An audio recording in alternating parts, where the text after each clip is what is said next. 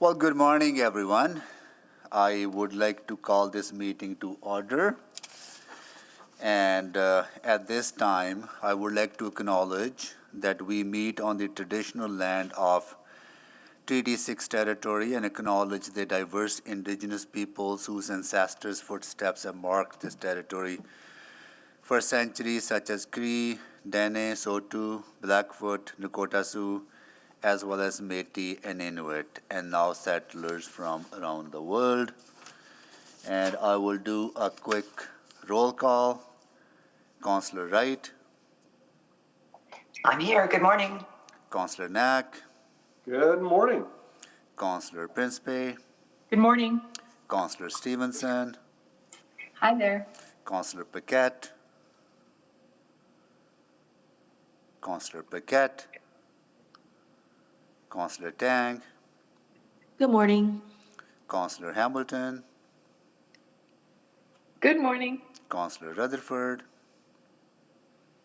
Good morning. Councillor Salvador, Good morning. Councillor Cartmel, Good morning. Councillor Rice, Good morning. Councillor Jans. Good morning. Good. Everyone is here. So I thought everyone will be here, even though we are a committee. But I thought, we have interesting items on the agenda. We thought everyone will be here. But so that means we have committee members, Councillor Stevenson, Councillor Knack, Councillor Rice, and Councillor Rutherford here as well. So, okay. All right. Adoption of the agenda.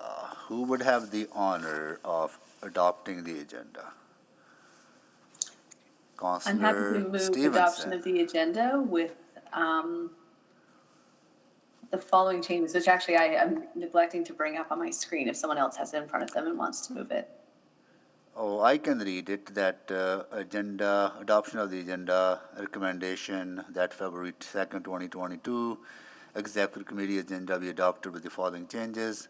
Addition of 6.2 Rapid Housing Initiative Hotel Conversion Coliseum and replacement page 5, request to reschedule the report. And we'll come to request to speak later on, right, Madam Clerk? Yeah. So moved by Councillor Stevenson. Please vote for the adoption of the agenda. Yes, Councillor Rice.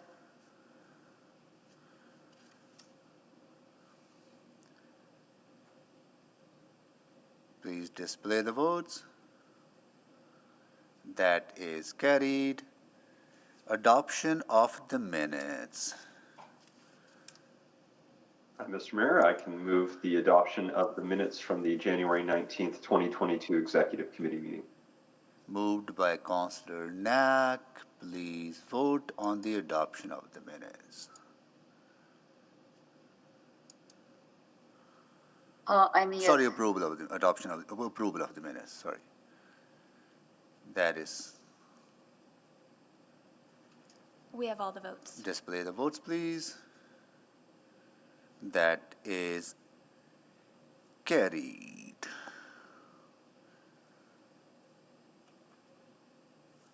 What is the addendum on for the Executive Committee, Madam Clerk? That is part of the approval of the minutes? The addition is 6.2, the Rapid Housing Initiative Hotel Conversion. So that's been done, right? Yeah, so Okay. that is what we just Got it. approved. Okay. And then the replacement report as well for 5, request is rescheduled report. Okay.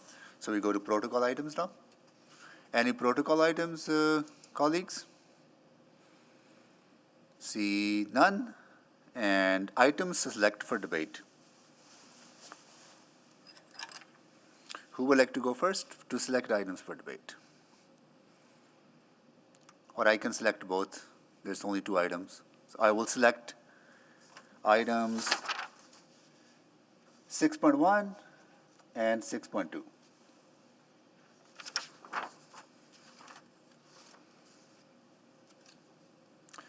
So those 2 items have been selected.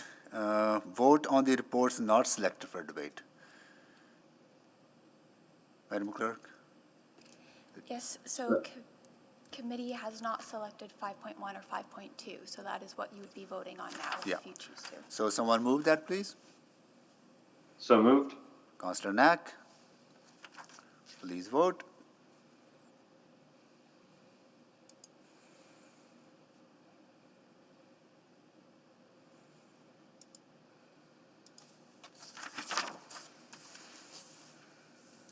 We have all the votes. Display the votes, please. That is carried. Now we have a request to speak. Mr. Mayor, would you like me to read out what we just... Yes, please do, yes. Perfect, thank you. So this morning, Executive Committee has passed the recommendations of the following reports without debate. Item 5.1, Employee Psychological Health and Safety Programs and Practices with a revised due date of September 28, 2022. And item 5.2, Alternative Surplus School Site, Henderson Estates Park, with a revised due date to be determined. Thank you. Thank you, Madam Clerk. Request to speak. We have number of speakers that we have, so we need someone to move that we hear from the speakers, right?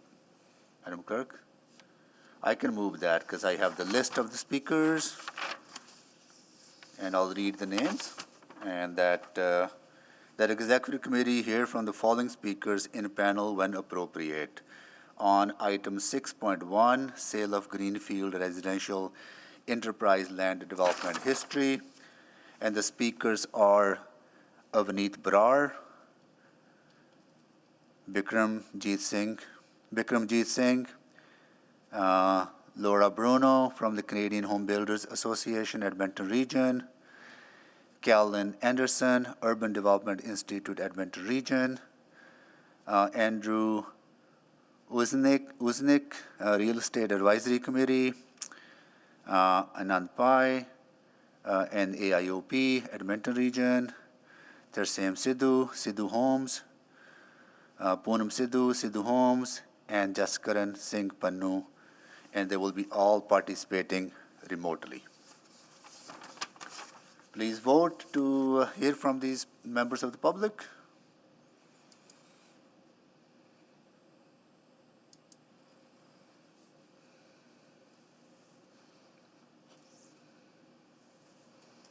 We have all the votes. Display the votes, please.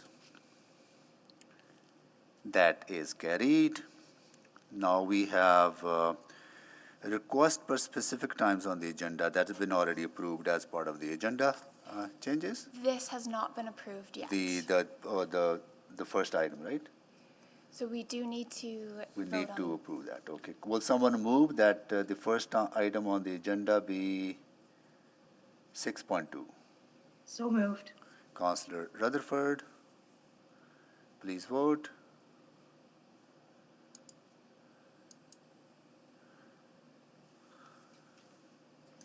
We have all the votes. Display the votes, please. That is carried. Councillor inquiries, I have not got any notice from council members on that. Reports to be dealt with at a different time, none. Request to reschedule reports, okay. All right, now we go into our first item on the agenda, which is 9:30 times, or first item, which is 6.2, Rapid Housing Initiative Hotel Conversion Coliseum Inn. Administration, I think I would expect to have a report on this, right? Sure, Mr. Mayor. We have some introductory remarks we can make. Go ahead. I'd like to get us started. So good morning, Mr. Mayor, members of council. With me today is Crystal Kajena, our Director of Affordable Housing and Homelessness in the Social Development Branch. Also joining us are Jackie Ford, the Branch Manager in Social Development, Brendan Pinches in Affordable Housing and Homelessness, Jennifer Little from Legal Services, Angela Comic from Financial Services, and Susan McGee from Homeward Trust. So we're here today with a request for Executive Committee to recommend to City Council approval of an affordable housing agreement related to a hotel conversion project funded jointly by the City of Edmonton and the Rapid Housing Initiative administered by the Canada Mortgage and Housing Corporation. The conversion work would be a hotel. It would create at least 98 new units of supportive housing. And Ms. Kajena will have some additional remarks before we go to questions. Thanks, Roger. In August 2021, administration submitted a council-approved updated investment plan application to the Canada Mortgage and Housing Corporation, which outlined priority projects for consideration for additional funding under the Rapid Housing Initiative's second round of funding. Today's report relates to a third project that has subsequently received CMHC funding through this project stream. Shortly before Christmas, we were notified by the CMHC that Homeward Trust's proposed acquisition and conversion of the Coliseum Inn would be awarded $10.9 million of project stream funding. The Coliseum Inn conversion project will result in 98 new units of supportive housing for vulnerable Edmontonians in severe housing need and or experiencing or at risk of experiencing homelessness. Of the 98 units as well, 58 units will be dedicated to serving Indigenous peoples specifically. The report addresses a request to allocate both the funds received from the CMHC as well as the City of Edmonton's portion to the appropriate operating budget and outlines the terms of an affordable housing agreement that the City and Homeward Trust will sign. With Council's approval of the recommendations presented today, administration will proceed to enter into an affordable housing agreement with the Homeward Trust Holding Company. Homeward Trust will proceed with finalizing the acquisition of the hotel and proceed with renovation and conversion work at the property. Public engagement and information sharing activities with nearby stakeholders and residents would continue throughout this time and will lead to the completion of a good neighbor plan for the property prior to the operations commencing, which is anticipated in the winter of 2022. The project will be complete by December 2022 and residents would move in at this time. Thank you for your attention today and would be pleased to answer any questions you have. Thank you so much for that brief presentation. It's indeed absolutely good news for our city and speaks to the collaboration that we're building with other orders of government. I'll go to committee members for questions. So please click on to the board and Councillor Rutherford. My questions are related to attachment 2, so I would need to go in private. So if others have questions not related to attachment 2, they could go first potentially. Mr. Mayor? Sure, absolutely. I think that's a good idea. We can get to questions on other part of the report, then we can go into private if that's okay. With seems like that. Okay, all right. So then I'll go to Councillor Stevenson next. Thank you, Mr. Mayor, and thanks for the presentation. It is exceptionally great news that this is happening and really pleased to see the city coming in as a partner to support the conversion of the hotel. That's very exciting. Just wondering, so we see a capital contribution from the federal government, a capital contribution from the municipal government. Has there been further conversation with the provincial government around ongoing operating budgets to operate this site as a permanent supportive housing facility? Crystal or Jackie, do you want to respond to that one? I would just offer that that was highlighted, that we continue to regularly raise that operating requirement with the government of Alberta. And I know that that was featured in the letter that was sent by the mayor to the province in relation to our provincial budget asks.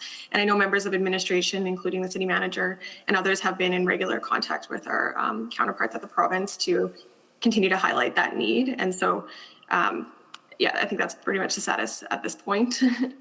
Okay, and without that, the site will likely sort of function as affordable housing where rent is charged to raise revenue to cover the operating costs. Is that sort of the model right now? Yeah, so under the Rapid Housing Initiative's guidelines, basically the projects need to be self-sustaining so that they would need to operate in a way where rent could cover at least most of what services are provided on site. However, obviously with Homeward Trust being the partner and the developer overseeing this, all efforts will be made to be creative and provide supports to ensure that the units go to the folks who need them the most, but ultimately additional operating funding is required to ensure that they can be prioritized for the people that with the highest levels of acuity. Great, thank you so much. And I apologize if I missed this. Do the renovations of the building include the creation of some common space, so common kitchens or common seating areas, or is it just for the creating self-contained units? Just again, sort of wondering, as the long-term operation is a permanent supportive housing facility, recognizing those common areas are key for that. Yeah, so the funding provided by the CMHC is prioritized for the residential units themselves, but there is sufficient space within the property, which is why it was selected as a potential project to provide additional services on site in, shared spaces, and there's a commercial kitchen and that sort of thing. And so it is a suitable candidate for sure for being supportive housing in the long run, if the funding can align that way. Wonderful. And I know Boyle Street is operating that facility right now. Will they be the operators moving forward, or will there be an RFP? What's sort of the intent in terms of the operations of the site? My understanding is that there would need to be an RFP to confirm the final operator for the site, similar to any other project. Obviously, the program on site currently is bridge housing, which is different than permanent housing, and so there would be a new proposal process for confirming that final operator. Awesome. Great. Well, thank you so much. Again, so excited to see this moving forward. Really appreciate the work that your team has done. Homer Trust, working with CMHC. This will be a great asset to our community. Thank you. Thank you, Councillor Stevenson. Just quick few questions to confirm. So 58 of the 98 units will be meeting the needs of the Indigenous communities, right? Yeah, and that would be a minimum. Minimum. Mr. Mayor. Yeah, part of that is under the application process, CMHC awards additional consideration for projects that are prioritizing the needs of Indigenous people experiencing homelessness, and so that was the level of units committed under that to maximize scoring. But obviously in Edmonton, we know there's a high proportion of people experiencing homelessness who are Indigenous, and so it's more than likely that other units would also be used for people who are Indigenous experiencing homelessness as well. Okay, and also there's a potential for social enterprise, right, in at that site by ability to upgrade the kitchen and do possibly catering outside. Is that part of the? Is that a question to Homeward Trust, or would that be a question to our city administration on that? Brendan, I think you could probably speak to that, correct, Mr. Pinches? There was, early on in the project's proposal, mention of the possibility of using the kitchen for other purposes. Yes, like a catering use. There would be development permit and building permit required to do that, and that's not like the primary objective. No, absolutely not. But yes, but there's a potential. I there. just wanted to see if there's, because we need, if there's a potential for that kind of social enterprise, why not explore it? So that's I wanted to know. And as far as the operational funding is concerned, absolutely we need support from the province, and we have requested $24 million from the province for ongoing wrapped around services, operational funding, and I am hopeful that they will provide us that support, and if not, then we'll see at that time. But that is a different discussion, right? That it has to. I mean, operational funding is necessary as well, right? As part of making this into truly a supportive housing, right? Okay. That's correct, Mayor Sohi. Yeah, good. Good. No, absolutely. This is so one with the conversion of these 98 units. What would be the timelines to bring them on board, and how many new units are coming on board this year that are under construction? Is it about 300 and so additional units, right? That's right. So in the context of this project, all 98 units are expected to be complete by December 1st of this year. And all other project units funded under RHI to date, which I believe is 498 total units, are expected to be completed this year as well. Good. That's good. That's much needed support out in the community. Good. That's good. That's all the questions I had on this, and I'll go to Councillor Rice next. Councillor Rice. Hi, thank you, Mr. Chair. I do have a few questions related to attachment 1 and also attachment 2. So I will leave attachment 2 for the private. So the first question is about what is the long-term cost and for this conversion. And I understand as a contract with the homeowner trust is 40 years term. And so from city's perspective, and what is the long-term cost could happen? From the city's perspective, Councillor Rice, the only financial obligation that we bear specifically on the building is the upfront cost of contributing. I mean, if Homeward Trust were to, and the project is designed to be self-sustaining to qualify for RHI.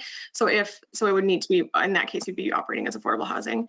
But so the city doesn't bear any additional costs beyond what's paid for upfront in the conversion. However, if Homeward Trust were to default, like any other affordable housing agreement that has federal funding involved, then the city would be responsible for ensuring that the building can continue to operate. But we don't expect that to happen, obviously, and that's a risk that we bear on all projects where we're transferring money from other orders of government to third-party providers. Yes, it's great news and for city, and we see that partnership works and from different order of government. And however, the information to me is not clear in the reports that say the final cost won't be known until detailed design and is completed. And so when is the timeline for the detailed design will be complete? Sure. Thank you for clarifying that, Councillor Rice. I will ask Ms. McGee, who's here from Homeward Trust, to answer questions to speak more specifically to that construction timeline piece. Certainly. Thank you, Councillor. We do have a detailed budget. It's called a Class 3 budget, a C budget at this point, and we've retained a contractor and the architect working on the site, and that will be finalized in the next 6 to 8 weeks in terms of construction costs. There's certainly, that parallel process of engagement and discussions with community, but most of the work on this project is really, just an improvement of the suites, and so it's a fairly predictable budget, and it's just really the detailed construction drawings that will inform the final budget.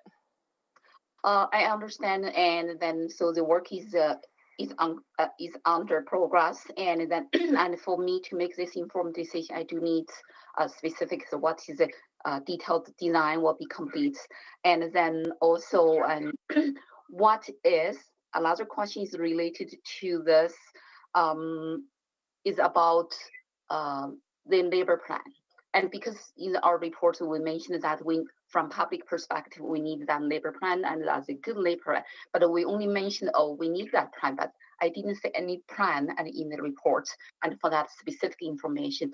And what is the impact and from community inside perspective, and also from public perspective. So to me, is missing a few information. Is first long-term cost information. And I understand our city just provided the upfront, but how this reflects and for 40 terms, that is one. Another one is a detailed design completion date. Another one is a public perception and regarding our neighbor plan. And those information is missing and in the reports. I couldn't find it. So I apologize if I missed somewhere. You can point out to me. These three information, and also the next question is about the city's investment. So I understand, and we have like $7 million and from affordable housing reserve. So what is total money right now in our affordable housing reserve?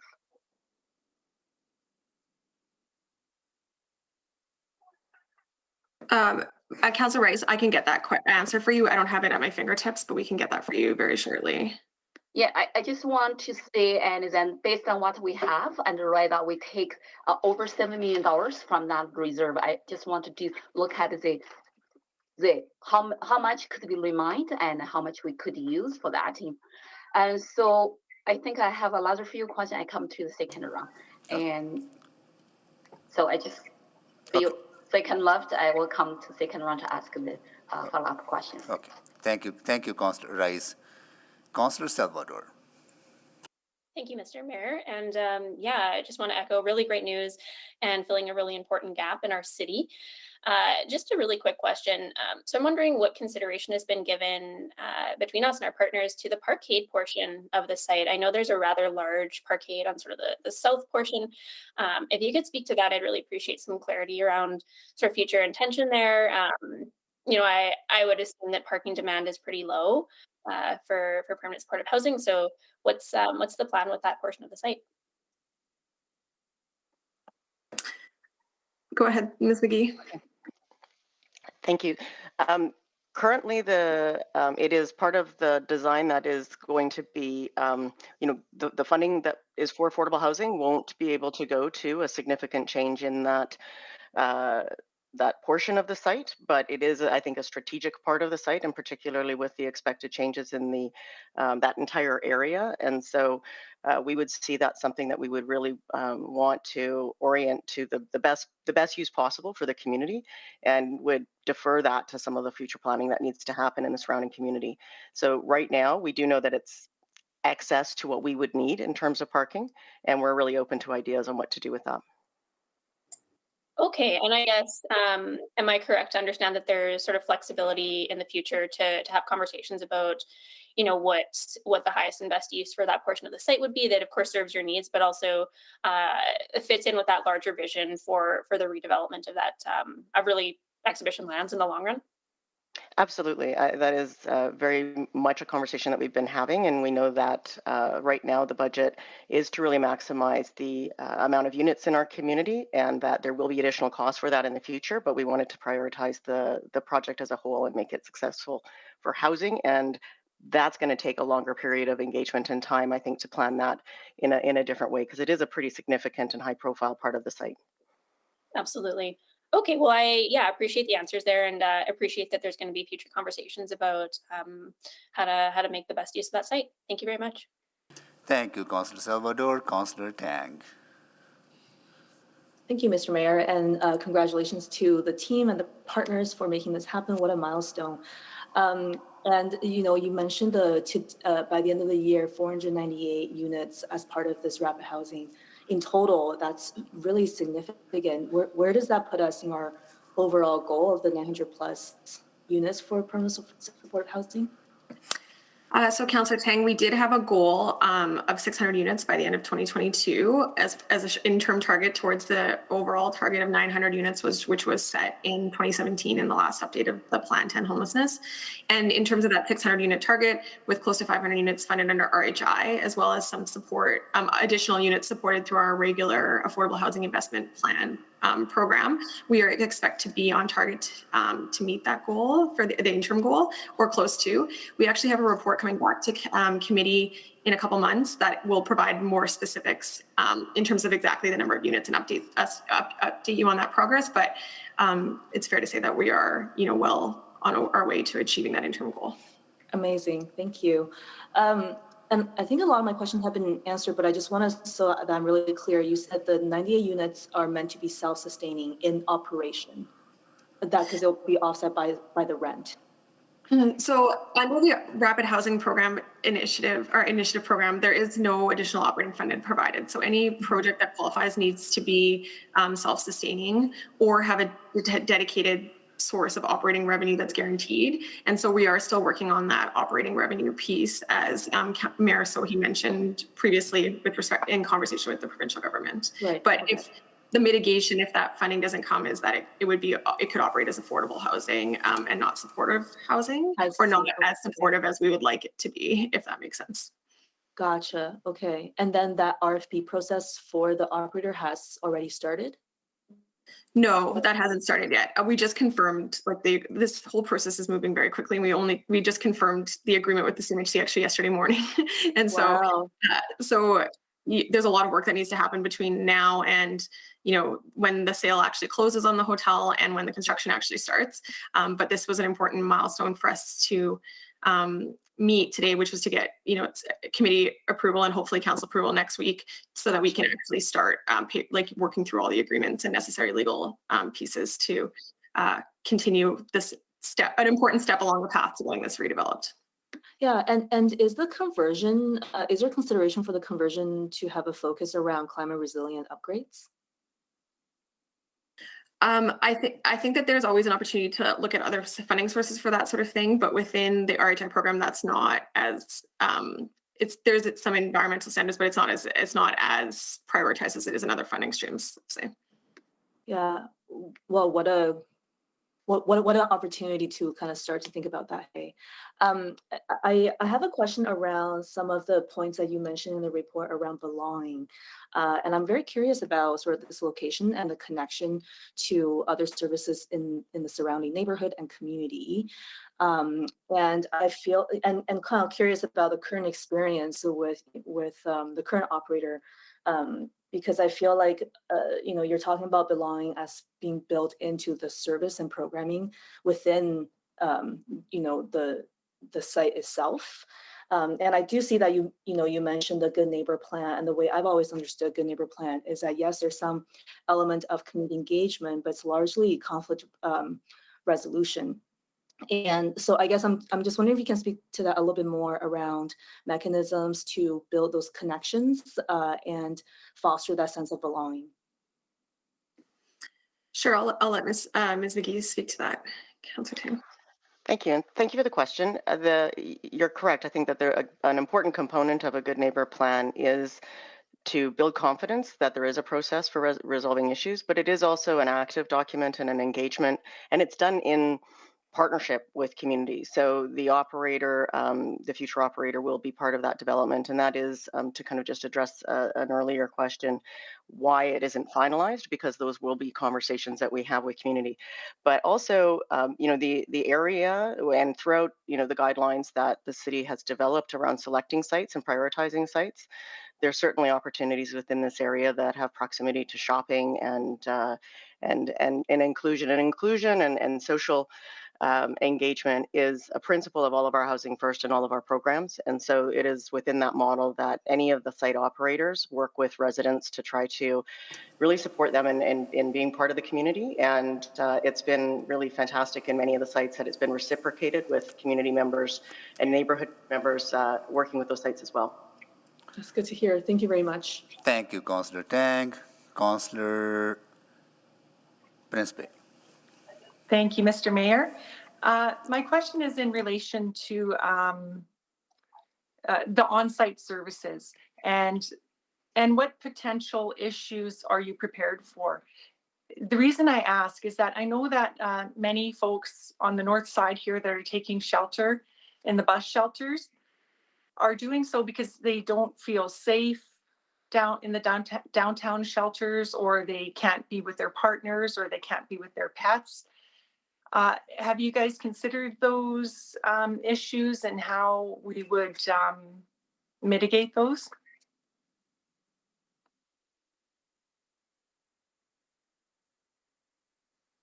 I'm not sure if that's for me. Yeah, I think so. Yeah. I'm just being referred to. So in terms of, to clarify the question, in terms of mitigating the barriers that those folks are experiencing in terms of the reasons that they are not seeking shelter, if that's the question? Just to ensure that once they actually do have the opportunity to actually want to stay, and to make sure that it is going to be a good solution for them. And I think it's great. Also, I just want to clarify that I think it's great that we're using existing infrastructure. I think that's a great solution. But I do, again, with the downtown shelters, sometimes they're not being accessed for certain reasons. And is that going to be a possible problem with this? Thank you for the clarity. One of the really strong parts of Edmonton's homeless sector and the homeless sector's coordination is a coordinated access and the referral process to ensure that we are referring folks to housing opportunities and housing options that are appropriate and provide an appropriate level of support. So the confirmation of the support model will be really important on that, to ensure that anybody who would come through that housing process and is working with teams and has the support of that case management role would be individuals that have chosen this as their housing. They will have leases. These are apartments, and they will have leases, and this will be their home. And so that is an important part of our entire process of ensuring that folks that are referred to sites where there's more intensive support and more engagement with Alberta Health Services, those individuals with higher needs would be referred to those opportunities. So it is a coordinated response to really, provide the best housing option for folks and the supports that they need. Okay, and so for the on-site services that Ms. Kajener had mentioned, what kind of on-site services would there be? Well, as we work on the model, all of the sites have an expectation of an on-site staffing model, and the degree of those supports will depend on the funding that's made available. And again, then that will result in a referral process that the folks that are referred in some of the housing that we support now, for instance, and it's affordable housing. It's really a team that helps with primarily issue mitigation and retaining residency and dealing with circumstances that are more tenant related than intensive supports. But we do envision that this project will be one of the 24/7 support models, and that will mean that there will be a team on site that will be able to fulfill those expectations, again, of that good neighbor agreement or that good neighbor plan. It's just really hard to speak to right now until we confirm all the operating dollars, that level of intensity that will be present 24/7. Well, that sounds great. Thank you.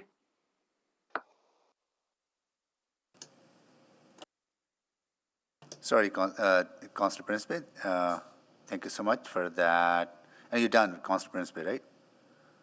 I was busy with. Yes, I am, Mr. Mayor. I was busy asking questions to our city clerk, so my attention was diverted. Yeah, so thank you no problem. I am all done. Thank you. Thank you. Councillor Wright. Hi, thank you very much. And thank you, I guess, to administration for moving so quickly on this and getting the ball rolling. It's definitely something that we need. I'm just referring back over to Councillor Salvador's sort of line of questioning in regards to the parkade. I'm just wondering what the state of the parkade is. Is there going to be any expenditure for any repairs? Ms. McGee, would you? Yeah, we did budget for certainly externally. There's expectations around the landscaping and different things, but the parkade's in fairly good condition. We would definitely ensure that the entire site and all of the assets are brought up to standard in our budget. But we have kind of set aside the potential of about $1.5 million in the future that would likely see a demolition and perhaps a redevelopment of the site and maybe some more green space. So we're not going to try to spend too much money when we see the potential of that site as being something much more, I think, an improvement for the whole community. Okay. But in the short term, it's still usable space that could maybe generate revenue? We have not considered it as a revenue generator. I think that's a difficult thing to model these days in terms of the future of what that site is and the surrounding activities. But we would certainly look at that if it had the potential in the future. Okay. All right. And that was all I had for questions. Thank you very much. Thank you, Councillor Wright. Councillor Rice, for the second round, go ahead. Do we need to vote for second round, or we just go second round? We don't need to, right? For ad committees, we don't. No. Okay. Okay. Thank you. So like the first one I mentioned, there few misinformation, and the one is about the long-term cost, and because the final cost right now at this stage and still unknown yet, and then until the detailed design will be finished, and also. I didn't see the detail for our good neighborhood plan and also total available funding in city's affordable housing reserve. And so may I ask the memo and come back and before city council meeting and in next 2 weeks and for us to make that informed decision. Councillor Rice, I can actually give you some information right now, if that's all right. And then if there is a need for a memo, of course, we're happy to provide whatever other info we can. So in terms detailed design and in terms the long-term cost and the final cost and also the neighborhood plan as well. And I'd like to see all this detailed information and to make that informed decision.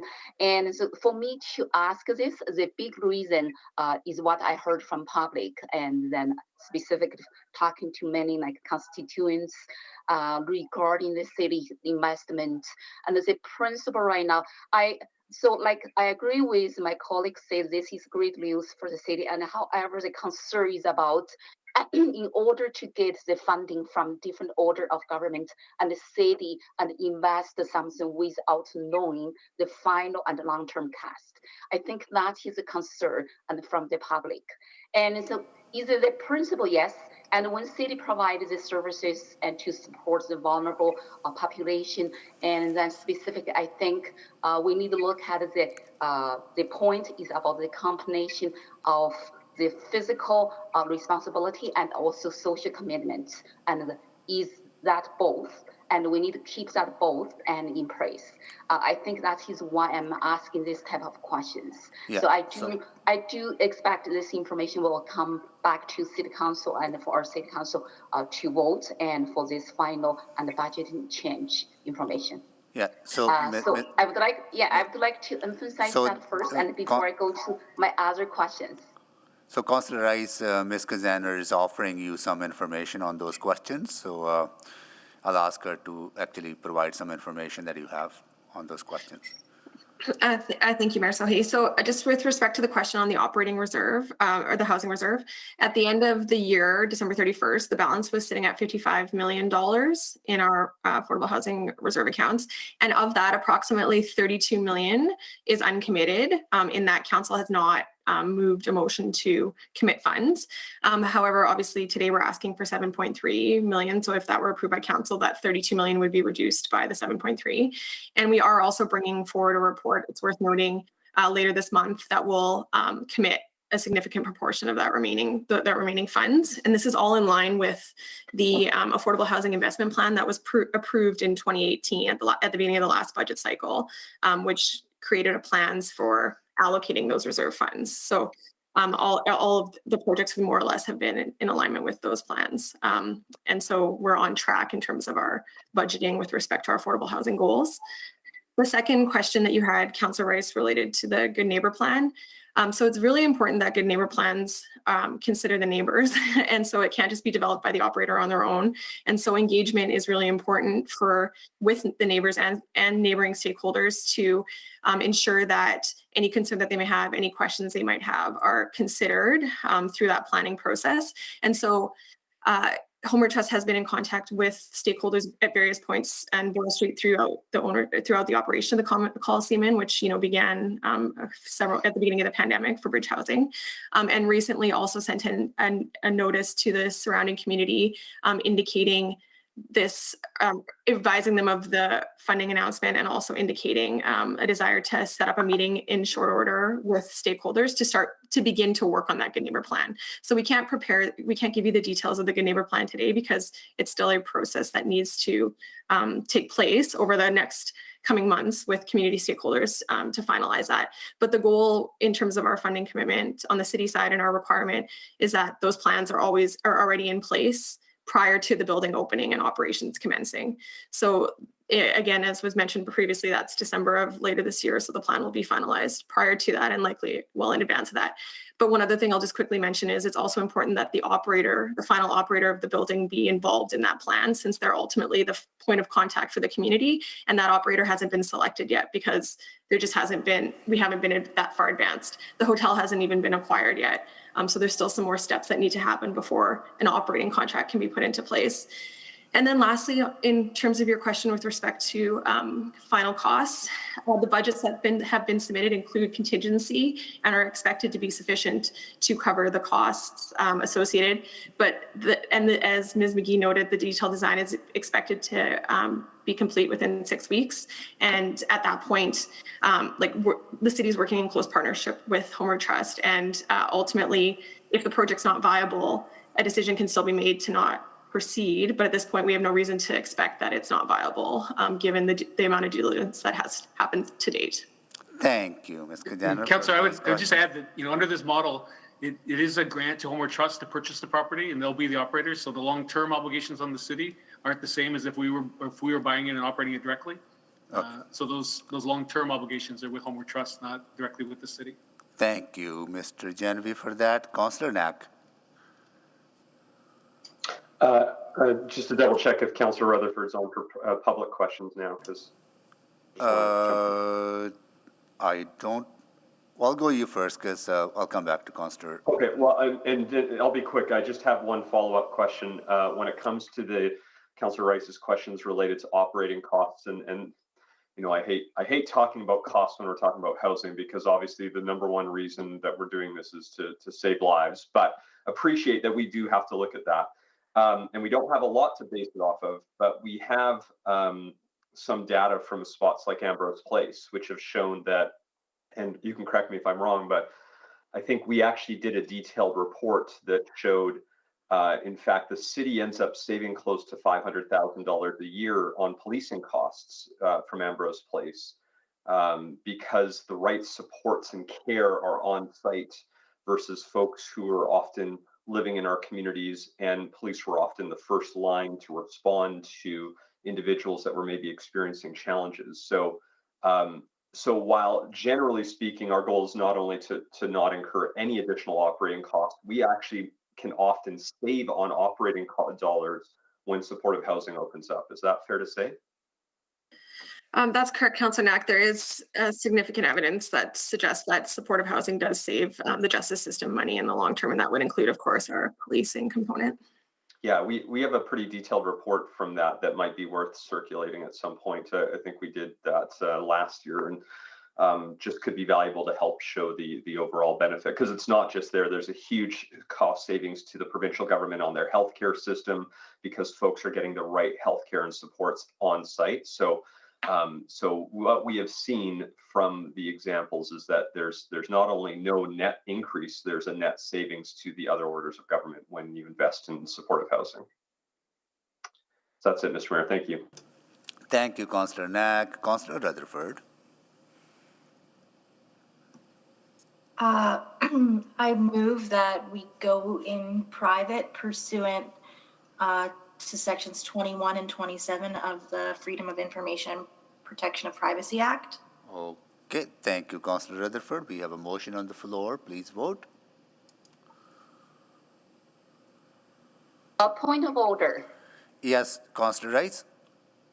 So when we go to the attachment 2 for the private question, and then do we still have opportunity to ask a question, and then for the attachment 1, because without finishing my questions yet? Yes, when we come in public, you will have the opportunity to ask further questions, Councillor Rice. So right now I still have the question regarding the attachment 1. Yeah, you can ask that. You can ask that when we come back in public. Okay. Yeah, thank you, Councillor Rice. Please vote.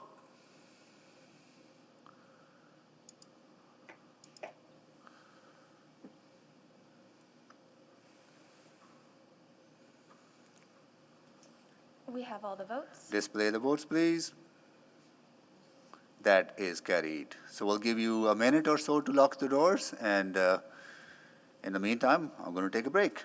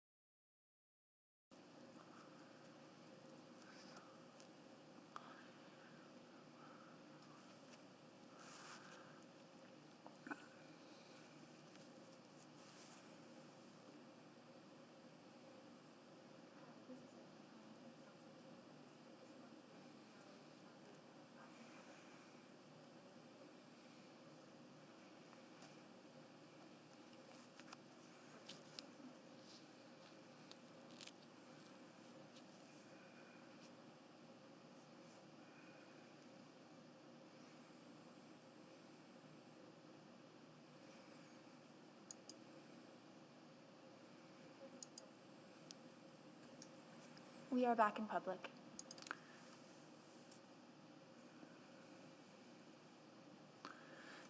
Thank you. So we are back in public.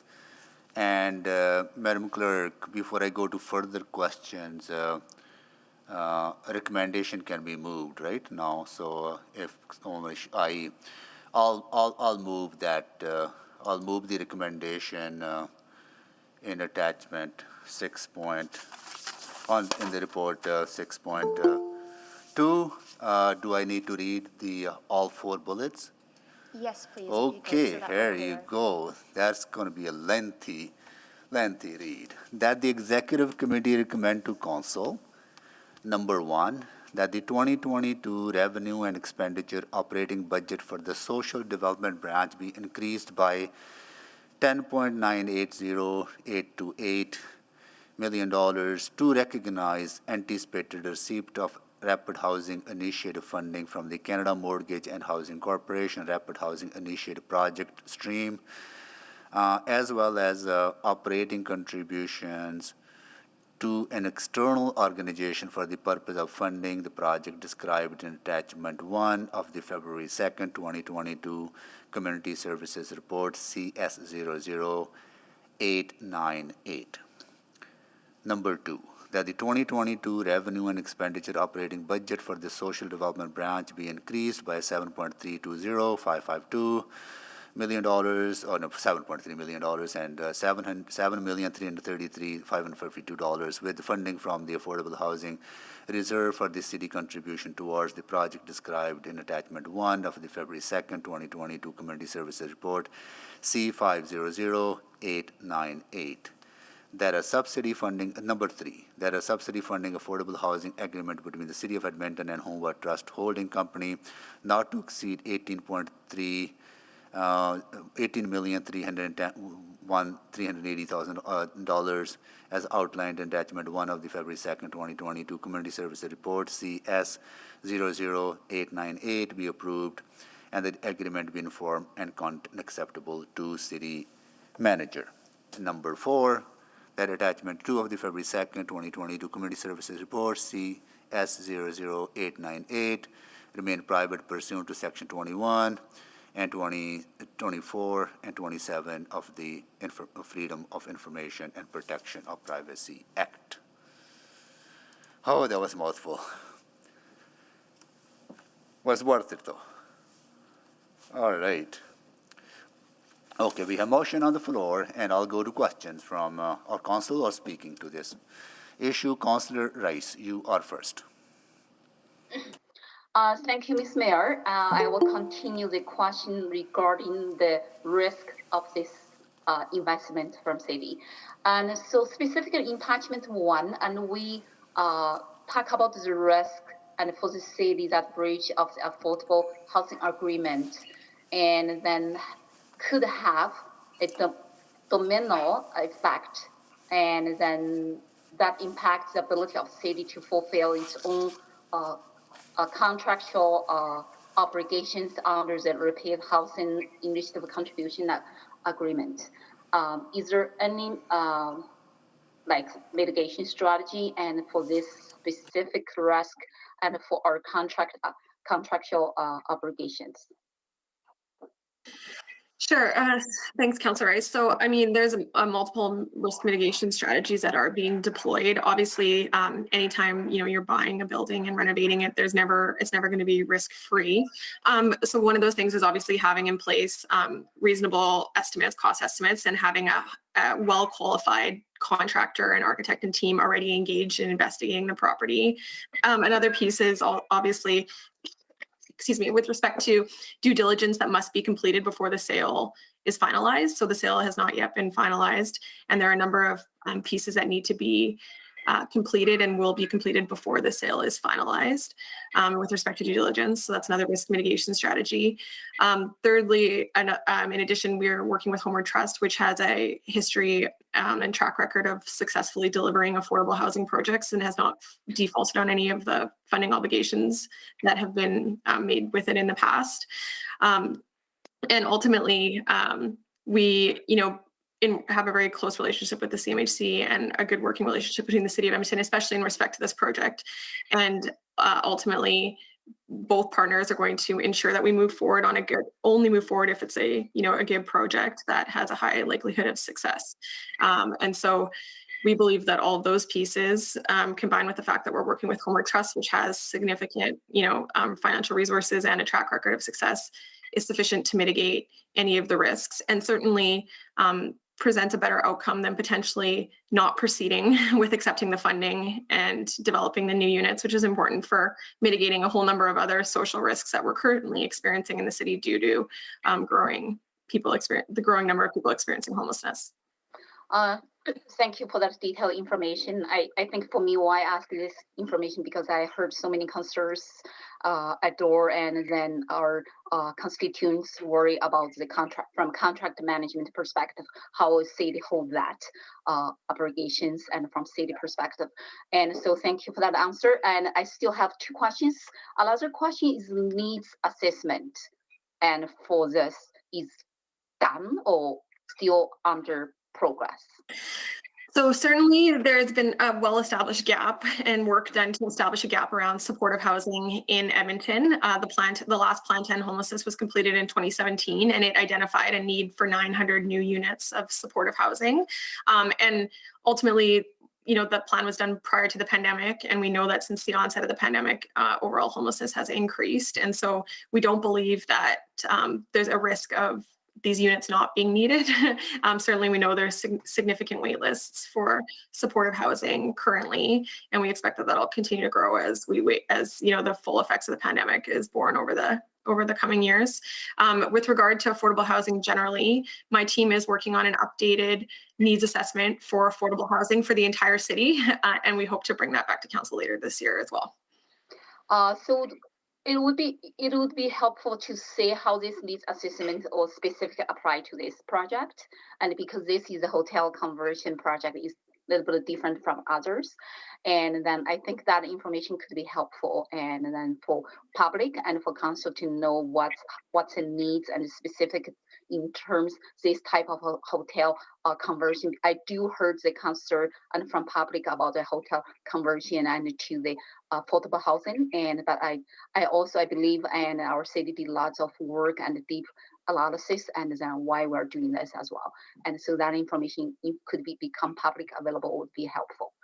Sure, I guess I would just offer, and I think we'll get to this in that supportive housing update, but there might be more risks associated with converting an existing building because you're not starting from scratch, but there is also significant cost savings on a per door basis. So that's sort of the trade-off in terms of why some proponents go with the hotel model conversion and some proponents go with the modular. Both building types, though, ultimately are useful for providing the ultimate service, ultimately the service that they're designed for, which is supportive housing. In the case of the Coliseum Inn, because we're working with a building that's existing, changes to the program and format might be more limited and might lend itself to a lower acuity model than some of the new buildings that we're building that are purpose designed. But there's no doubt that there's a need for these 98 units, and that this building can be the reason Homeward Trust has proposed this project is because they believe with their expertise over operating this type of housing and portfolio housing that this building can be successfully converted for this purpose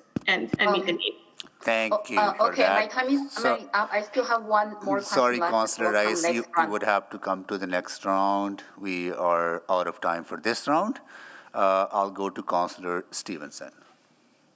Thanks, Mr. Mayor. I was just to speak to the motion. Okay. So happy to wait until other questions have been asked, or I can speak now as you see fit. Let me ask Councillor Salvador if she's to speak, or she has just to speak to. Speak, and okay, let's get another round for Councillor Rice, then we can speak to it. Councillor Rice, go ahead.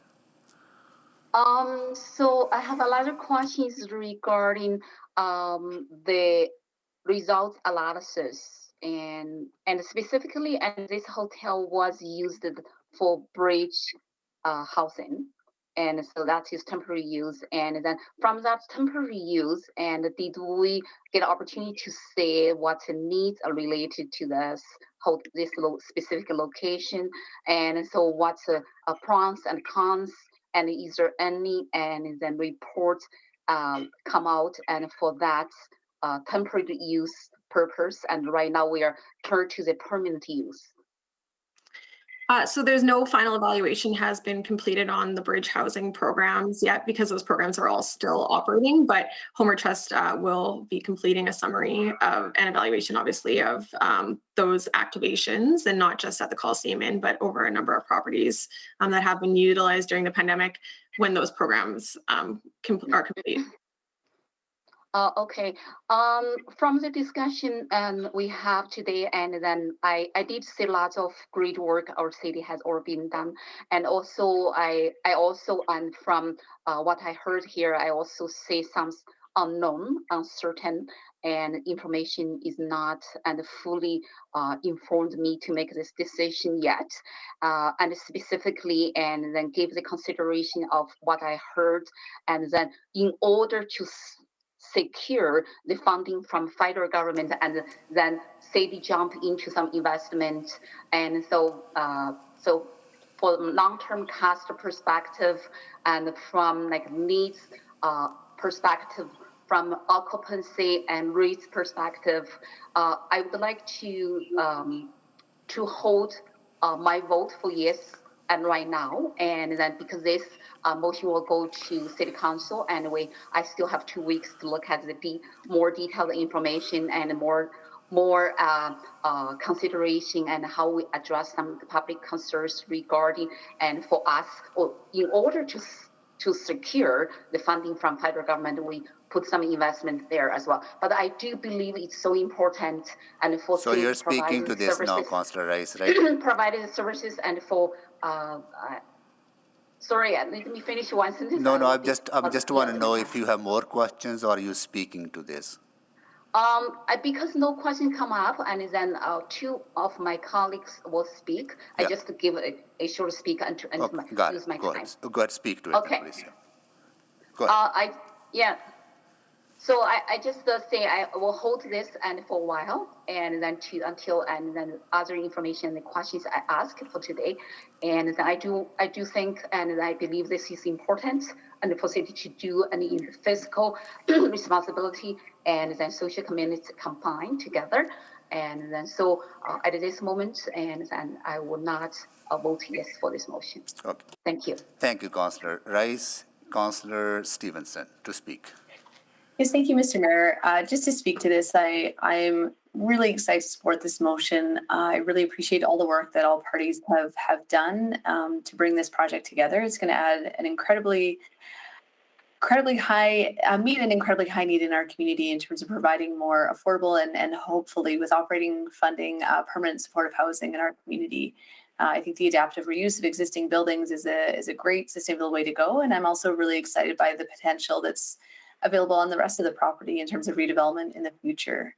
I'll stop it there. Just wanted to say very excited to support this and really appreciate all the work to bring this forward. Thank you. Thank you, Councillor Stevenson. Councillor Salvador. Thank you, Mr. Mayor. I just want to reiterate really great news, and again, filling an important gap in our city. And I think we're relatively all on the same page that there really is a dire need for more permanent supportive housing across the city to help vulnerable Edmontonians who are experiencing or at risk of homelessness. And to me, this is a really fantastic example of intergovernmental collaboration. And again, I want to congratulate administration, Homer Trust, and all the parties that were involved on this achievement. And I think I also just want to take a minute because whenever we're talking about permanent supportive housing and affordable housing more generally, it's important to always distinguish between permanent supportive housing, emergency shelters, and even bridge housing. And as Ms. McGee pointed out, the whole intention behind this project is to provide permanent homes. So these are apartments with leases. So very different from other forms of housing along that continuum of affordability. And I think another important distinguishing factor is the degree of wraparound supports that are going to be available 24/7 so that residents have everything they need to live a safe and really dignified life in our communities. And then the final thing I wanted to just touch on is it's important to remember that around 60% of folks who are experiencing houselessness in our city are Indigenous. So Indigenous Edmontonians are really significantly overrepresented in our houseless population. So excited to see that this project is prioritizing at a minimum 58 units for Indigenous community members. So I think this is fantastic news, and I would look forward to the opportunity to welcome 98 new community members to the area, and I look forward to this coming before council. Thanks so much. Thank you, Councillor Salvador and Councillor Knack. Thanks, Mr. Mayor. I think just worth covering a few points. Some have already been touched on by my colleagues, but just a reminder, we are in the middle of a housing crisis. And to be clear about that, if you think back to that map that we saw, I think it was early in our term, that showed the number of encampments that were spread across every single part of our city. I've never seen anything like that. And I don't know about the rest of you, but that's why it was the number one issue I heard across every community in the ward when I was knocking on doors. It didn't matter if it was a mature neighborhood that was more central or a suburban neighborhood out at the very edges of the city.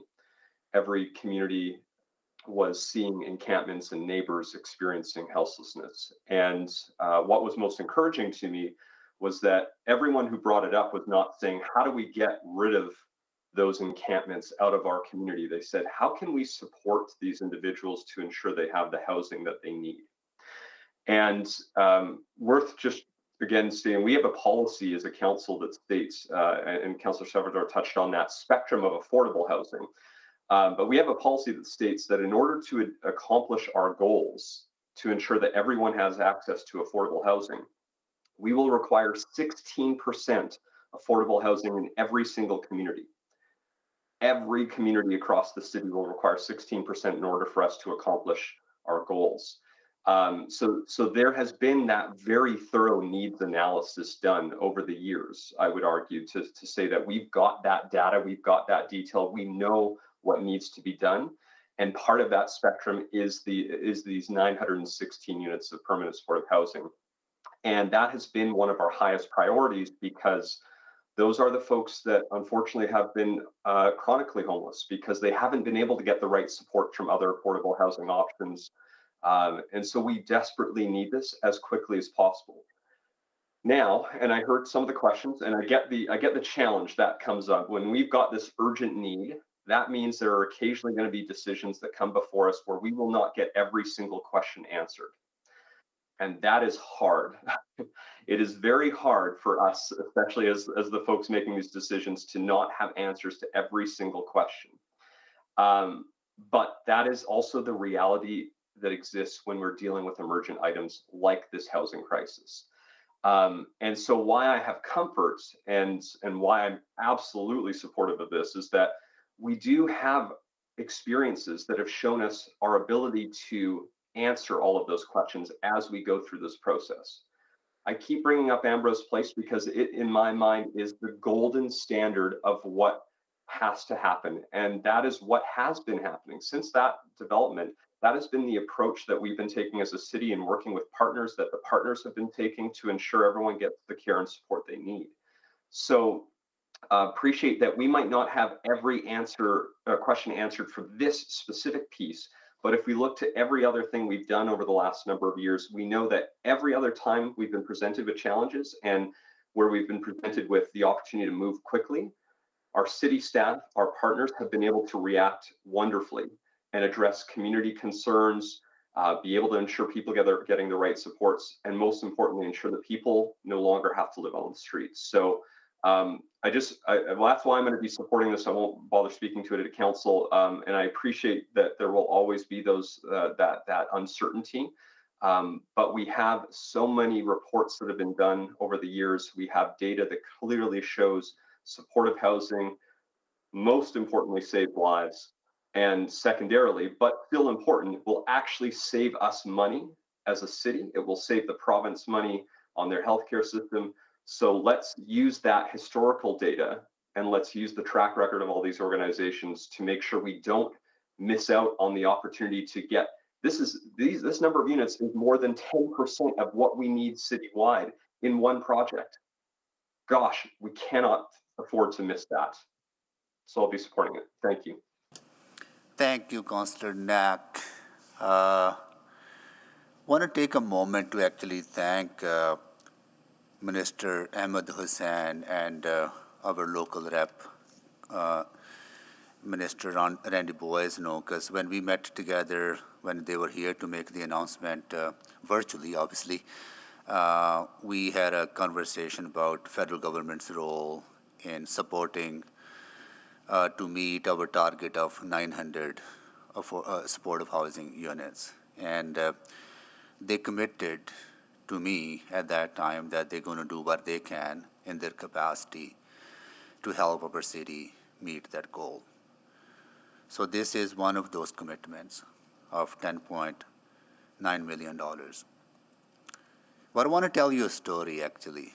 I want to tell you a story that I have told a number of times, and Susan McGee knows about this story, and this story always reminds me why we need to do what we need to do to help people. This is a story of a mother of 3 kids that reached my office when I was a city councillor just about a year before the federal election. And this mother of 3 was living at a shelter, at a women's shelter, because of her challenges around addiction, mental health. She was just about to be kicked out of that shelter. And she called our office, and because of the support systems available in our city, we were able to connect her to the programs and services. And finally, she found a supportive housing to live in. That was 2015.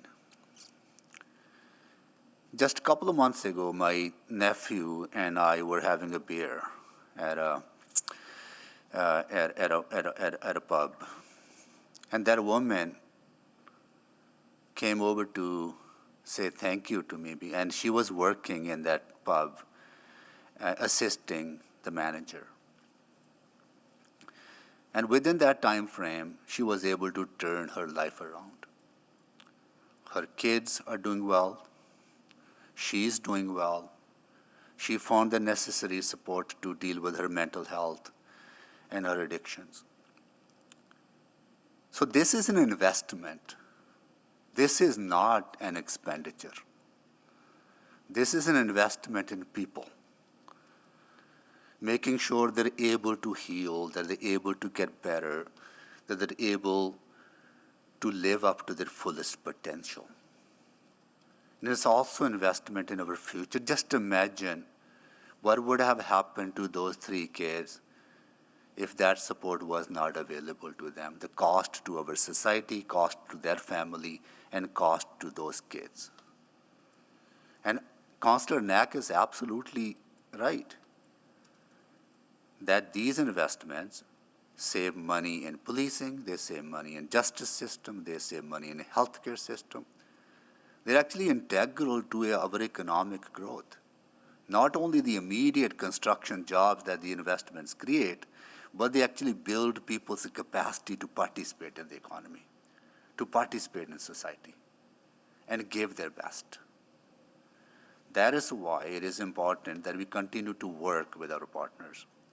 We put forward a proposal to the federal government and to the provincial government to help us meet that gap of 512 units.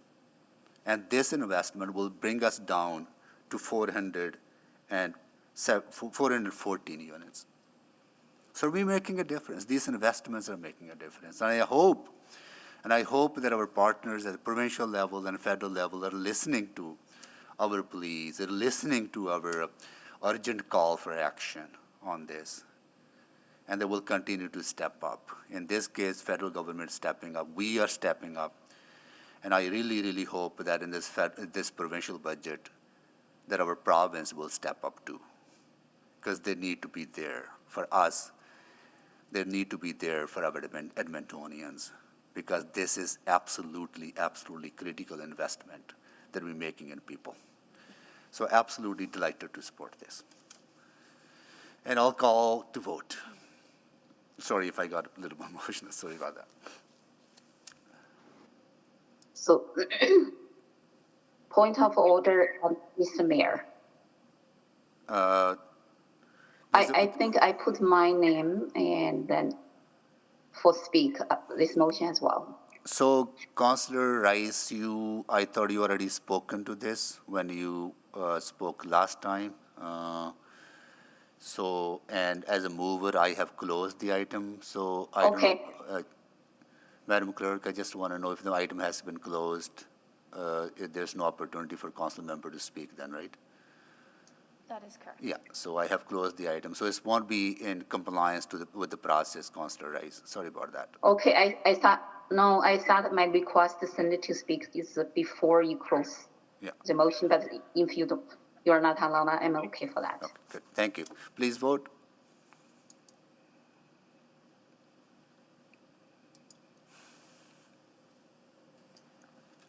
And we're just missing one vote. Councillor Rice?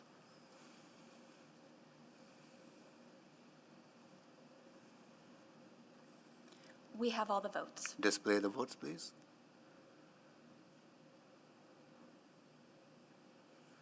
That is carried. Thank you. We'll go to our next item, which is 6.1, Sale of Greenfield Residential Enterprise Land Development History. So I want to just give a context to this item for members of council as well as members of the public who are listening to this conversation or would be listening to this conversation, also here to make presentation. So I would like to explain the process on item 6.1 that is on our committee's agenda today. So at the December 6th, 2021 City Council meeting, the motion on the floor was referred to this committee to provide an opportunity for committee to hear from stakeholders and then return to City Council based on the discussions at today's meeting. First, administration will make a presentation to us, then we will follow by public speakers, and they'll be able to make presentations to us. Then council members may ask questions of the speaker before moving to questions of administration. So administration presentation, then to speakers, then we'll ask question to speakers, then we'll go to administration. The motion on the floor will ultimately go back to council for a vote and a decision. Committee may recommend amendments to the motion for consideration at council. That the motion be withdrawn. Those consideration could be that motion be withdrawn, or that it be replaced, or that it be approved.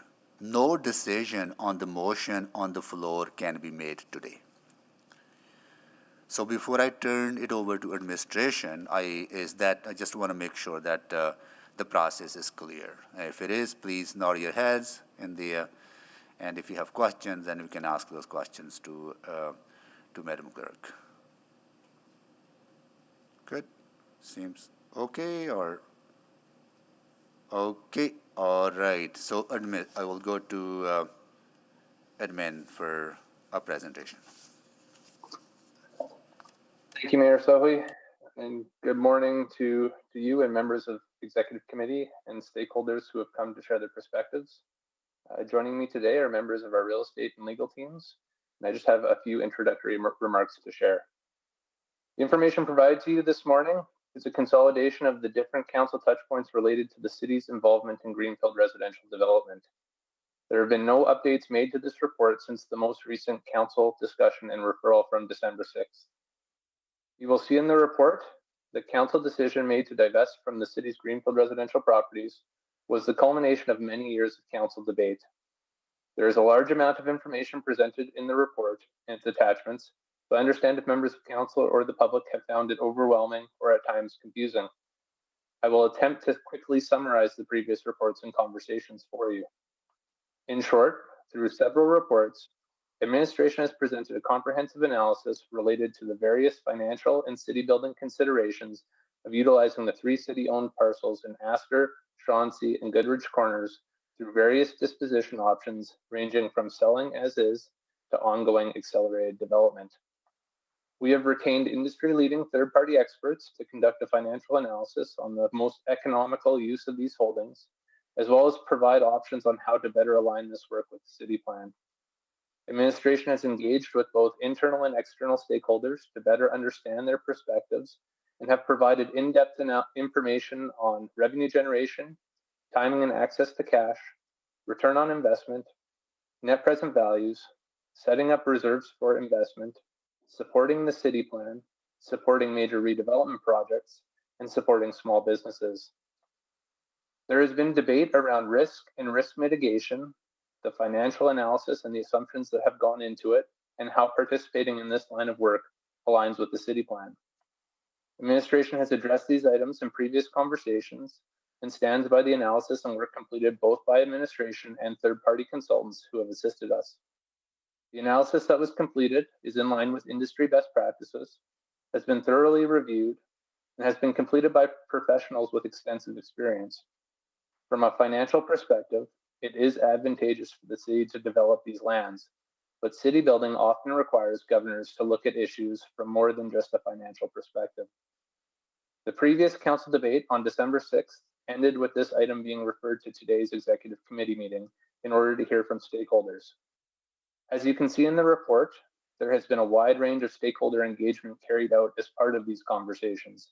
We have engaged with industry, citizen customers, small builders, and other municipalities, and included their perspectives and feedback in previous reports that can be found in attachments 7, 8, and 9.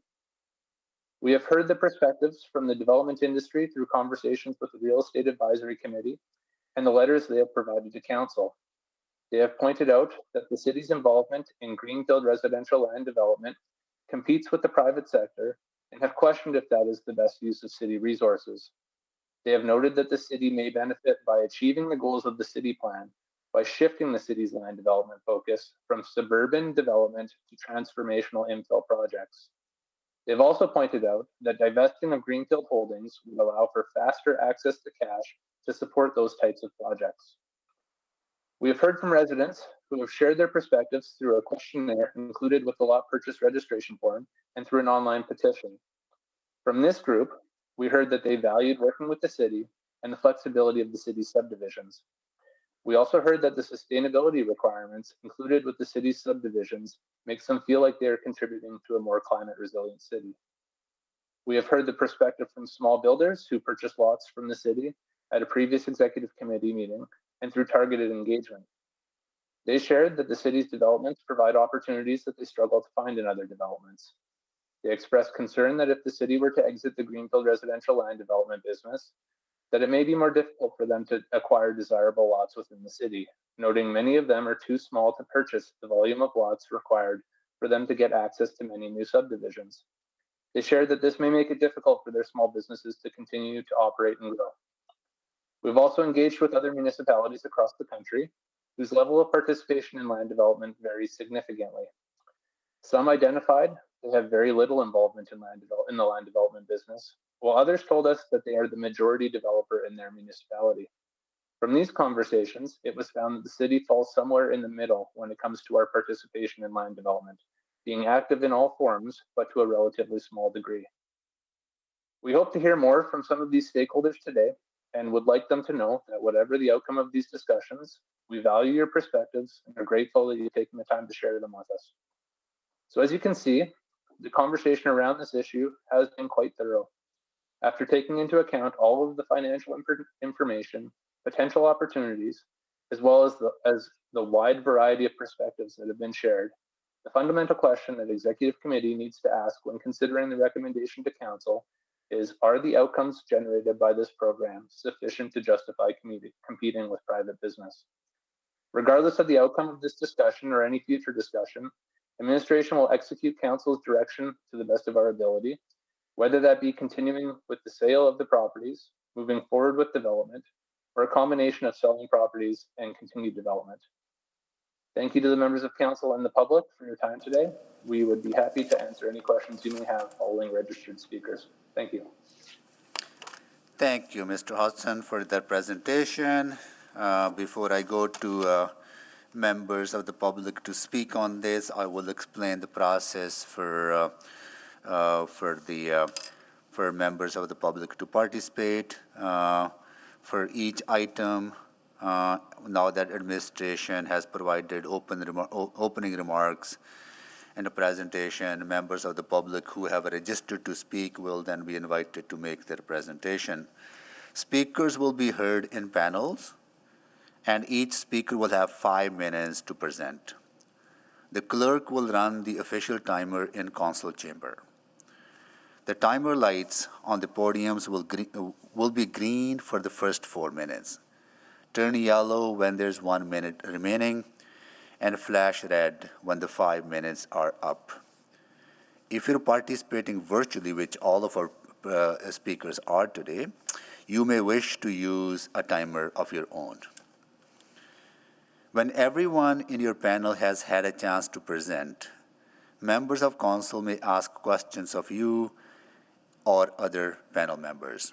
For this reason, you may wish to remain in the meeting until all questions have been asked of your panel. If you're participating virtually, please remember to mute your microphone when you are not speaking. If you are experiencing any technical difficulties, please reach out to the office of the city clerk using the contact information provided in your confirmation of registration or at city.clerk@edmonton.ca. If you're here with us in person, the clerk will guide you to your seat when it is your turn to speak. Please remember that the temporary mandatory face covering bylaw 19408 is in effect. We ask that you keep your mask on all the times, including while making your remarks to committee. You will notice that members of council and administration may take off their mask, which none of us are here other than myself, and so I'll skip that part. And we appreciate your understanding and participation in keeping everyone safe. In the event of an emergency, please follow the clerk's direction to evacuate. City clerk will direct you to your muster point, which will not happen today because members of the public are participating virtually. So I'll go to the list of the speakers, and I'll ask them to, we can all, we have 9 speakers, Madam Clerk. We can panel them in one panel, right? Okay, good. I'll ask if Avneet Brar, are you there, Avneet?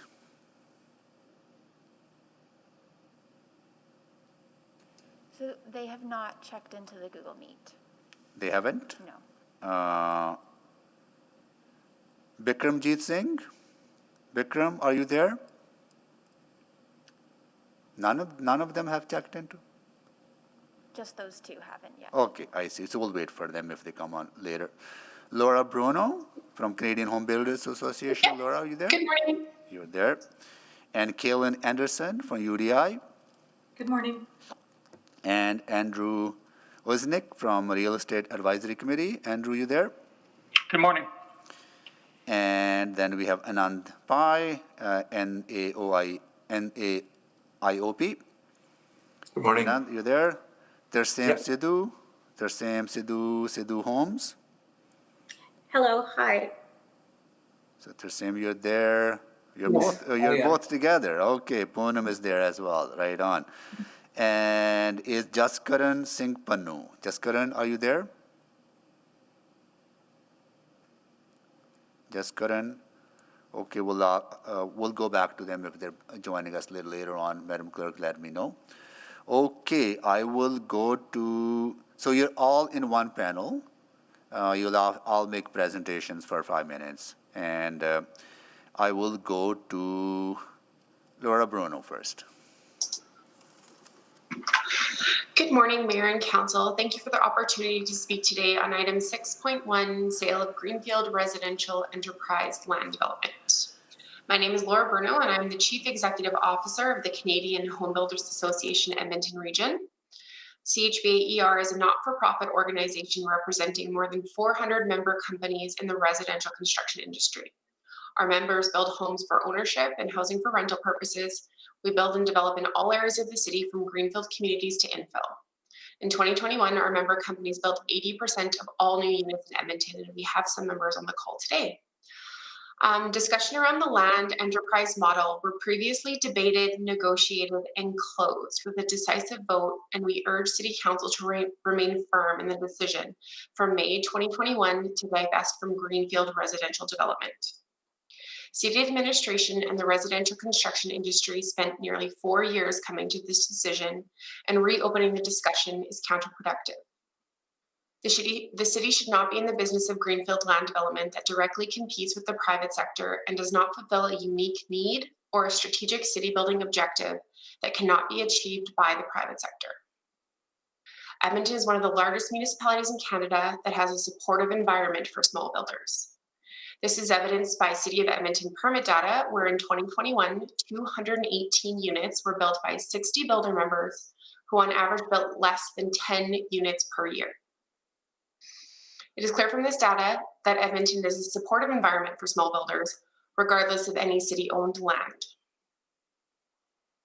The city should honor the decision to divest greenfield land holdings and invest the earnings into catalyzing redevelopment in the core. This strategy aligns with the city plan and city building goals. The residential construction industry in the Edmonton region is a network of local businesses, both large and small, that represent more than 29,000 jobs, $2.2 billion in annual wages, and $3.4 billion in investment. Business certainty is critical for the continued investment in our city. We want to make sure as many people in Edmonton who want to realize the dream of homeownership are able to, that they have a broad range of housing to choose from. When major business investment decisions are made, like divesting greenfield land holdings, our business community needs certainty that they can count on decisions from council that impact investment. As city building partners, we are committed to work with the City of Edmonton to create an environment that supports our members to provide quality and affordable homes to Edmontonians. Thank you for your time today and for the opportunity to provide feedback, and I'm happy to answer any questions you may have. Thank you. Thank you, Ms. Bruno. I'll go over to Kaylin Anderson. Good morning, members of Executive Committee and City Councillors. My name is Kaylin Anderson, and I'm the Executive Director of the Urban Development Institute for the Edmonton Metro Region. I'd like to thank you for the opportunity to provide feedback on a motion to reconsider recently approved direction for enterprise land development and to reaffirm UDI's continued commitment to working together on timely implementation of the decision that City Council made on May 3rd, 2021. After almost 4 years of detailed discussion and debate, the final decision that was made 9 months ago was for the city to divest from greenfield residential development. UDI supports this direction and would like to reinforce the importance of upholding the continuum of council decision-making on this issue and others. Further, I would like to note that all industry associations support this direction, and the business community has come together to share our joint point of view with you here today. Through the initial discussion held on December 6th, there was a comment made within the council conversation that council had not been inundated with letters of concern from the business community on this item. I would like to assure you that that was intentional, as our communications goal is never to overwhelm council through letter writing campaigns. However, please rest assured that this letter the most recent letter that you received on January 27th and our submissions today represent over 2,900 member companies across 6 diverse industry associations. The principle-based reasons behind our support for the city to divest of greenfield residential land development are as follows. First, it is our contention that the public sector should not be in this line of business.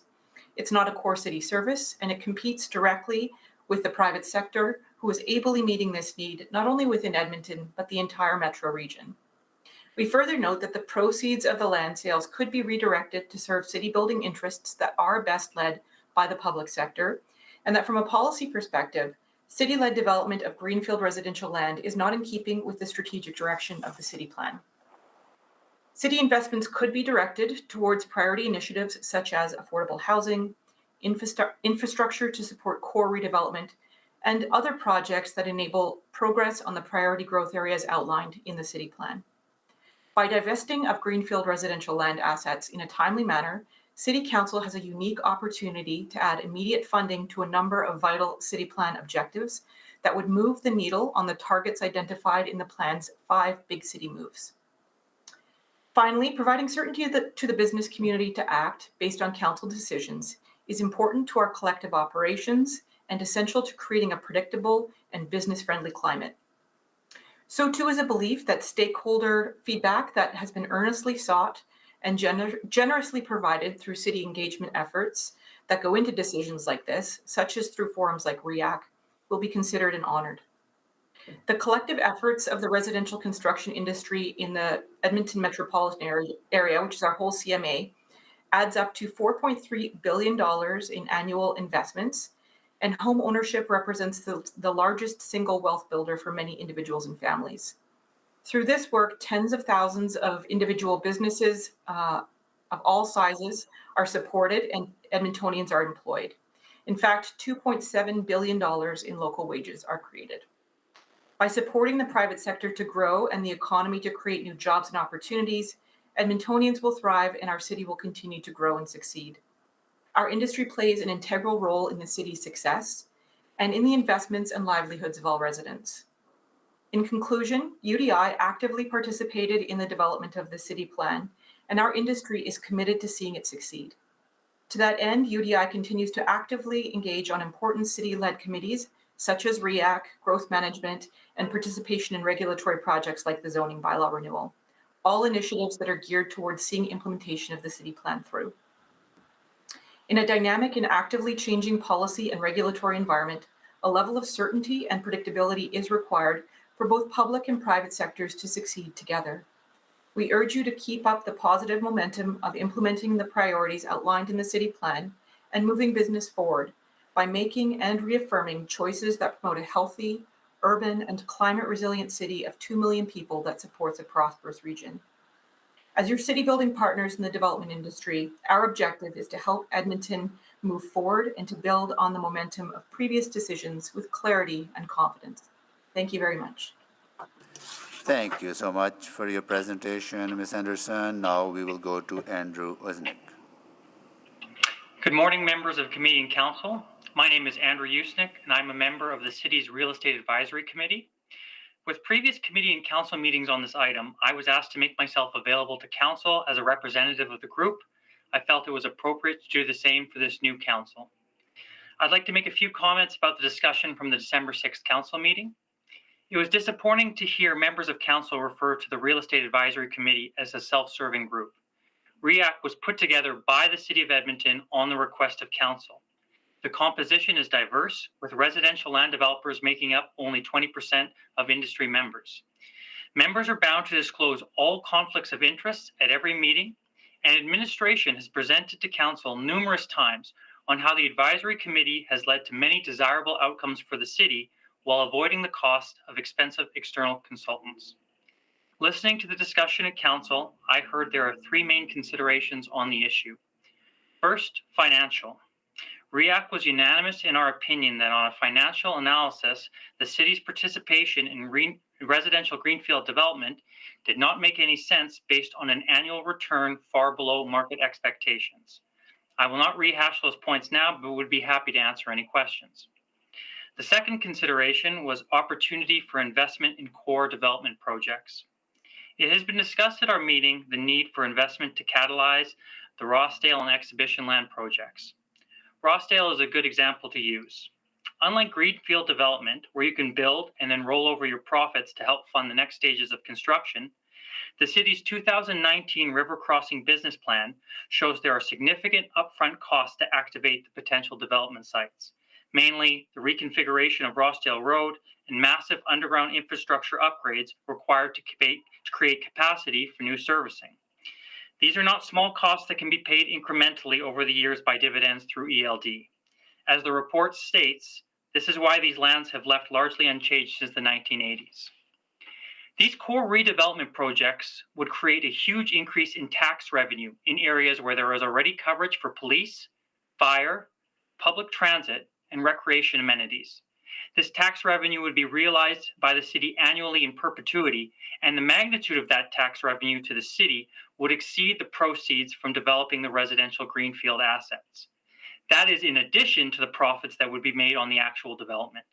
For that reason, we as a group saw more logic and a much stronger business case to deploy this investment capital into these projects to speed up their development timeline. The third consideration was the city's ability to control residential greenfield development. The city serves as both the regulator and approving body for development. Council has the opportunity to pass any bylaw they see fit to ensure development in the city matches their vision. We saw an example of this last year when council decided to remove all parking minimums associated with new development. That was a large and transformative change that applied to every development, public or private. Hypothetically, council could pass a bylaw tomorrow that requires all new homes to be net zero.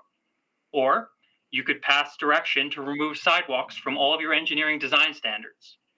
Since the city is also the approving body on new applications, acting as a developer to ensure implementation of those policies is redundant. Your legal counsel correctly stated that if the city were the developer and entered into a lot purchase agreement with a home builder, you would have a direct contractual relationship to ensure home builders are complying with approved policy. However, keep in mind that council approves every area structure plan amendment, neighborhood structure plan amendment, and zoning application. If a private developer were to not enforce regulation and policy tied to that development through their home builders, council would have the ability to reject any zoning application for a future stage until those deficiencies were addressed. If members of council have concerns about control over development policy implemented in greenfield development, my message once again is, you are the regulator, you are the approving body, you already have those tools regardless whether the public or private sector is taking on the risk of the actual development construction. Thank you for your time, and I'd be happy to answer any questions. Thank you for your presentation, Ms. Yusnik, and I'll go next to Anand Pai.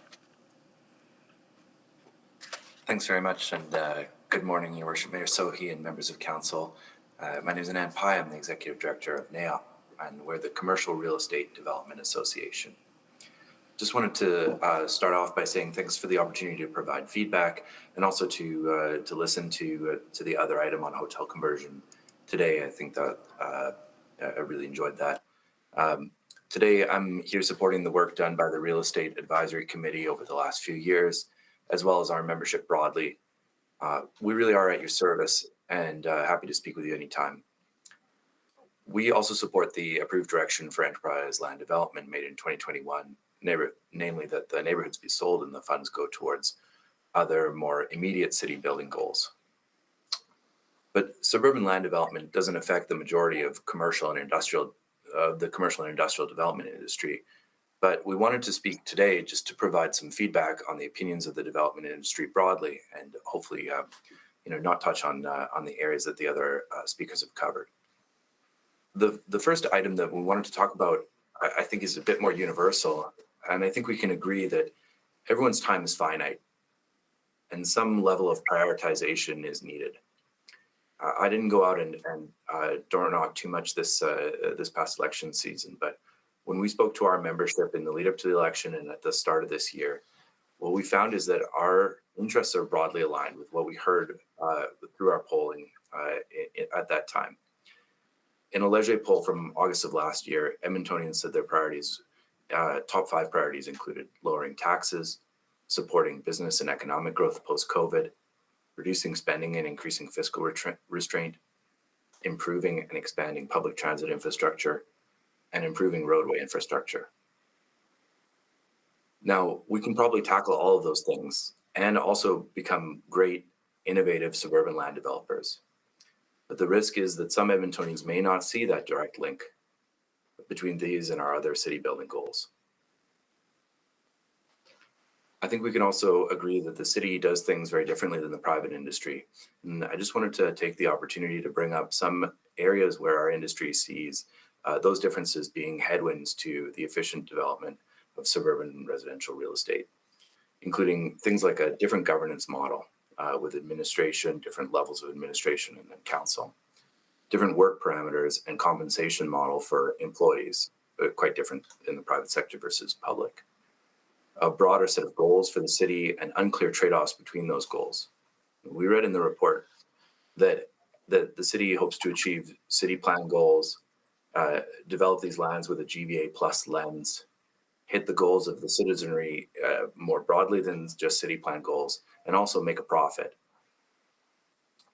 And so those are going to be, you know, difficult issues, and the idea of trade-offs within those is it appears still unclear, you know, to some people. But also the city has a really broad mandate.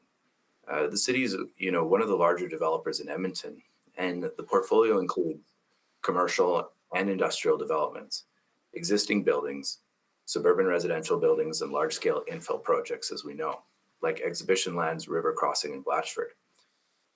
And so there is a possibility that some of these items may not proceed as well as quickly as, or as profitably as we'd hoped. And in the meantime, there's the potential that some of the broader city building goals, like LRT and road clearing, may not proceed as well as quickly as, or as close to budget as we'd hoped. And so it's our sincere hope that with more time from this body, more money on hand today, more focus, and a better refinement of our goals, that we can surmount the real challenges affecting Edmontonians and the real estate industry today. And it's up to you folks to decide which challenges to tackle with those limited resources. Thanks for your time, and happy to take any questions. Thank you so much, Mr. Pai, for your presentation. Next, I will go to Mr. Tersem Sidhu.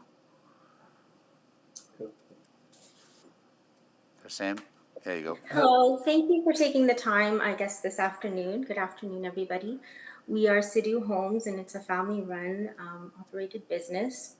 We've been around for 17 years, and the last few years, we do thank the city for its involvement and equal opportunity to city lots to build for the communities that I've grown up in, my dad's moved to, and we've really seen the areas of Edmonton grow and serve its community members.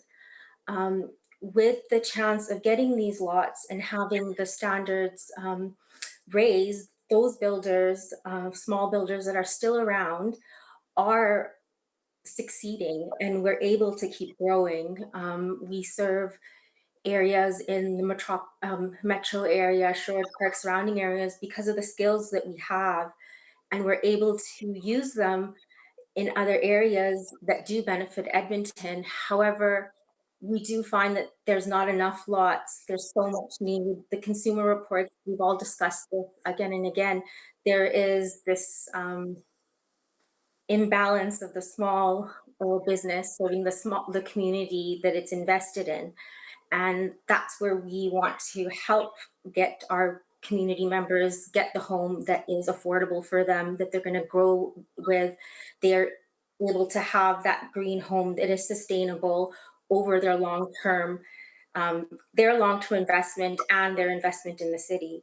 So we are able to have these conversations and acquire their needs to have their homes built for them. And the consumer reports show the satisfaction of the surveys, show the satisfaction of the builders. And we know that there's this need to build a custom home, and there's this need to have lots and be able to choose builders that can fit your needs. And I just feel like we are a real voice for those who have the opportunity to have the residential lots. And it's just like, I would just like to thank the city for continuing to do this. It's over a long-term investment. The consumer reports show that the risk is low for the city for its return in revenue. Maybe our annual revenue wouldn't be so big, but we are investing in long-term Edmonton. We're watching immigrants come to these cities and grow from other parts of the Alberta and the country, coming to thrive here in Edmonton and really take a hold of what all of Edmonton has to offer. So I feel like there is that need, and we can fulfill that, and we're able to keep serving the community. And these lots are up to high industry standards. There's just not enough of them to go around, as the consumer reports say, that people are just waiting for these lots. So let's not ignore the need of the people that do need and require them. It's helped small businesses grow and stay around. And we're meeting the climate goals. So I feel like there's this huge satisfaction of investing in your own community and building your home with a one-on-one small builder that can satisfy your needs. And my father, do you have anything else to speak? Mr. Sohi, what I'm going to say that, you know, with the new policy they were talking to privatizing, the way From I a feel like process point of view, can I stop you for a minute, Mr. Sidhu? if you want to let us. Just can I stop you for 1 minute, because you can't both speak together. So Poonam spoke first. So Poonam, you're done, right? Yes, I would just like to say thank you for the opportunity. No and problem. This is a chance for our business to go to the next generation and continue to grow. Got it. We would So you're appreciate done. serving our community. Thank you. So you're done. Now I will go to Tersem Sidhu to speak. Go ahead, Tersem. Mr. Sohi, just a quick thing. What I'm going to say that, which is the privatizing the lot from the city, I feel like the small business are choking and hard to breathe. We can grow if the city is helping us, and then it's good for the community and good for the small business. Thank you very much. Have a wonderful day. Thank you so much to both of you for your presentation, and I'll go back to see if Jaskaran Singh Pannu is online. Our office has reached out to them, but they have not rejoined the meeting. So all three of them are not available? Okay, good. All right, we will go to members of the committee first to question to the speakers, and then we'll go to the rest of the council members. Anyone from the committee to be questions to the public. So Councillor Stevenson. Yes, thanks so much for the presentations. Really appreciate the perspectives and really appreciate the patience, recognizing that these are conversations that you've had before, but certainly something that we want to be sure that we fully understand and get right. So there are a number of threads I want to pick up on, but one that I am curious to understand from folks from REAC and the development industry is I did hear that generally there's support for what the city of Edmonton is doing or that Land Enterprise is doing in the industrial land use space. And what I heard when we spoke about this last was that the loss of the greenfield holdings could potentially undermine the industrial land use work that's going on. So it just seems to me that we don't have a clear sense if Land Enterprise is viable without the greenfield holdings. So just wondering if you could speak to that in terms of the potential impact it could have on the industrial land use work that's happening. Maybe I'll jump in on that one just because I participated in those conversations. Councillor, you're absolutely right. We looked at both the residential and the industrial assets all in the same umbrella when we looked through this file. And, you know, I myself am not an industrial developer, but the conversation around the table with the rest of the group was specific to the city's industrial assets.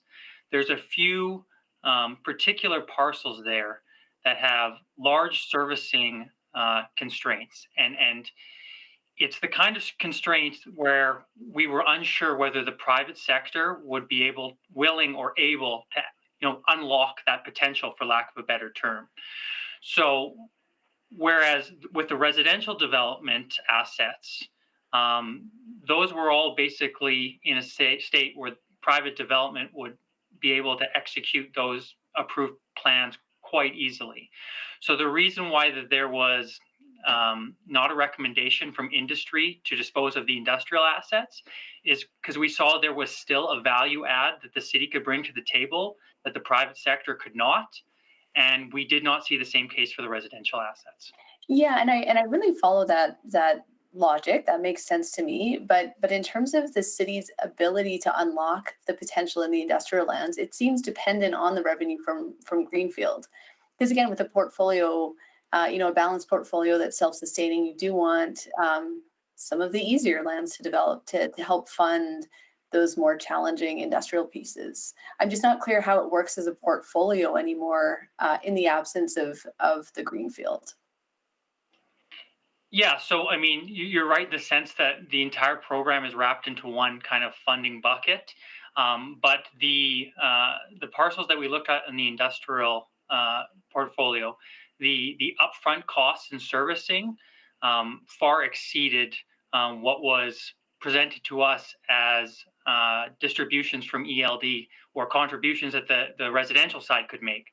So essentially, for those large investments to be made, there would be an investment required either from the general tax revenue or another source. Perhaps it's another level of government in terms of grants, but solely from the proceeds of the residential development would not be enough to make up that delta. Okay, thanks for that. I'll follow that up with administration as well, just to understand their thoughts on the viability overall, but appreciate those insights. Also just want to touch on, I know the reports speak to some of the catalytic investment that Land Enterprise did make in the suburban development. So I think they mentioned the upfronting the Shaughnessy wetland costs, the neighborhood design report in the Ellerslie Basin, a joint venture in Laurel Green. So, I think that the city is articulating those types of sort of catalytic or places where the city is assuming some of more of that upfront risk. Just wondering what the industry's perspective is on that, on the value of that, knowing that if we do sell the greenfield, those will no longer be available. Yeah, so, and I apologize if I'm not answering your specific question, but in terms of those investments that have already been made in terms of infrastructure, those are value adds for any potential purchaser of a piece of land. So if a private developer were purchasing this land and they put together a pro forma and budget to execute the rest of the development, if you have an existing stormwater management facility that is both built and already paid for, that's a budget item that you do not need to have on your pro forma, and by extension, you can afford to pay more to the city for the land because that's not an additional cost you will see through the development. So really, it's with that already being constructed, it is a value add for the city when they are disposing of the asset. It's not something that is spent and, for lack of a better term, lost money. Thank you, Councillor Stevenson. You're out of time. Before I go to non-committee members, I do have some questions, and I'll start with Ms. Anderson about the market needs. When I look at the report that came last year, there was a petition of close to 1,000 people who were against this change, and their arguments were that they can't access lots from private sector, and they can't buy lots directly from private sector, people who want to build their own homes. So there's an unfilled need, and that is also demonstrated by the number of people who put their application in to purchase these lots whenever these lots become available. So private sector is not filling that need, and city is stepping in to fill that need. So I want to get your thoughts, why that need is not being met. Thank you, Mayor Sohi. I appreciate the question. I actually think this might be better answered by Ms. Bruno, who represents all of the home builders in the city. Ms. Bruno, over to you. Sure, happy to provide my perspective. I guess my belief is it the city's role to be filling that need. So it is a private market, and if the city wasn't fulfilling that need, would someone in the private sector potentially bring on those types of developments that could support that need? Okay. We obviously support choice, but that doesn't necessarily mean that the city needs to be providing that opportunity. So that's more of a philosophical difference, right? It's not a market-driven decision. Because city is only 2% of the total lots being developed are by the city, so 98% is still private sector, and private sector still is not meeting that need, right? So I just trying to understand if market is not responding to those people and that demand in the private sector. So how do we meet the satisfaction? That's one. The second on the, and Ms. Pai, about your one of the outcomes that we heard during the election or issues is the economic growth, support for small businesses. And I know a number of small businesses, including Mr. Sidhu and his family, who otherwise would not be in the business of home building if they did not have access to city-owned lots, right? So just want to get and understand if we want to grow our small business, particularly equity-seeking, immigrant families starting their business, right? So then market, I just want to get a sense, it's part of that economic growth, isn't it? If we can help start new businesses? Yeah, I'd agree with that. I'm not, definitely Ms. Bruno knows more about the home building side of things. I'm challenged just personally, I'm not an expert in it, but I'm challenged in understanding where the gap exists. I wonder where the home building industry or the development industry could provide more information to council on areas where there's singular lot sales, because I know that happens in the smaller municipalities. It happens with smaller developers. So I don't know where I don't know where that gap is exactly, and finding where that gap is, and then understanding on the second side of it whether that is a true advantage for the city. If there are truly no developers who are doing business with a certain segment of the home building community, is that a business difference, and is it a smart idea for the city to be in that to fill that gap? Is where I'm challenged. So I would follow up with some more information. There's absolutely a gap that private market is not filling. Quickly on affordability, when my family built our first house, that was my brother, we actually built with the city made available lots, because Millwoods was developed by the city, and thousands of families in Millwoods actually had a head start because of that affordability factor in Millwoods. So I just trying to understand, like, I reward computation, but there is also affordability factor to it, that these city lots do create that affordability. Do they or do they not? I want to get a sense from you. Maybe it's to Ms. Bruno, because you're more familiar with it. I'll just quickly jump in, Your Worship. The lots produced by ELD are not sold under market value, and there is no requirement for those builders to sell their completed homes under market value. So in the Edmonton market, there are literally hundreds of home builders, which is actually quite unique. In most major municipalities, it's really consolidated to a small group, but these lots aren't specific in the sense that they're mandated to be affordable or supportive housing. Thank you for that clarification. I think that there is a distinction there, and the city of Edmonton does have a part to play. We had a conversation earlier today about affordable housing and how to support that. But that's not what these greenfield land holdings are supporting. Got it. Good. Thank you for that. Okay, I will go to Councillor Rutherford. Yes, thank you, Mr. Mayor. My question is for Kaylin. And one of your primary arguments was on the continuum of the council decision making. And I guess my question is kind of in that philosophical realm of, would you be making that same argument if the decision had gone the other way in May?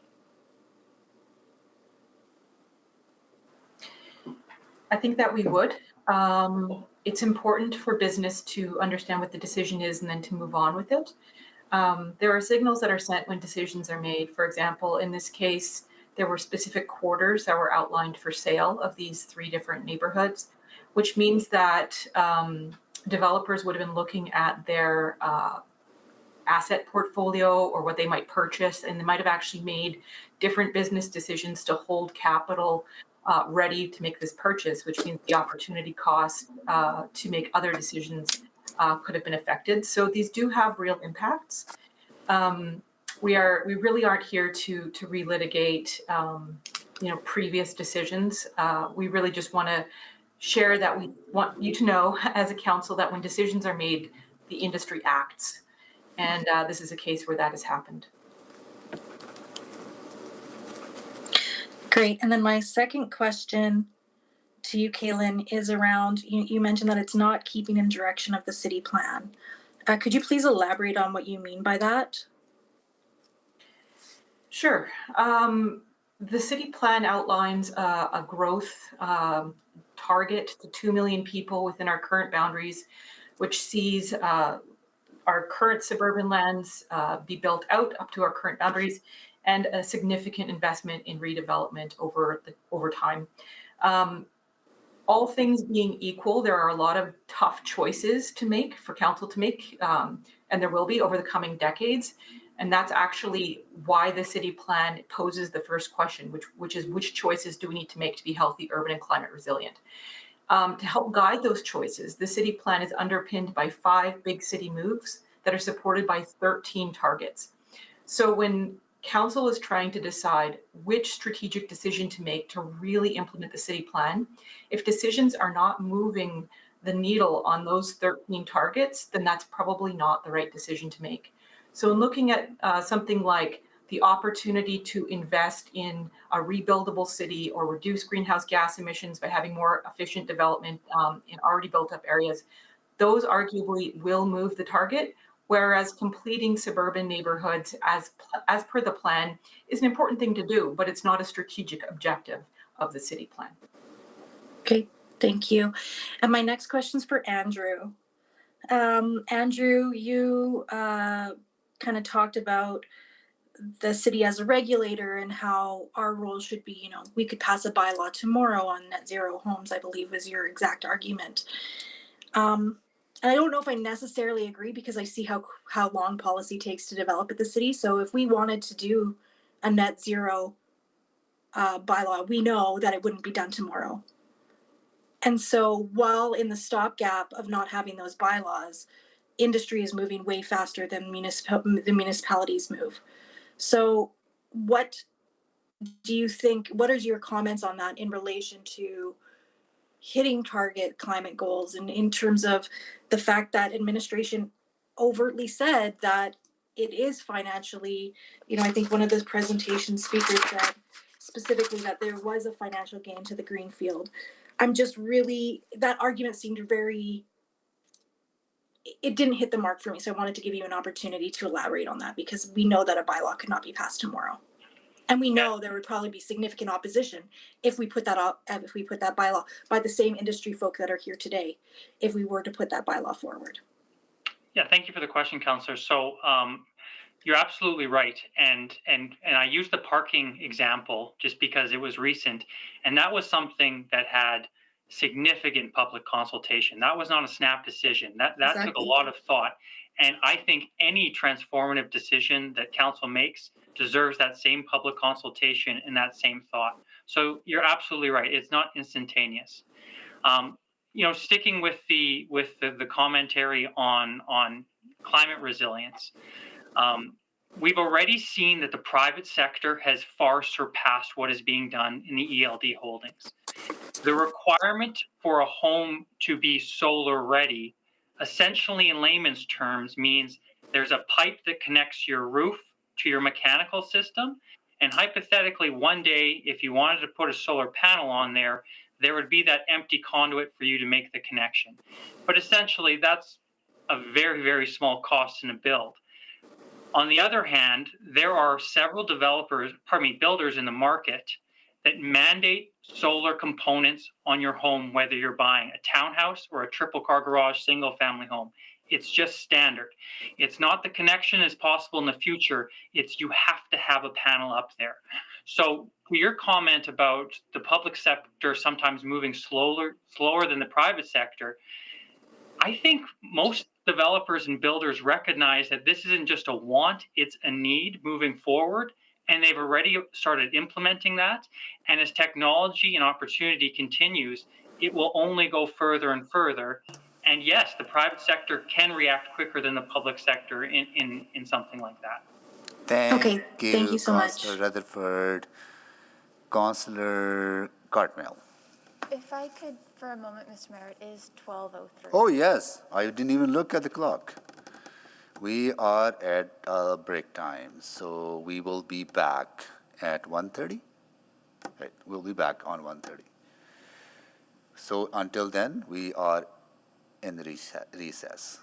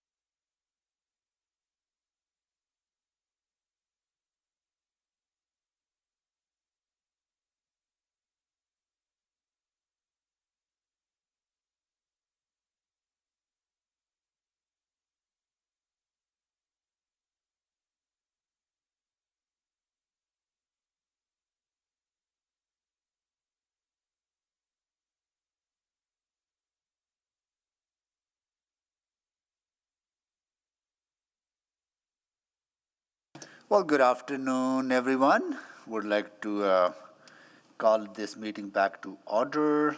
I will do a quick roll call of committee members. Councillor Stevenson. Good afternoon. Councillor Knack. Good afternoon. Councillor Rice. Good afternoon. Councillor Rutherford. Hello. And I'll see if other council members are here as well. Councillor Wright. Good afternoon. Councillor Principe. Hello. Councillor Paquette. Councillor Tang.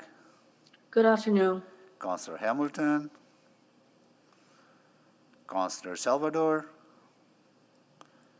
Councillor Cartmel. Good afternoon. And Councillor Jans. Okay, Councillor Cartmel, you're next on the line to for questions to the members of the public. Go ahead. Thank you, Mayor Sohi. Thanks for everyone for coming today and for your presentations. My first question or two are for Ms. Anderson. I think she's still with us. And Caitlin, you had said in your presentation, and I just want to make sure I got this right, that I think it was last year, perhaps I'm wrong, 218 units, residential units that were built by 60 different builders, and each of those builders building 10 units or less in the year. Do I have that right? Thank you, Councillor. That was actually information from my colleague Laura Bruno, so I just want to pass it on to her to vet that.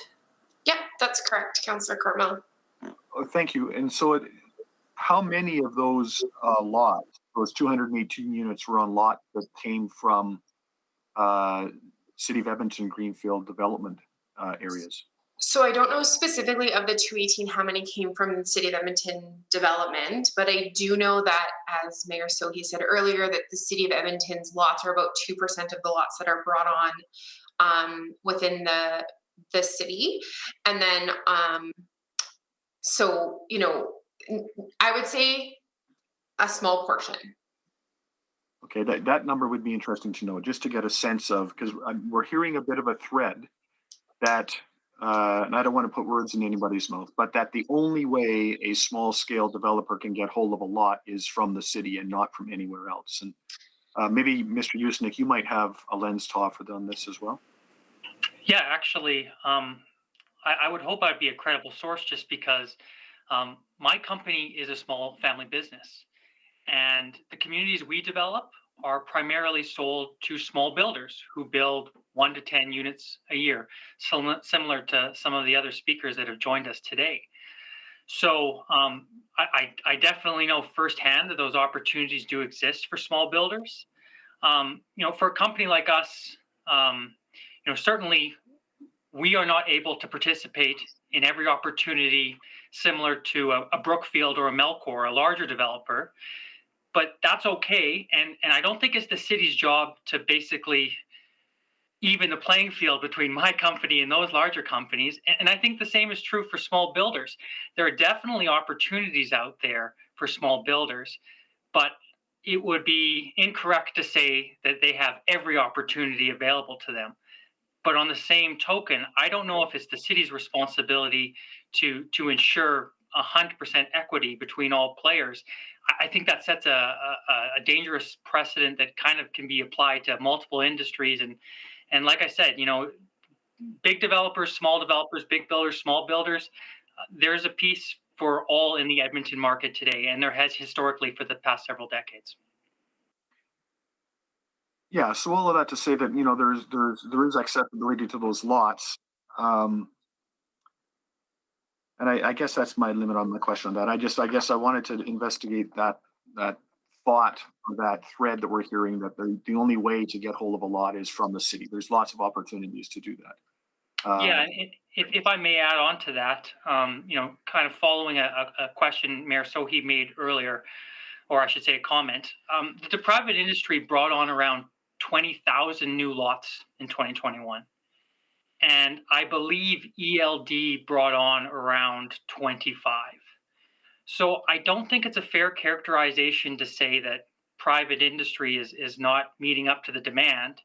And I'm not sure if it's also fair to say that ELD would kind of be the solution for that.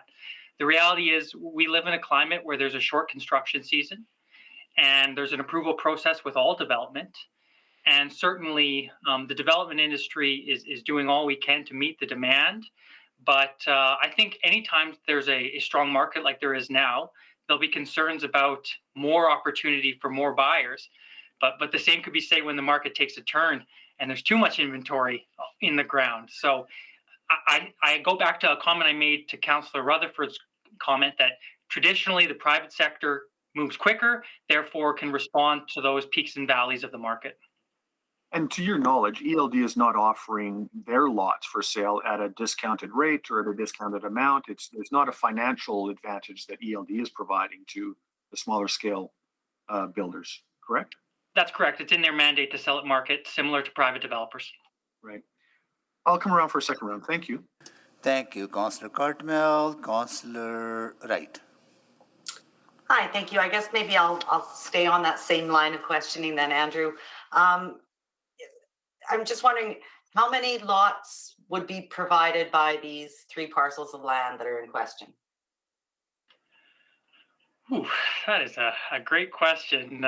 You're testing my memory over years. I'm going to estimate probably between Shaughnessy and Astor, approximately 200 to 300 each. And Goodrich Corners would be substantially more than that. I don't know the number off the top of my head, though. I'm just going off comparisons based on the parcel size and what I'm used to. Okay, that's just sort of a rough estimate. That's wonderful. So sort of, looking at basic economics, supply and demand. In the last time that ELD had lots for sale back in 2021, we had, from the reports that I'm reading, we had like 8,600 applications come forward for those 35 lots. So I guess my question then is are we not restricting the supply for the demand that's out there? I wouldn't be able to speak specifically to the process that ELD has gone through in terms of soliciting purchasers.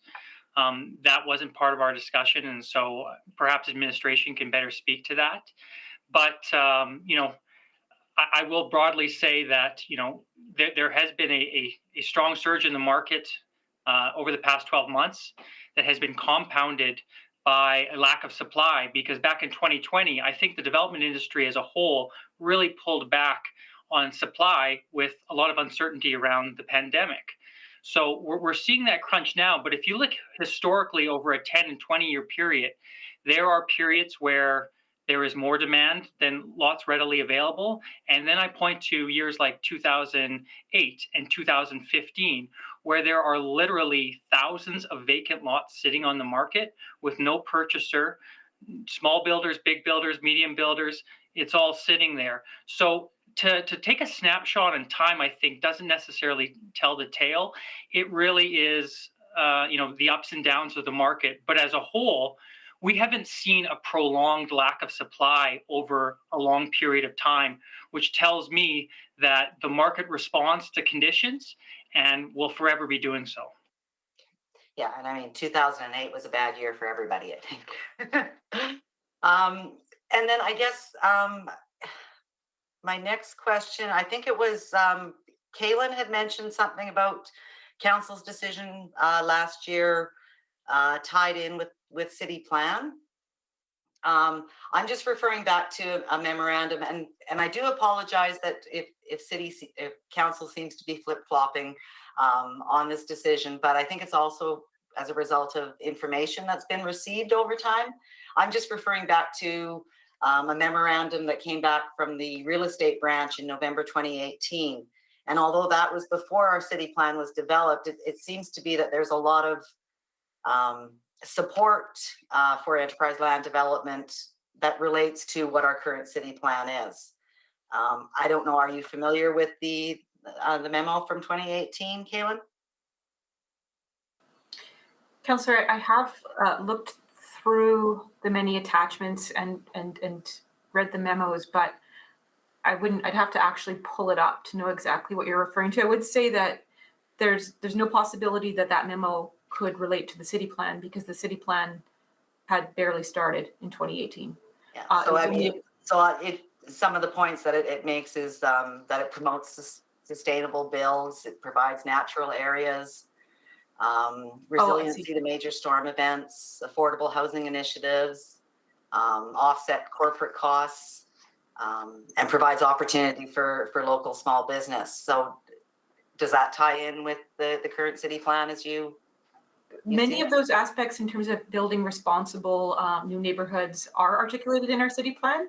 I guess when I reviewed the memo, I guess I just wasn't sure in what way the city developing the lots did that in any manner that was better than what was happening in the market all around it at the same time. Okay. So not necessarily better, not necessarily worse though, right? Exactly, yeah. I wouldn't say it was it's not a leadership, there was no major leadership that was being taken in terms of new neighborhood design. Through the ELD projects that I've been able to point to. And again, Mr. Yusnik can probably speak to that as well as one of the local developers in the area. I think I'm past my time, so thank you, Councillor thank you. Wright. I'll come around for second round. Thank you, Councillor Wright. Councillor Jans. Thank you, Mr. Chair. I guess maybe to my first question is to Ms. Anderson. If the city was to sell these lands, how would it enhance the profitability for UDI members? Well, I suppose it would allow some of them to enter this market. This is not a ton of land, but the private sector would be able to take it up. The position that we are trying to articulate is the opportunity cost to actually do proactive city investments in strategic areas where the public sector support is really required. So Mr. Yusnik did point to River Crossing as an example, but I would argue that's not the only one.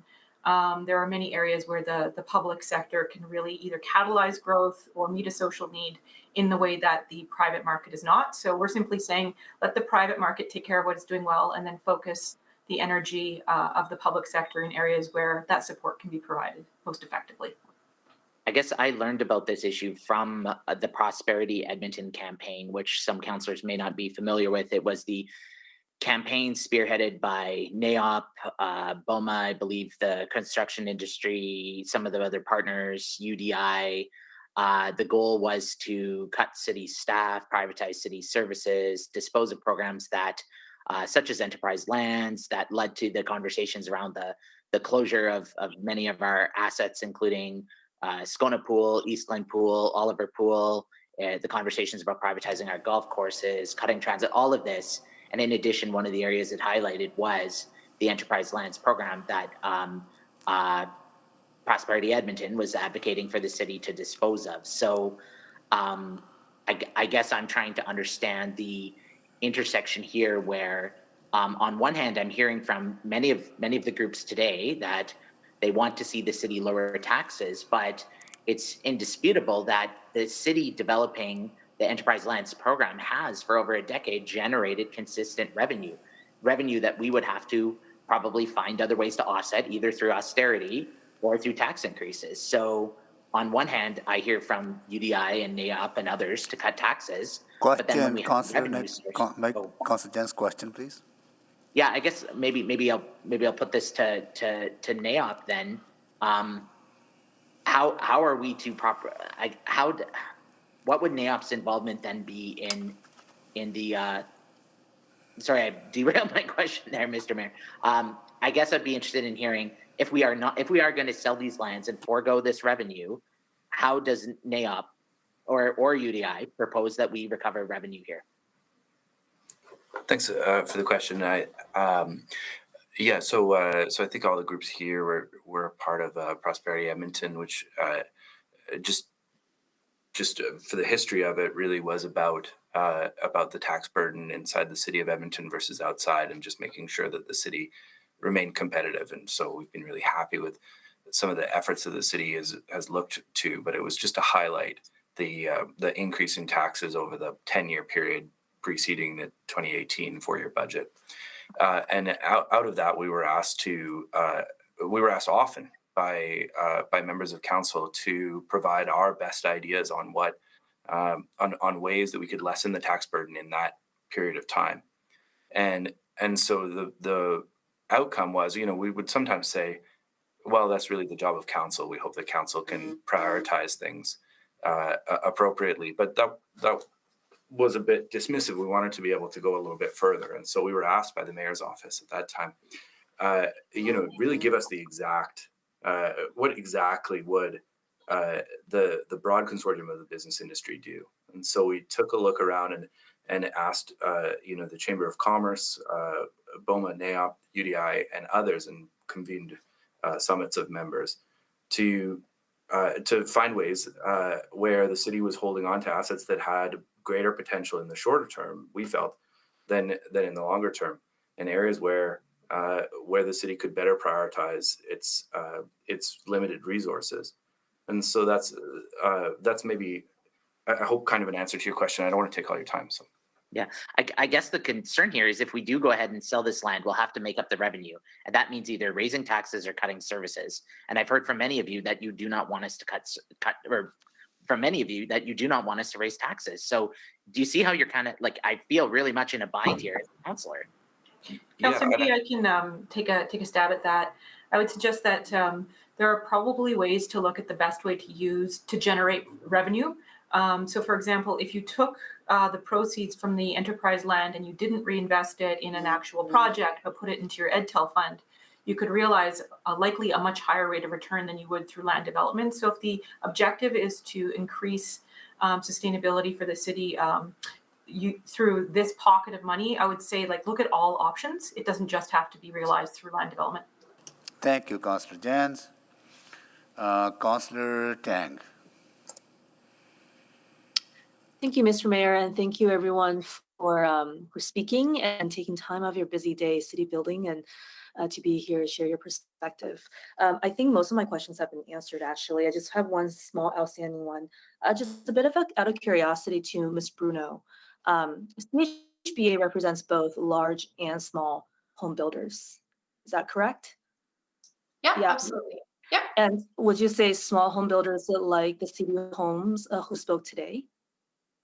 Yeah, the home builder that was on the call today is our member. Yeah, and I imagine many of the small businesses who during the years of engagement that this had been going on express support for the city's position on support the ELD policy. Yeah, correct. Yeah, and I understand. I think it's really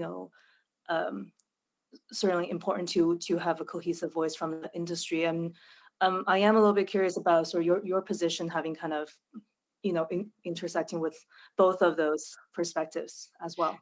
Yeah, it's a really challenging position.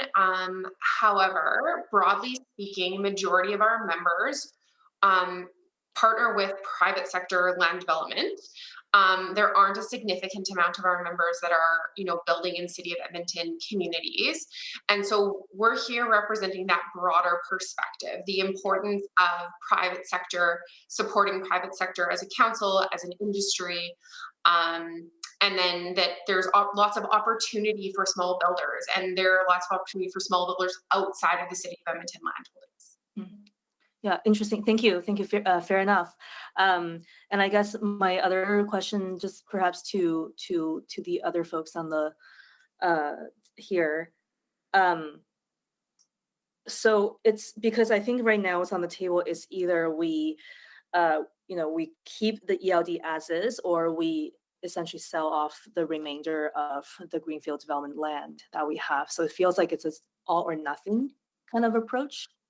Is there anything kind of in between that you think could be viable? I don't know, Ms. Well, Anderson. maybe I'll start and then pass it off to Mr. Yusnik. I would say that I wouldn't totally agree with the depiction of the choice that's on the table today for council. The choice is to reverse a previous decision or not. So the decision's already been made. And the decision was made after 4 years of analysis, discussion, and analyzing, quite correctly to your point, Councillor Tang, all of those various options.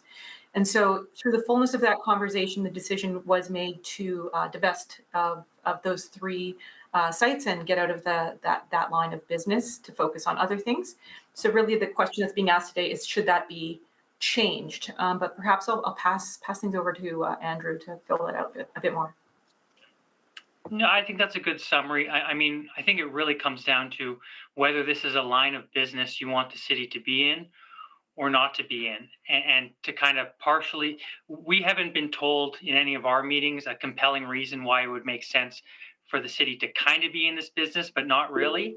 I think that probably also has, challenges in terms of, administration and how their roles are defined. And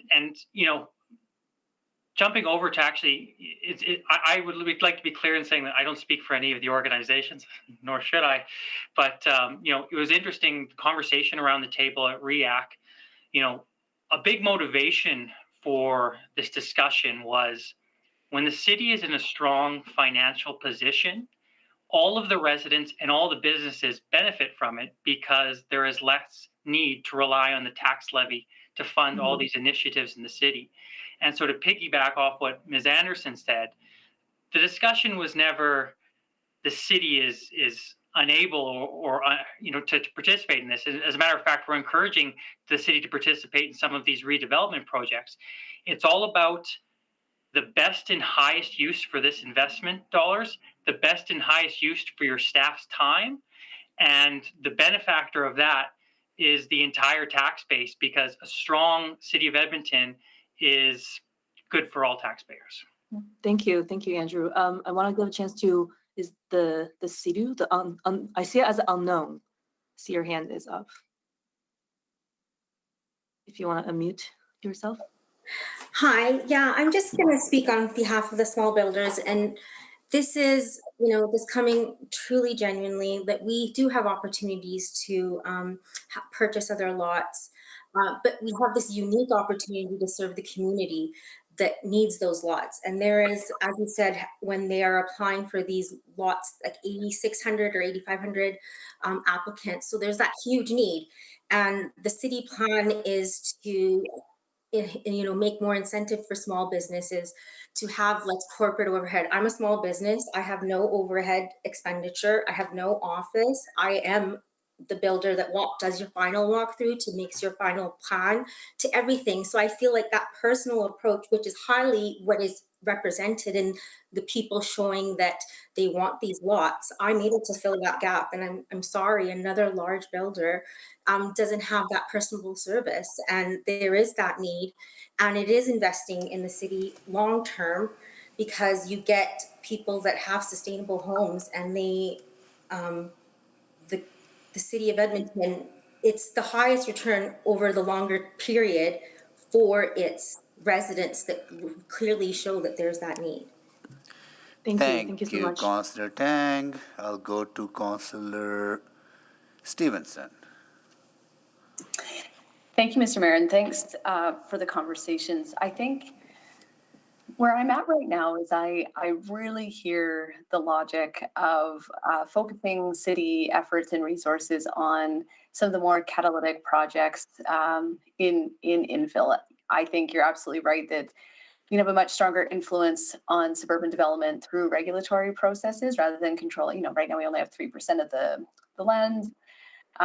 We can control 100% through regulation. So I'm certainly following all those pieces. I think what I'm really struggling with those is that this alternative investment structure, this alternative way of using our staff and financial resources to support these catalyst projects hasn't come together. I feel like we're taking action in the absence of a plan, and we don't know what it is we need for exhibition lands. We don't know what it is that we need for Rossdale.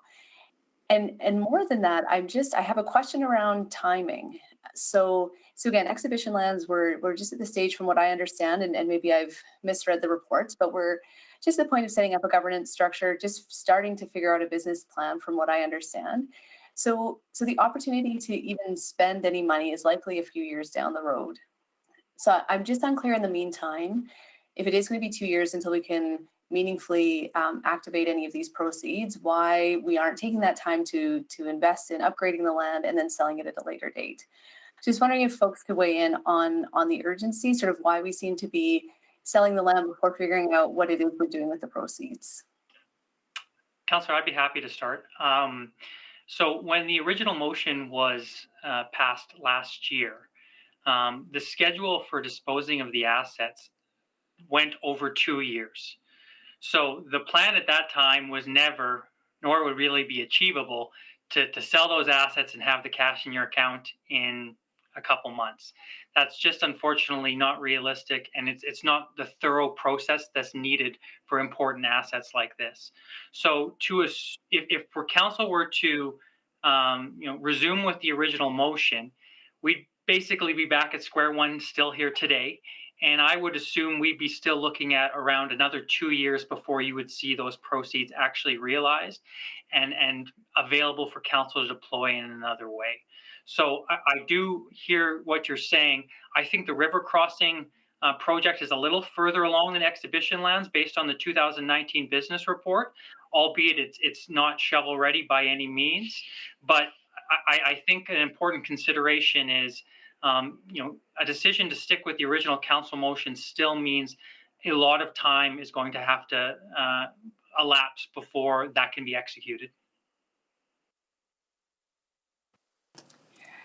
Thanks for that perspective. I'll definitely follow up on that with administration, because I think I'm not seeing that concurrent strategic work happening. Recognizing even if it is a longer time horizon for the disposal of the assets, just not seeing where that strategic piece is coming in behind there. I guess just with a bit of my time left as well, just really curious on some initial thoughts around, we know Calgary has had a really successful municipal land corporation. Just wondering some initial thoughts about exploring that on our end and the opportunities and challenges that might present. Thanks, Councillor. I believe that there was a lot of exploration that happened in Edmonton about that, so administration could certainly pull those reports back. It was a going concern, maybe around the 2018 timeframe, where there was exactly that type of dialogue. Couldn't we set up a municipal land corporation? Couldn't we model ourselves after what Calgary's done in the Beltline? But I really do think administration will be able to bring back those reports and let you know where that went and why. And if this council has a different point of view, of course, can be reopened, but that has been asked before. Yeah. Yeah, well, and I guess just from an industry perspective, when those conversations were ongoing, what were the perspectives being shared from your members? I would say similar ones as today, that, if we want to support business in Edmonton, then the city of Edmonton shouldn't be in the business of the land development. I guess even in areas where we know there are barriers to private investment happening? I think that's the difference, is like there's not barriers to private investment in greenfield land development. And so today we're talking about greenfield land development. So I think we've all said that we're supportive of the city of Edmonton putting money into catalyzing projects that would otherwise not move forward. But that's not what the discussion is today, and greenfield doesn't have those same barriers. Sure, I'll circle around, but appreciate the answers. Thank you. Thank you, Councillor Stevenson. Councillor Cartmel. Thank you. Just very quickly, there was a series of reports done on a municipal development corporation 2016 to 2018. So an inquiry would have those reports come forward if someone was interested in that. Mr. Yusnik, maybe just a few high-level questions then. We spent a considerable amount of the last 4 years talking about the financial analysis that's been presented by city administration and the consultants they retained. I don't want to rehash that today. It would take another 4 years to go through all of that. But would you agree that the general result of those conversations was that analysis was found to be flawed and certainly not comparable to a private sector analysis? Yes, that would be fair. And again, our group at REAC is a very diverse group. There's residential developers, commercial developers, industrial developers, redevelopers, multifamily builders, historical building developers.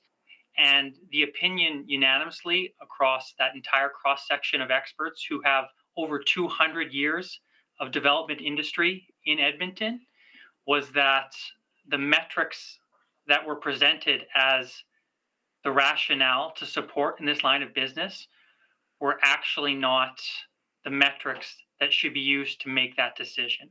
So when we talk about return on investment annualized, which is really the metric that I think carries the most weight in all cross sections of development, the numbers that were presented to us from administration fell short of what industry's expectations are.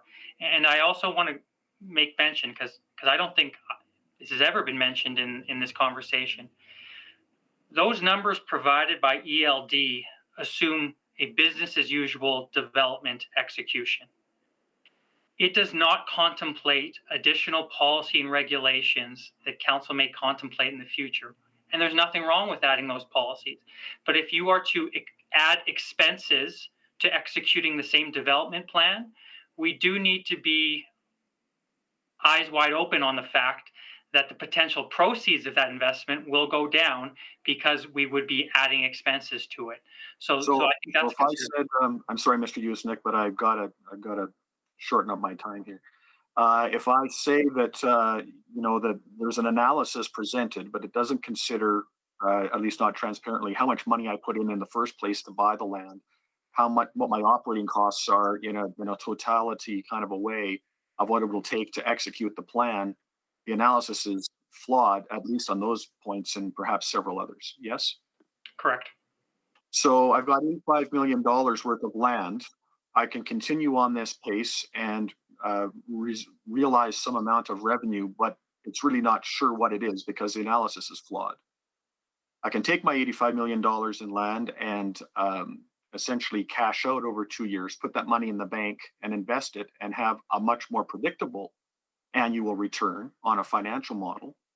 Yes? Also correct. I could put $85 million into initializing and starting up land development in Rossdale, or arguably in exhibition lands, or arguably at the north end of Blatchford. And that investment will reap property taxes within a few years and have a revenue stream in perpetuity coming from that $85 million. Yes? Yes, and that's in addition to the profit from the actual development as well.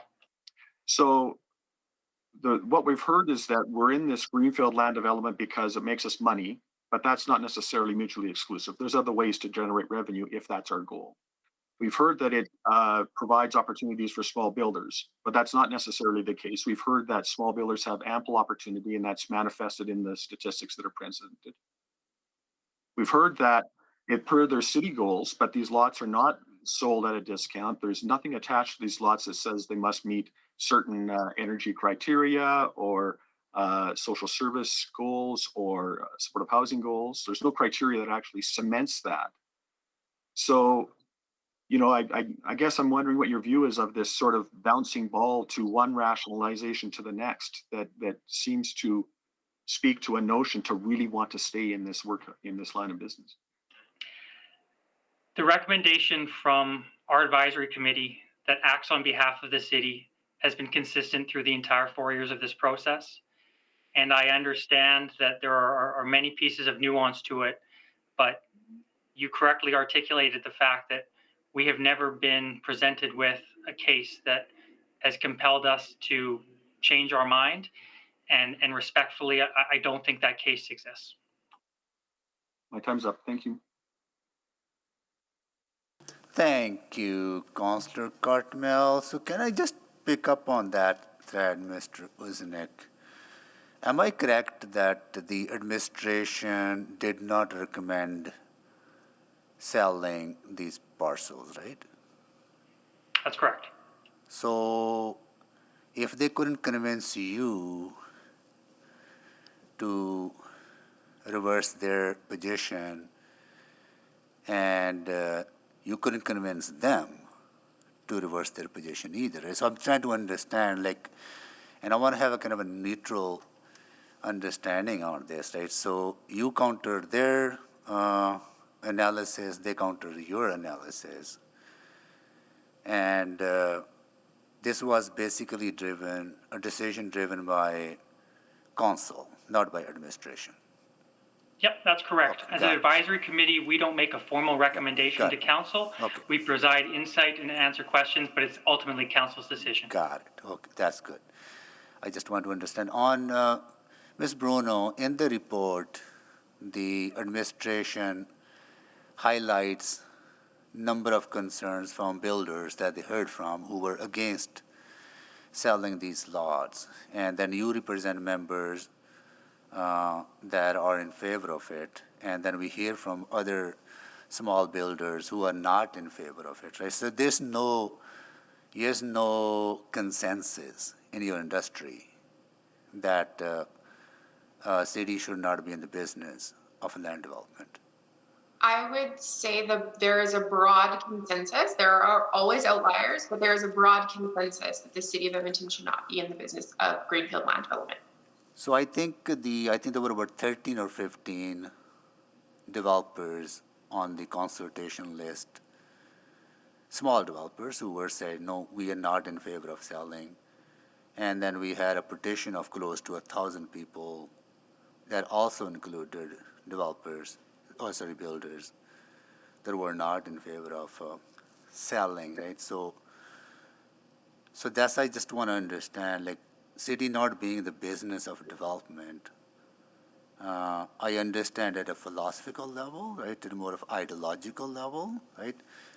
I'm just trying to understand at a more of practical level if city being in the business provides a choice for small builders to grow their business or start their business. I just try to understand what is the logic of not having that ability available for them to continue to do their work or have access to those lots. I think we're assuming that there won't be that choice if the city of Edmonton left the greenfield land development industry. We don't know that. So the builder that was speaking today said, yeah, there's opportunities. This is a really unique one. However, there are still opportunities for small builders to build within the city of Edmonton. So I think like we need to, acknowledge that if the city did leave, we're not, like, those small builders would still have opportunities. They would just look different. Yeah, and I have heard from some builders who actually started by having access to city-owned lots.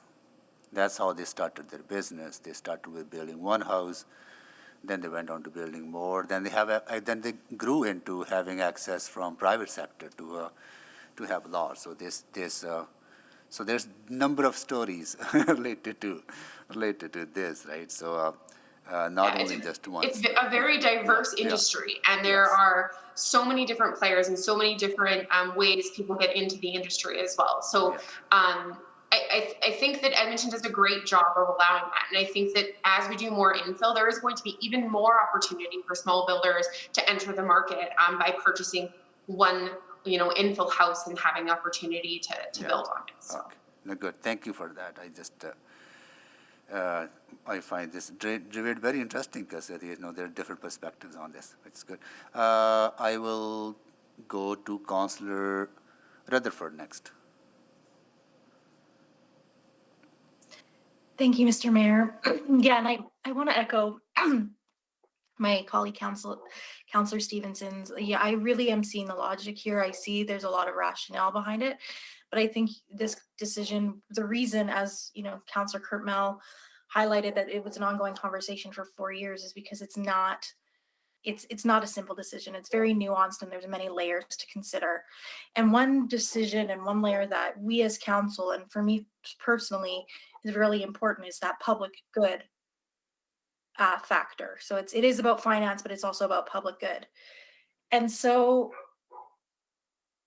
right now, if I, as just a regular Edmontonian, wanted to build a new piece of land, I either have to buy like an infill piece of land, or I would have to go to a lot of developers, right? To like in Rohit, is it Rohit homes? To work with and build in that area. Is that correct? Those are kind of the two options if there's no greenfield development. I'll quickly jump in. Councillor Rutherford, there's actually a variety of options. Some communities will have dedicated builder groups where if you'd like to purchase in that community, you would build through one of those builders. Yes. We also have communities where we have lots open to the public. So you're able to purchase a lot and either bring in the builder of your choice, or if you're a smaller builder, you can just purchase the lot from us, do your build on spec without a pre-sale customer, and then market that house when you're complete. So I would say it really varies from neighborhood to neighborhood in terms of the composition of a builder group, public lots, and many other factors.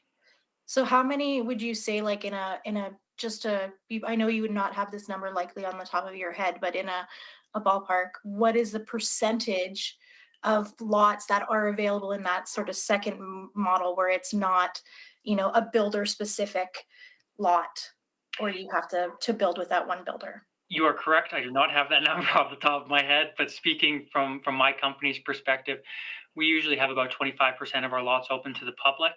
And then, like I said, the majority of the rest of those lots are purchased by small builders who build and spec out those lots. And that's at the same market value that these greenfield lots would be required to sell at. Yeah, I mean, the thing is, there is no lack of competition in suburban development. I'm sure if any of you have driven out to emerging suburban areas, there's not just one community of choice. There's several communities branded differently, different builders. And the fact is, with all those choices, one of the large benefits is ultimately competition will drive the price down. And if you are not selling at market value, the buyer is just going to walk across the street to someone who is. So absolutely, that's we sell to market, and the market can be up and down, and then we just kind of live with that. Okay, and then I want to pick up again on that thread, because again, when I think about public good and I think about every decision, for this council, for me specifically, looking at it from that climate lens,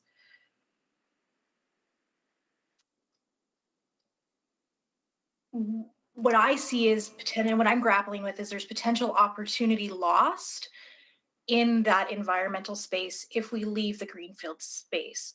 And so could maybe Kaylin or Miss Anderson or Miss Bruno speak to, from an environmental perspective, yes, I know there's some things that are happening, but they're all really market driven. There's not when you're talking about the difference between private and public sector, environment will improve if there's a market demand for that, if there's a profitability to that. But sometimes we need to do it, and why the public sector exists is because we need to be providing services that are not profitable to the public. So I'm trying to understand that tension there in this development realm, and especially around that environmental space. Yeah, I'd be happy to take a first crack at it. So I think, the city of Edmonton has done that with Blatchford. And you can see with Blatchford's absorption that it's really important that the market will pay for the type of energy goals that the public space is trying to achieve. So if the city of Edmonton decided that they wanted to bring on new development that had very high energy goals, that doesn't necessarily mean that the consumer demand is going to pay for like that additional cost on the house. Like our CHB national data says that consumers are willing to pay about $10,000 for energy efficiency, and that doesn't take you very far. So that's my answer to the question. Helpful. Thank you so much. I'm out of time. I see other hands up, but I'm out of time, and I want to respect there's lots of Thank questions you, to be asked. Councillor Rutherford. Councillor Wright. Thank you very much. Maybe I'll just pick up on that one comment about that the market is paying for those environmental benefits. My understanding is that it's not just those people in purchasing the homes there in Blatchford, that it's all ratepayers that are sort of subsidizing. Yeah, I would Okay. agree with that. Okay. And then you also mentioned, Ms. Bruno, that your organization represents not only the large national developers and builders, but also the small local builders. And I'm just wondering who represents the individual Edmontonian, like myself and my husband who built our own home on one of the city lots in Minchow neighborhood back in the late 80s. Who represents those people? I think you probably do. Okay. So if we need to speak up on behalf of those individuals, then that's what we need to do. Okay. Thank you very much. And then I have who is it? Mr. Yusnik, you had referred to the tools that council has to make amendments to things like our neighborhood structure plans and the bylaws and that. But I've got a recent email from administration that says the amendment process is also generally a developer landowner driven process, and amendments to neighborhood structure plans by administration are typically not done. So is there any other tools or vehicles that you could suggest that we use to make amendments? Yeah, the last most micro process that I mentioned in my speaking notes was the zoning application, and absolutely, a developer typically will zone as they proceed through development. They will not zone the entire parcel from the onset because they need to be able to see the nuance of the market and how it changes and what housing products are in demand.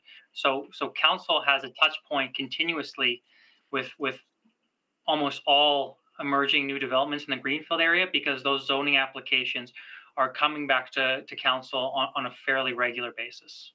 Yes, we've come to learn to love them. That's right. All right. And I have one other question, but I think it's more for administration in regards to their policy C11 or C511. So thank you very much for your time.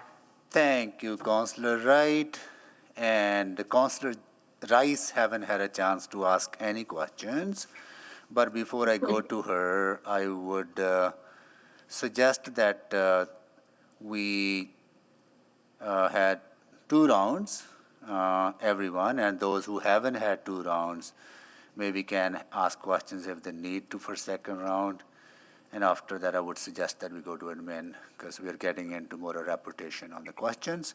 But Councillor Rice haven't asked any question yet, so I'm going to go to her first. Councillor Rice.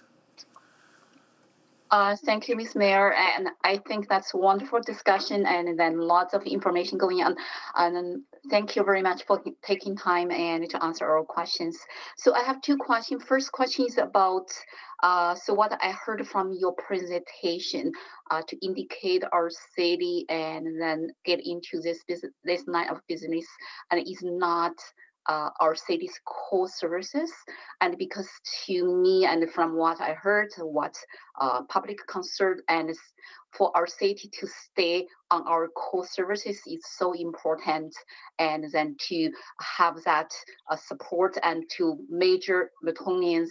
And so can you explain a little bit more about this this description? And because what's the report I read and from city analysis, it's Diamond Street and the city stay this line of business. There are so many benefits, like at least 3 key benefits. And then from your perspective, this is not our core services.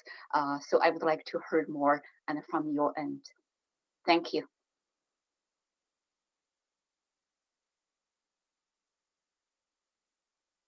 Who would like to respond? Sorry, core Councillor, it's hard to read the room whether it's virtually. core services or not, Yeah. right? So, Yeah, core services question. yeah.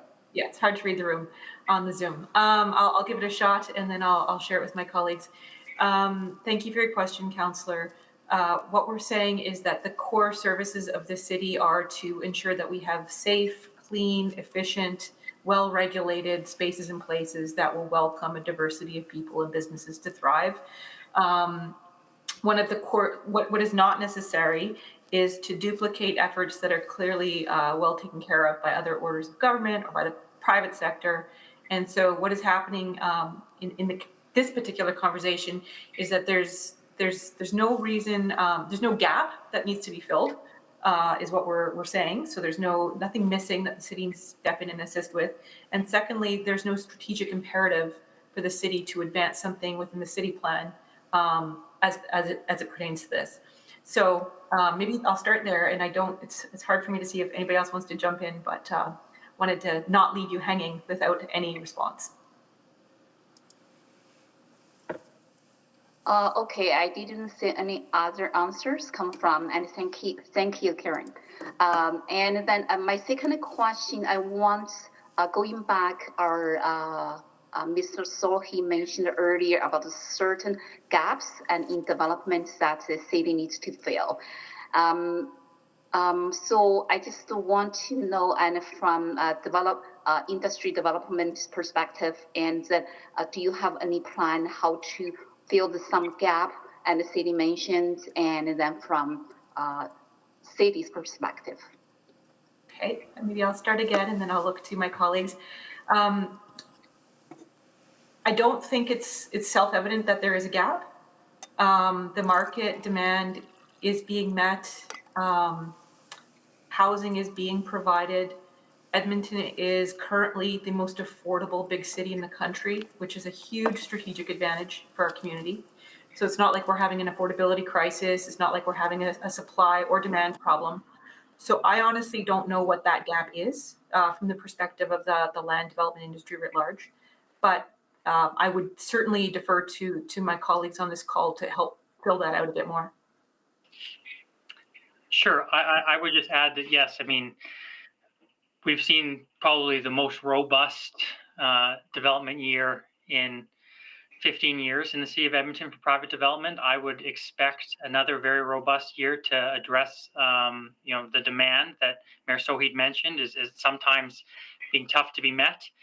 And the other thing I would mention is the city plan directly calls for an increase in infill development. And this is also a call for arms for small and big builders alike to potentially start looking more seriously and more focused at some of those infill options available. So I would suggest that between the private sector doing what they can to address the greenfield need and the city fostering the greatest opportunity environment for infill development to succeed, I think those two things together going hand in hand are our best chance to address that need. Okay, thank you. That's my two questions. Thank you, Councillor Rice. Councillor Jans. Yeah, building on Mr. Yusnik's point, I mean, I was just reading the UDI's commentary on the draft city plan, and they were actually quite concerned about some of the city plan, both the restriction of greenfield development, as well as the, quote, true cost estimates in the city plan don't reflect the true cost of adding such significant density, quote. So it seems this is the problem we keep hitting with city plan is it means anything to anyone, and some of this is about the sequencing here. So I guess my question is, does industry, or maybe I'll ask it to UDI, does industry want us to cease development in greenfield areas? I'm guessing it's a no. My apologies. The question is, does UDI want the city to cease development? Does UDI want us to cease development in greenfield areas? Yes, we want that to be left to the private sector. Okay, so admittedly though, there's money to be made, but it just should be made by the private sector. That's the UDI position? We think that we are doing a good job and there's no gap to be filled. There are strategic areas where the city should be putting its priority focus to meet the need. Where there's no need to be met, that shouldn't be where the focus is put.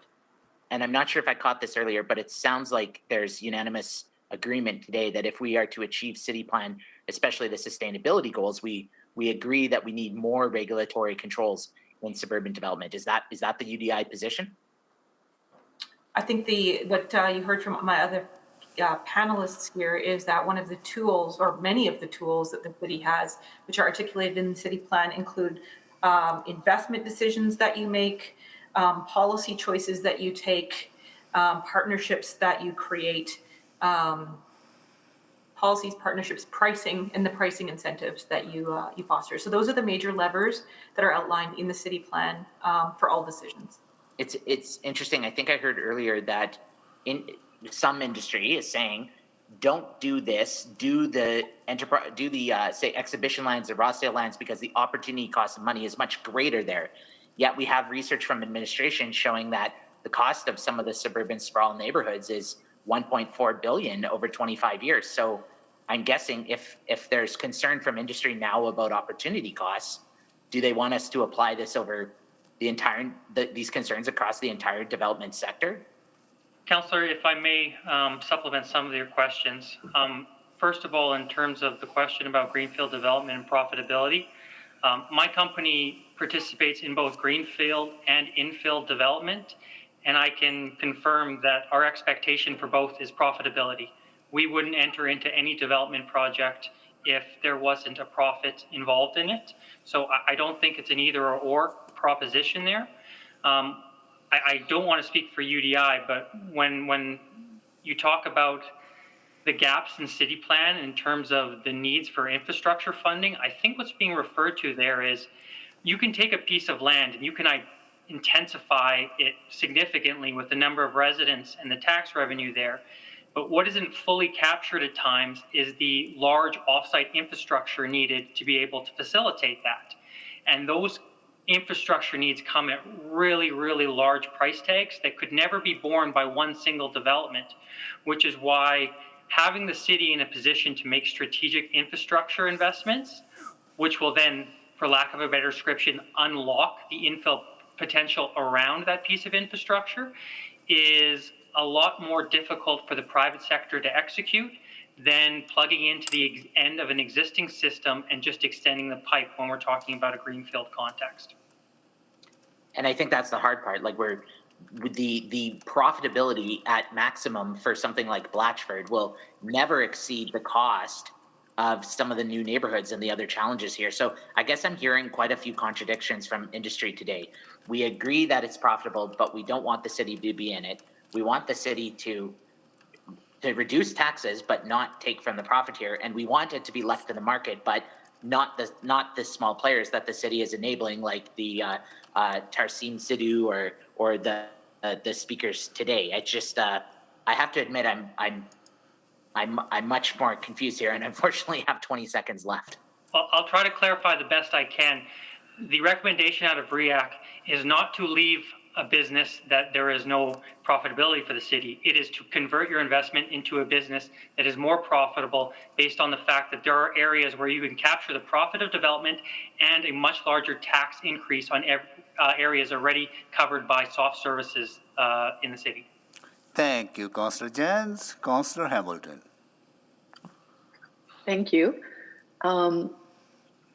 Now, I'm just thinking of, I'm kind of latching on to Councillor Jens's questions.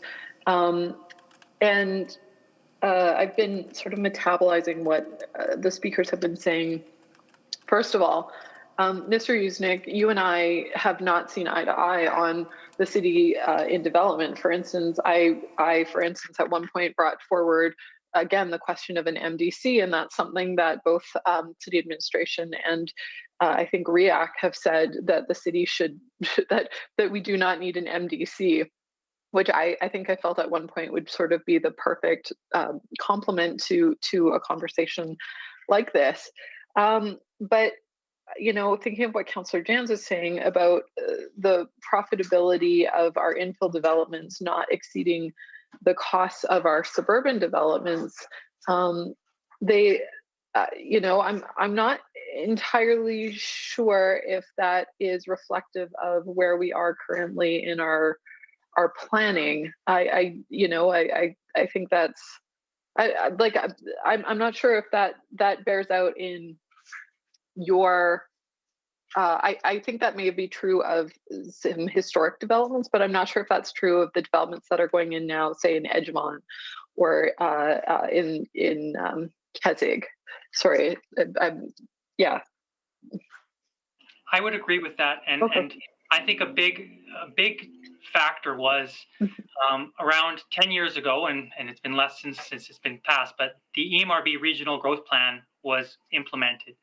And basically the question he was asking was, a lot of the suburban development that happened in the 80s with 90s was very sprawling, not compact, and the tax revenue generated from it was not offsetting the operating costs for the city. Since then, through that plan and others, we have seen suburban development become much, much more dense. As a result, the tax revenue compared to the operating expense to the city has become a net positive. And so suburban development in the context of what's being built today is actually very sustainable because of those densities. Where we still have an obstacle as a city is a number of the developments that were done over those decades, where it's still large sprawling parcels, are not creating the same tax revenue required for the services. So for us, we need to continue doing suburban development in a sustainable way, which means at those larger densities, but at the same time, do what we can to supplement some of the older neighborhoods and making them just as net positive as these new ones. Yeah, and I'm really familiar with that issue. I'm also thinking, I'm glad that you touched on risk.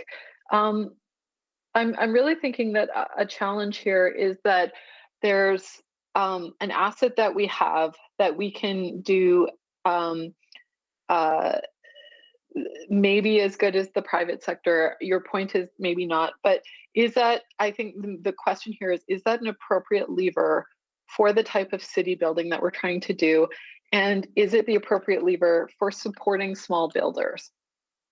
So I don't, Miss Anderson, if do you want to take that? So is the city being in the business of greenfield development the proper lever to achieve the objectives of the city plan? I would suggest it is not, because it's not addressing one of the strategic gaps, nor is it advancing progress against the 5 big city moves, which are measured by 13 targets. So there can be metrics put behind this. Is it the responsibility of the city to create jobs for certain industries in certain segments? To previous parts of the conversation, I suppose that's an ideological difference of opinion, and that's really up to you as decision makers to make. I would say that on the basis of our industry, it's very pro-market industry. It's very private sector driven, takes a lot of risk, and the opinion is the market will bear out success and it will meet the needs of the buyers without intervention. But to earlier points, I suppose that is a conversation that in a political decision-making body such as this one is an inappropriate one to have, and appropriate, not inappropriate. Thank you. Thank you. Yeah, I think that's a lot has been covered, so I'm going to leave it there. But for me, that's the question: is this the proper lever to accomplish that? Thank you. Thank you, Councillor Hamilton, and thank you so much, everyone, for your participation and the views that you have shared with us and the perspective that you brought to this this debate. We appreciate your participation. Now we are going to go to administration for questions. Over to admin, and I'll please, Madam Clerk, if you clear the screen, and we can start with the committee members, and let's see who is getting on the list. All right, we have Councillor Salvador, Councillor Wright, Councillor Stevenson. Councillor Stevenson, you can go first because you're the committee member. Thank you. That's it's very handy. Sorry to jump the queue to my colleagues, because this is absolutely a council conversation, and pleased we had the chance to hear from members of the community today. Yeah, I think, I mean, yeah, there are many questions to follow up on, and I think maybe I'll just start with the question of timing.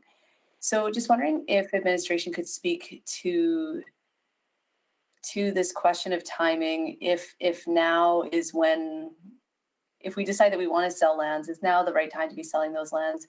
And again, just that overriding concern that I don't know what our strategy is moving forward for the use of those proceeds, and what sort of strategic thinking is being done in that area. Good afternoon, Councillor. Thanks for the question. And to be honest, there are a couple of different layers to a response on that. I think that the answer to that question is best found in the last council report that came forward, CR 8197. What that council report did was navigate the question around access to cash. So it married up the conversation related to when different cash infusions were required from those major development projects against when we would expect to see cash flows coming in through the course of development. So in terms of specificity, there are some charts that are found in I believe it's page 431 of council's package, and I'll have to apologize because I know that it's a rather large amount of information to flow through. But that best illustrates administration's thoughts on when cash requirements are needed for each of those projects. As part of the previous council conversation, there was, I would say, a lot of debate around whether those were the right areas to be making investments. And there is further information found within that package related to why those specific projects were chosen. Namely, their identification as nodes of investment required in the city plan between the population horizons of 1 million to 1.25 million in growth. And that's found in one of the attachments as well. Yeah, and that sort of brings up another line of questioning that I want to pursue, which is, I think, Rossdale, Expedition Lands, those are, sort of big projects. They're easy to point to, but I'm wondering too about some of the other catalytic work that needs to happen around infrastructure upgrades, very broadly around some of those more incremental infill sites across all of our mature neighborhoods, and as mentioned, some of our established neighborhoods as well that are built at those lower densities. So again, just wondering if we have a financial strategy, maybe it's part of the growth management framework, but how we're funding those investments, and again, how we balance that requirement versus these bigger projects as well. So I won't talk to the larger strategy, but what I will do is speak maybe to the inputs that are driven out of the conversation related to reinvestment of funds. And so in that same analysis, there are charts that show different opportunities that exist for funding different types of those types of priorities that the city has. You'll see within those charts in the options that are provided, and I'm not sure if you have them in front of you or not, but you can actually see where there are opportunities for future strategic types of investments as we move forward into the future, related to the amount of money that's available within retained earnings in our land enterprise account. So I think like taking it back to the base level, the opportunities to fund those other items are reduced with the restricted access to funds, depending on the option that you take. So I'm not sure I followed that last sentence. Access to those funds are restricted based on the options we take. Sorry, in terms of this specific land sale, or in terms of the other decisions we make about where we invest that money? In terms of availability of funding. So ultimately speaking, when we came back with the most recent council report, the focus or prioritized investment based on the feedback that we had received from our previous council was to prioritize based on investments required within the city plan. That was part of the motion that we were responding to.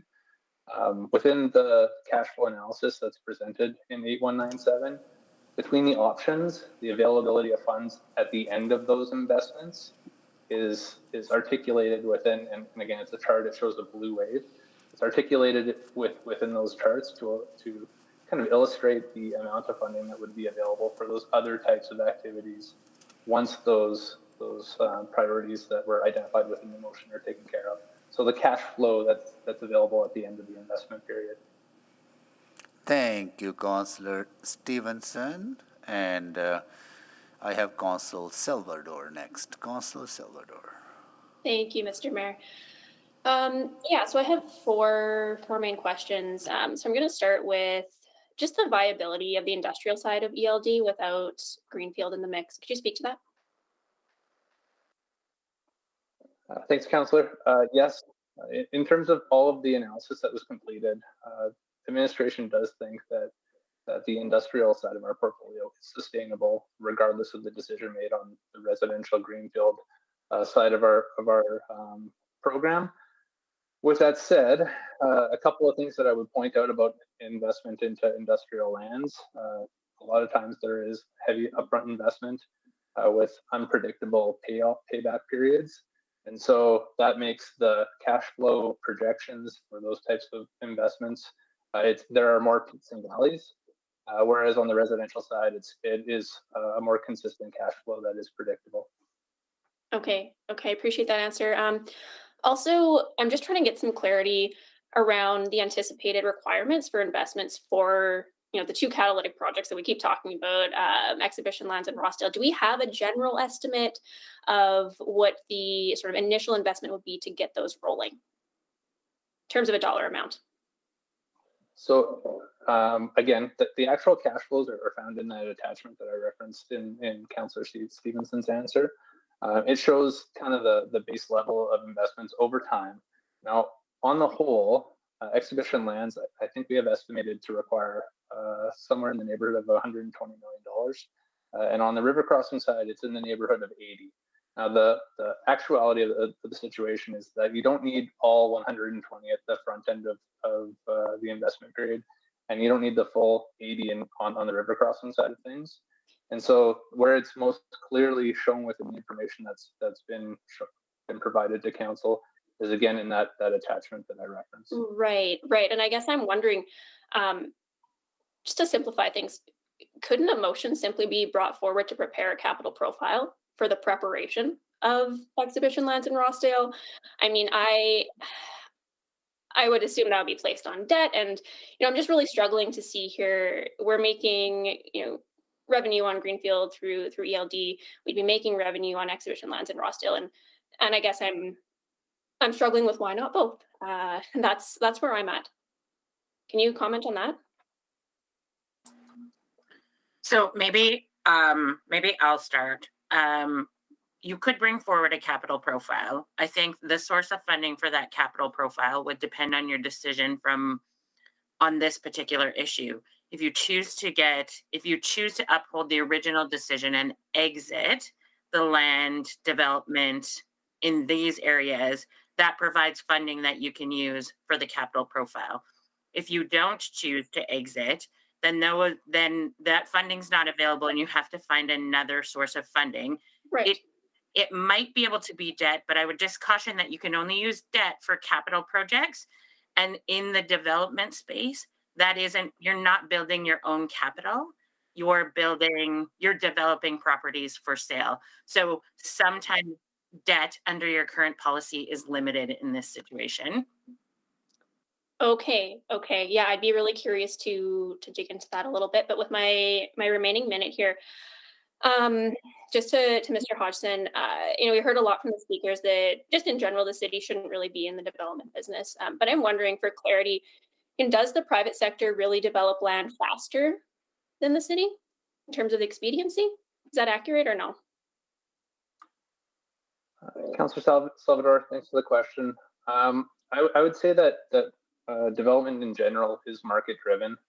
The program that we have within administration, we are policy directed, and so we do make decisions on how we interact with the market in ways to not have an overly influential impact on certain areas and certain situations. And so the best example that I have to provide with that is our most recent development in Laurel, where there was a decision made to, rather than to bring all of our lots to the market all in 1 year, to release those lots in phases over a period of 4 years, again with the idea around not having unnecessary impact on competing businesses in the area. So there are some decisions that are made in that regard that again are intentional, but realistically, taking land from raw land to a subdivided lot,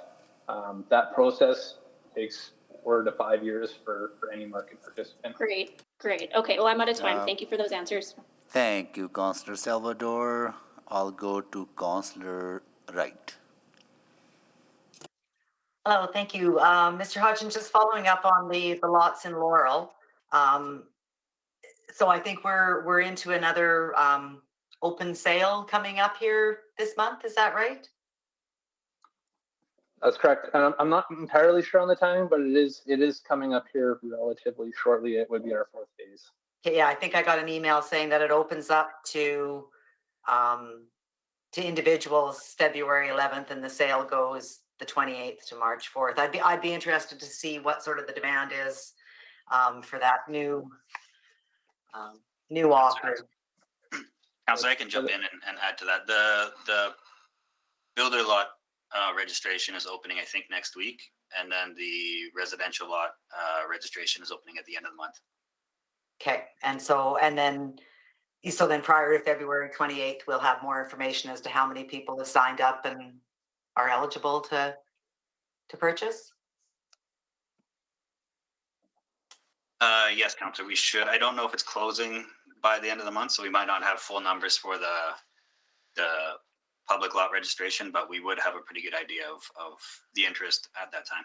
Okay, I'll be curious to see if the demand is still up there as it was last year as well.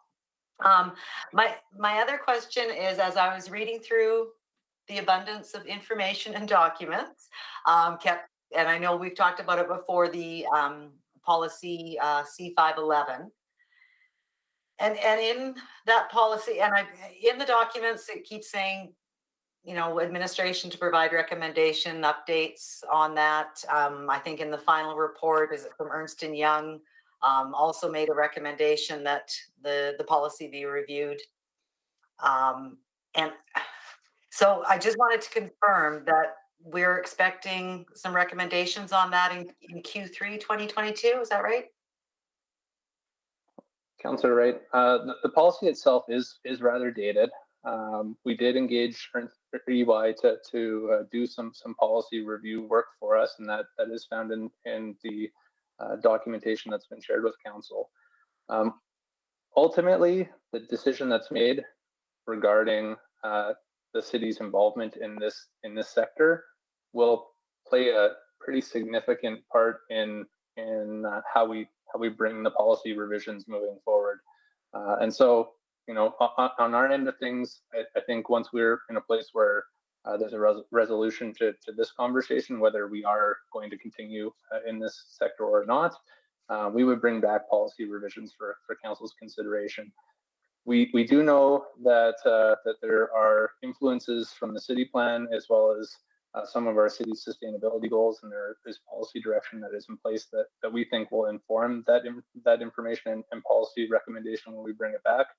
I imagine that if we're in a place where we have a direction on this portion of our portfolio, that we probably would be in a position to return with policy documentation that updates that policy, likely by Q4 2022.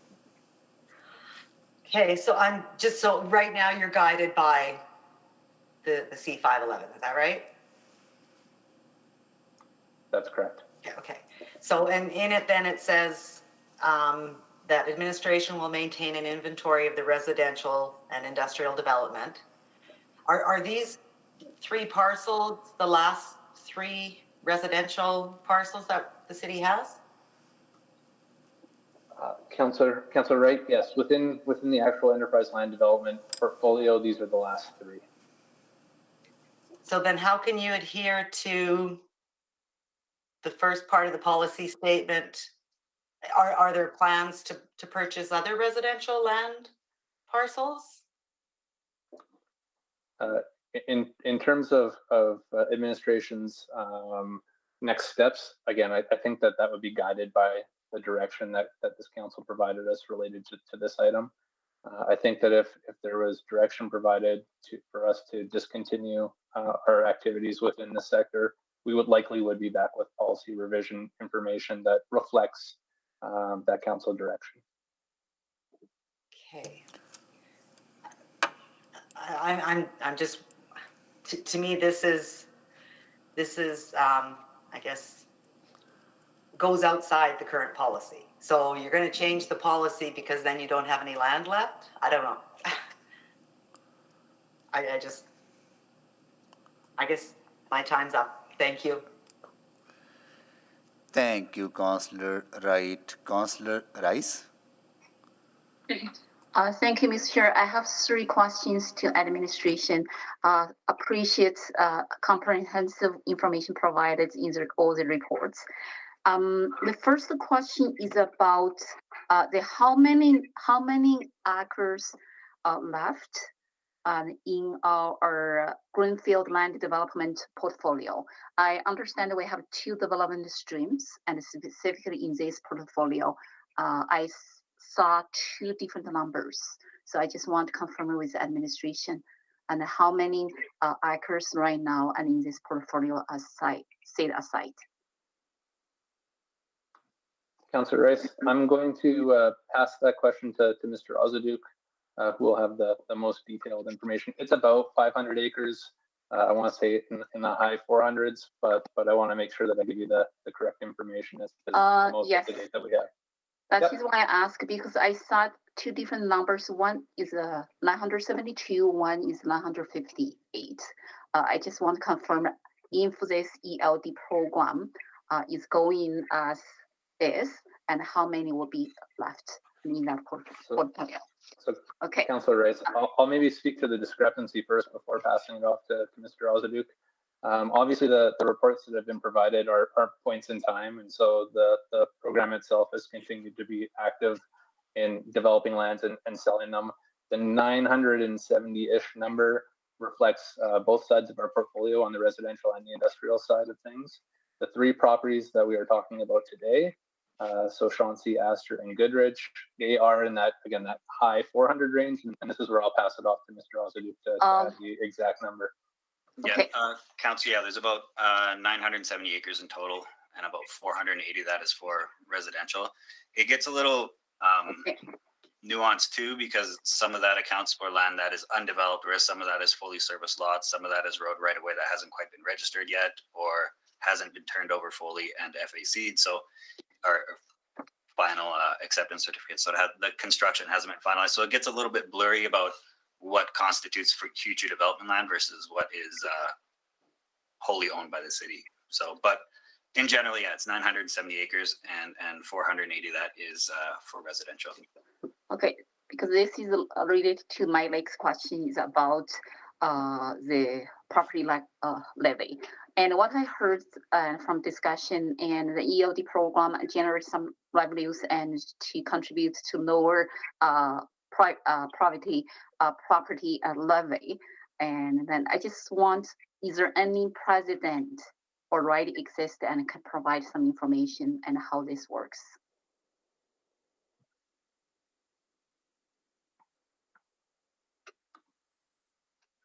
Councillor Rice, I'm not sure that I understand the question. Are you able to rephrase it? Yes, no problem. I'll repeat one more time. And so what I heard, and the ELD program generates revenue and to contribute to lower our city's property levy. And I just want to know is there any precedent or example, and then how this works? You can describe and provide more information. Yes, thank you. Thank you for the clarification. So there is actually another policy that that governs the distribution of proceeds within land enterprise. That policy is C516B, and that policy states that there will be an annual dividend that's paid back to the city based on the actual net income of land development activity of land enterprise. That dividend is 25% of actual net income of land development activity, and it's paid in the second quarter of the following year. So any of the revenue or income that the program achieves in the previous year, 25% of that net income gets paid back to the city as a dividend in the following year. In terms of stats around what that contribution has been over the last 10 years, I think on average we're in the neighborhood of $2 million per year in straight dividend that's provided back to supplement the tax levy. Okay, thank you. So I may follow up for that information to have better understanding and the details. And so my third question is about the scope of ELD program, the development. And so it's my understanding is not to provide the support for affordable housing program. So is that fair to say that?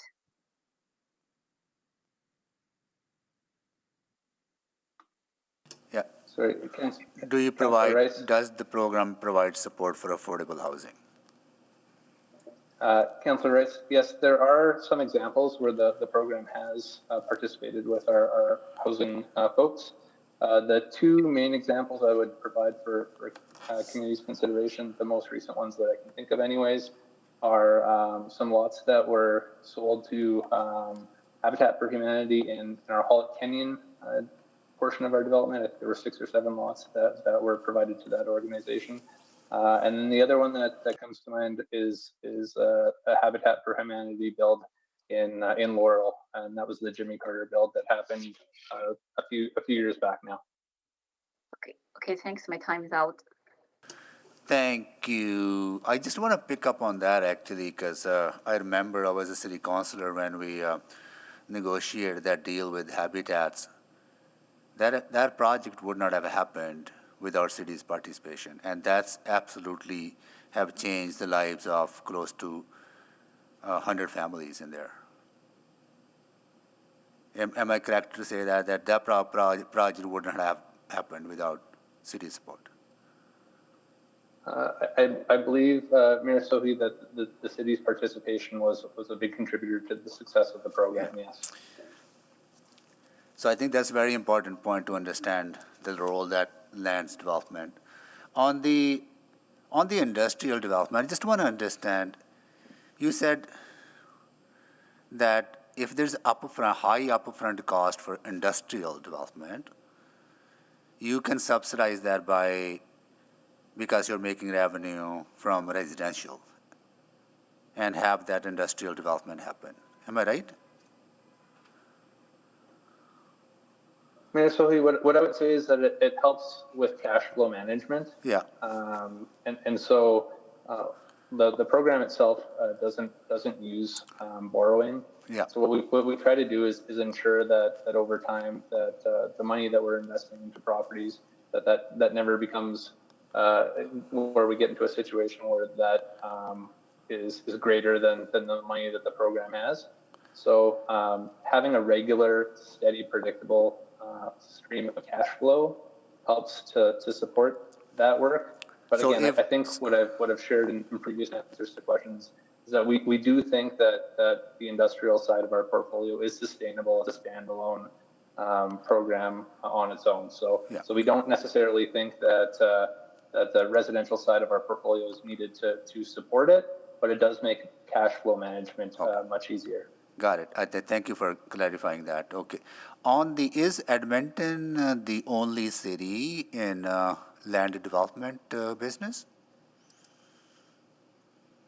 You can answer that question later on if you don't have the answer now. No, Mayor Sohi, no, we're not the only city in the land development business. One of the reports that came forward, I believe it was one of the first ones with PwC, CR 7122, in one of the attachments, and I don't have the exact attachment number in front of me, referenced some work that was done by Ernst & Young. There was a survey that was completed. It's found on page 261 of the council package. And there is also some additional information on page 216. Okay. But that outlines some of the different government organizations that are active in land development. And if you give me one moment, I can just It's okay. reference some of them. Maybe you can share that later because I only have 2 minutes left and a few other questions. Sure. And also, has the demand for these city developed lots have been consistent over the years? Because I remember we used to do the draw here at City Hall and people were used to line up starting at midnight for a morning draw. Has the demand been consistent?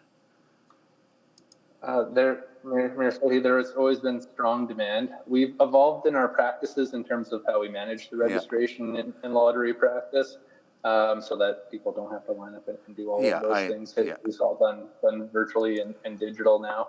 But yes, the demand that we've seen has been pretty consistent. In terms of how we've measured that over time, it's differed. There were points in time where we only allowed a certain number of registrants, and that was based on like a first come first serve basis. More recently, we've been able to open that up completely, and that's where we have the numbers that are shared in the council reports. So the most recent subdivision had 8,600 plus or minus registrants for the lots that were available. Another number I saw somewhere is that the dividend that was paid to the city from 2008 to 2018 was close to about $50 million. I could be wrong on that number, so it's not an insignificant amount of money. And this question is to Ms. McCabe. Don't we have one of our objectives as City Council, maybe is to Ms. Padbury, to actually diversify our revenue sources so that we can continue to provide services and reduce dependency whichever way we can, maybe even a small amount on property taxes and user fees? So we do have a policy on a fiscal policy for revenue generation, which talks about who should pay for what services and how they should be paid. I would say though that we don't, other than these land development policies, we don't have anything specific that says we should use profit-making enterprises to lower the tax levy. That's not in policies specifically. All right, thank you for that. And I'm out of time, and I will go to Councillor Jans next. Thank you. And to the administration, to probably Mr. Hodgson, confirming the federal government also makes land profit through the Canada Lands Corporation. Is that true? Councillor Jans, I can't speak to the profit that they make, but they are active in land development. There is a development in Edmonton, Griesbaugh, that is a great example of their work. They are active in other areas throughout the country as well. And there are, again, if council has time to reference the document and pages that I had shared earlier, Calgary, Saskatoon, Medicine Hat, Toronto, Surrey, many others that are actively involved in this area. And I guess maybe it's a simple question, but the primary goal of any industry organization is, or I guess the primary goal of any corporation for that matter is profit. Would you agree?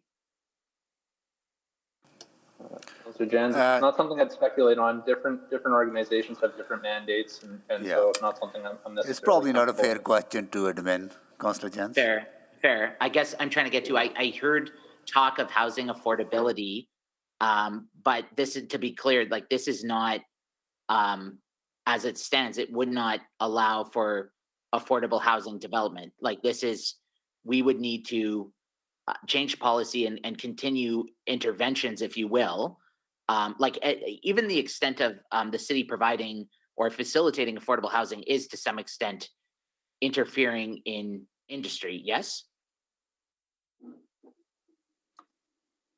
Councillor Jans, in terms of our activity, we have had opportunities where we've been able to help our vulnerable population through access to our land for affordable housing development.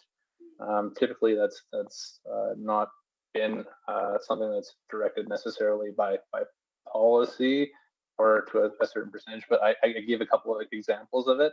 In terms of intervention of government into that market itself, ultimately that's driven by the decisions of council, and in terms of identifying whether there is a gap there that needs to be filled. Yeah, and how would you counter the claims by REAC that we've got the numbers wrong here, that that administration's doing the math wrong? Because I hear the profitability and I see the revenue on our balance sheet.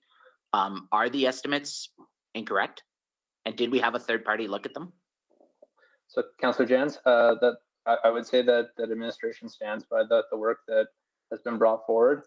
In terms of the numbers that have been presented previously, PwC was brought on board as a consultant to complete that financial analysis. It's provided within the council report.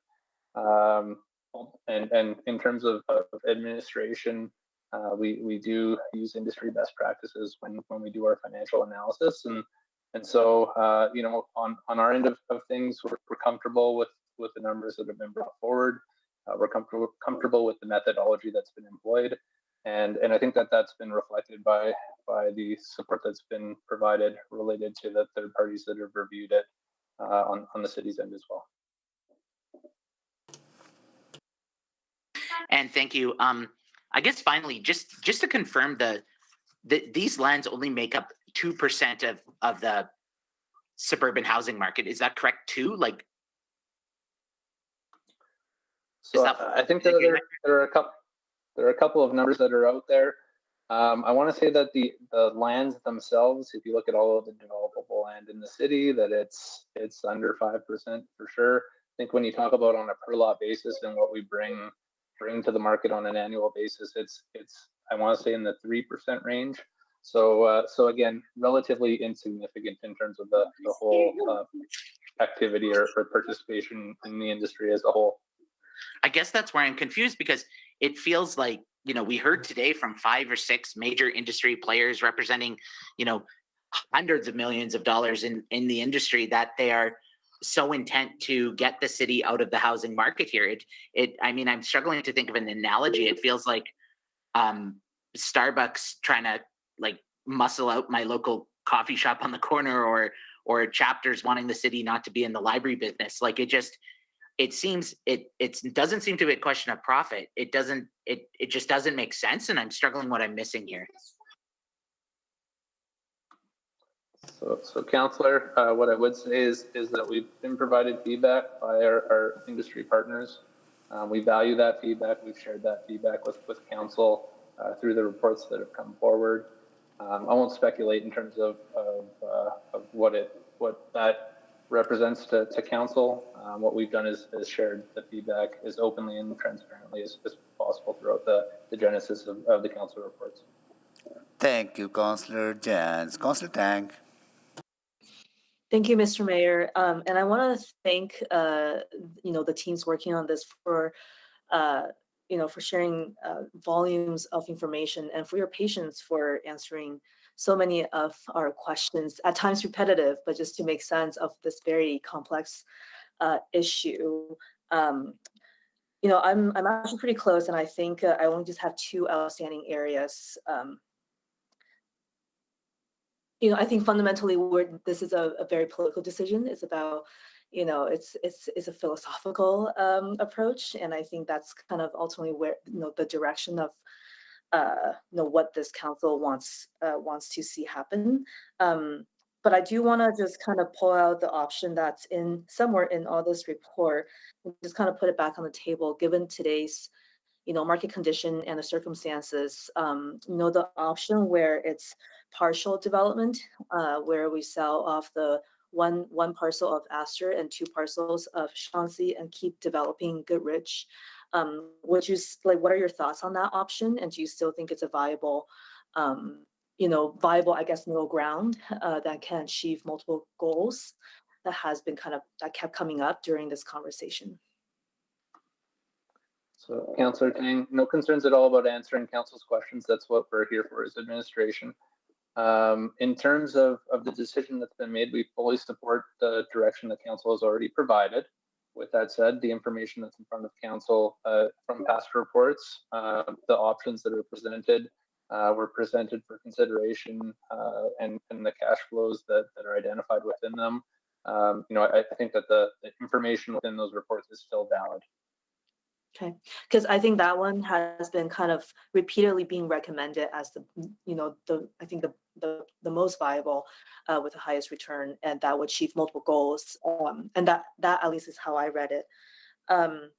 And I guess the other piece I wanted to kind of bring up is to one of the earlier comments, to some of the speakers in terms of, well, some of these laws currently, there is no condition of, the houses built will be sold below market. And even though we're currently not mandating some of those conditions, but we can if we wanted to, right? So I won't speak specifically to the mandate of what they sell the end user houses for. But I will say, and just to clarify some information that was provided earlier, we do have sustainability and architectural design guidelines that do require builders to build in a certain way. To elaborate on that, we require that homes are built solar ready, and there was some discussion about that as well. We do require that builders obtain third-party certification that the home has been built green, silver, or better. We do encourage Build Green Gold or Platinum, and certainly encourage CHVA Net Zero ready as well. And another requirement that we do require or layer into our sales agreements is that houses are built with an Energuide rating of at least 15% better than a typical new home for the benchmark home on the Energuide label. So in terms of building requirements, those are factored within our sales agreements. In terms of restricting the sale price in a future property transaction, I'm not sure of the city's ability to do that. And I might ask for some support from our legal folks on the call in terms of any mechanism the city may have to restrict things. Thanks, Chris. Yeah, once we sell the land to the builder, then we wouldn't really have a mechanism to dictate how much they then sell it on to the end user for. Okay, gotcha. And then to some of those things that you had mentioned earlier, Mr. Hodgson, in terms of we encourage builders to build some homes to certain standards. If we sell off the land to private industry, we also lose that ability for those kinds of encouragement. Is that right? So Councillor, I think where I would draw the distinction is that we don't just encourage. There are contractual requirements that they meet those standards. Typically, how we secure that is through a performance fee that or deposit that is returned to the purchaser if they meet the standards that we've set out. So it's while we encourage some of those more aspirational requirements within the sustainable built form, there are certain elements that we require by contract as well. Okay, great. Thank you so much. Thank you, Councillor Tang. I don't see more questions. Mr. Hudson, your answer on industrial land development and the kind of supplemental, how industrial and residential, suburban residential kind of supplements each other, actually made me curious to ask you a question around some of the barriers that we're facing in infill development, right? If a profitable greenfield development can assist us or make it a little bit easier on industrial, if we were to look at maybe expanding the scope of your work and look at how the barriers to infill development, particularly the upfront infrastructure that is required for small infill development, by having hydrant upgraded or a little bit of back alley upgraded for that missing middle, right? You made me curious to think about that, about potential possibilities of actually looking at that. I'm just thinking aloud. I just want to get your thoughts on that. Yeah, Mayor Sohi, those are the exact kinds of things that we considered as well. When we look at some of the options that have come forward, the options that leave us with a greater amount of cash at the end of the day allows us to have flexibility in making those recommendations and investments to council. So I would say that has definitely framed our thinking in terms of the potential that exists. Should we decide to take any of the different paths that have been suggested? Obviously, if we go down the path of selling the properties and council agrees that there's a priority to the transformational infill projects that have been suggested in some of the recent reports, that the ability for the city to participate in some of those other things becomes much less. Yeah. So it's not just, I'm not thinking about selling. What I'm saying is that if we can continue to make more money in areas where it's easy to make money, use that money to unlock potential in areas where it's difficult to, not for us to make money, but private sector to make, particularly infill. So I'll think more about it, right? This is just a thought that kind of formulating in my mind. I might not be ready to properly articulate at this time. I might have to think a little bit more about that. But something that you made me kind of forced to think about, because we heard a lot from the IDEAS organization or the IDEA organization, that infill development organization, that identified a number of barriers related to infill, right? So, yeah. Okay. Thank you for that. I see, sorry, Councillor Knack. Thank you, Mr. Mayor. So that does raise a question that I wanted to ask. So we have coming up this year through budget, we're going to be talking about what kind of investments we want to be making as a city into services within mature neighborhoods to allow for more infill. We have a conversation that will come up around services that we want to invest in to advance our industrial land, which a lot of it is unserviced and currently not activated yet. And we have some conversations coming forward on some of these city infill development projects, river crossing and exhibition lands.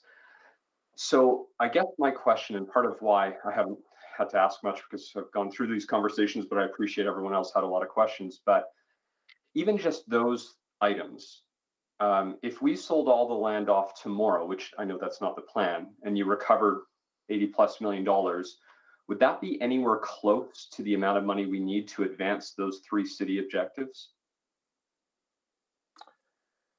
Councillor Knack, the analysis that we completed, and again, it's found in CR 8197, shows the breakdown of cash flows for those 2 transformational projects that I've referenced. In terms of those alone, if we turned around it and council made the decision to continue on to continue on with the previous council's direction to sell as is, there would be limited availability of funds for some of those other items after you take into account some of the investments that would be required in the priorities that were brought forward as part of that report. So I would suggest that no, that selling all of these properties would not likely get you to a place where you would be able to solve all of those problems. Yeah, and I guess that's my piece. So I'm trying to, set aside those 2 projects, which I know you've identified in the report, and appreciate that information. I'm thinking about the industrial development that we have, and not just our land holdings, but we've got 3 unserviced industrial areas in the city that we're currently developing a strategy of how we're going to bring services to those areas. And I know the team's currently working on that right now, but my understanding is that that work is in the hundreds of millions of dollars, if I've understood correctly. Is that correct? Unfortunately, Councillor Knack, I don't have the numbers in front of me, but the magnitude of the investment required was large. That's correct. Yeah. And that's just our unserviced industrial development, which we're trying to bring up to a standard to attract new tax revenue, new financial growth that would allow us to accomplish more things. So, okay, I guess the last question, and because part of this, and I appreciate that we don't necessarily want it to be an either or, but unless we're going to increase your department's budget to have more staff, in a way, this is a bit of an either or. So I just wanted to get a sense of, with the team that you have who work diligently and appreciate all of their work to date, what do you have a bit of a breakdown about percentage of time they spend on those three different areas, from the industrial side, city land holdings, the greenfield holdings, and our infill projects? Do you have a sense? I mean, are we talking in the order of, is it split 30, you know, third, a third, a third? Is it, do you have any idea that you could break it down like that? I'd maybe ask for Mr. Osadu to support the answer, but I don't think we have it broken down as a percentage. We have, I think it's 7 folks that are dedicated to the Enterprise Land Development Program itself. So it's a small, nimble, agile team. It leverages consultants for expertise on a regular basis, and really acts like what the model that you would see in the private sector. So in terms of breaking that down into percentages between our industrial versus our residential work, no, I don't think that we have anything like that quite available. Sure. But certainly, yeah, I know it's tough. I was just trying to get a sense of knowing that it's a small team, and I appreciate probably on any given day they're working on all 3 areas at different times, and it's probably not always a complete number, but I just thought that might help. But appreciate that. That's okay. It's okay that you don't have that. Those are all my questions, Mr. Mayor. Thank you. Thank you, Councillor Knack. Councillor Stevenson? Yeah, thank you. Actually, I was going to pick up right where Councillor Knack left off, just in terms of the consideration of the partial development, what that potentially means for the ability of land enterprise to focus on some of the more infill-oriented projects. If new staff would be needed, is by keeping the greenfield portion open, are we missing out on some resources that could be focused elsewhere? Again, I'll let Mr. Osadu take this one in terms of capacity. I know that currently, as it sits, we do have project leads in both those major transformational projects. They reach into areas across the city to support the work that's done there, depending on the focus of those projects, because they are complex, right? They're not just land development projects. They are projects that require engagement and work in the community, and work with partners that are operational in those areas. And so, I think that anytime there is added complexity to our work, that has impact on capacity. But again, I'll let Mr. Osadu speak to whether our current staffing complement is sufficient to balance those priorities. Thanks, Chris, and thank you, Councillor. Yeah, currently staffing is not an issue. Right now we deal with the greenfield work, but we also deal with infill surplus projects. We manage the First Place program, and we're actively working on both river crossing and exhibition lands. So right now, yeah, we're able to manage all of those projects with the current staff that we have. To clarify, that the team for Enterprise Land Development is only 6 individuals, and they manage both residential and industrial greenfield portfolio. And then we have additional staff that support the surplus infill work, and then the other projects. And then I would also point out that, as in line with industry, we also leverage consultants.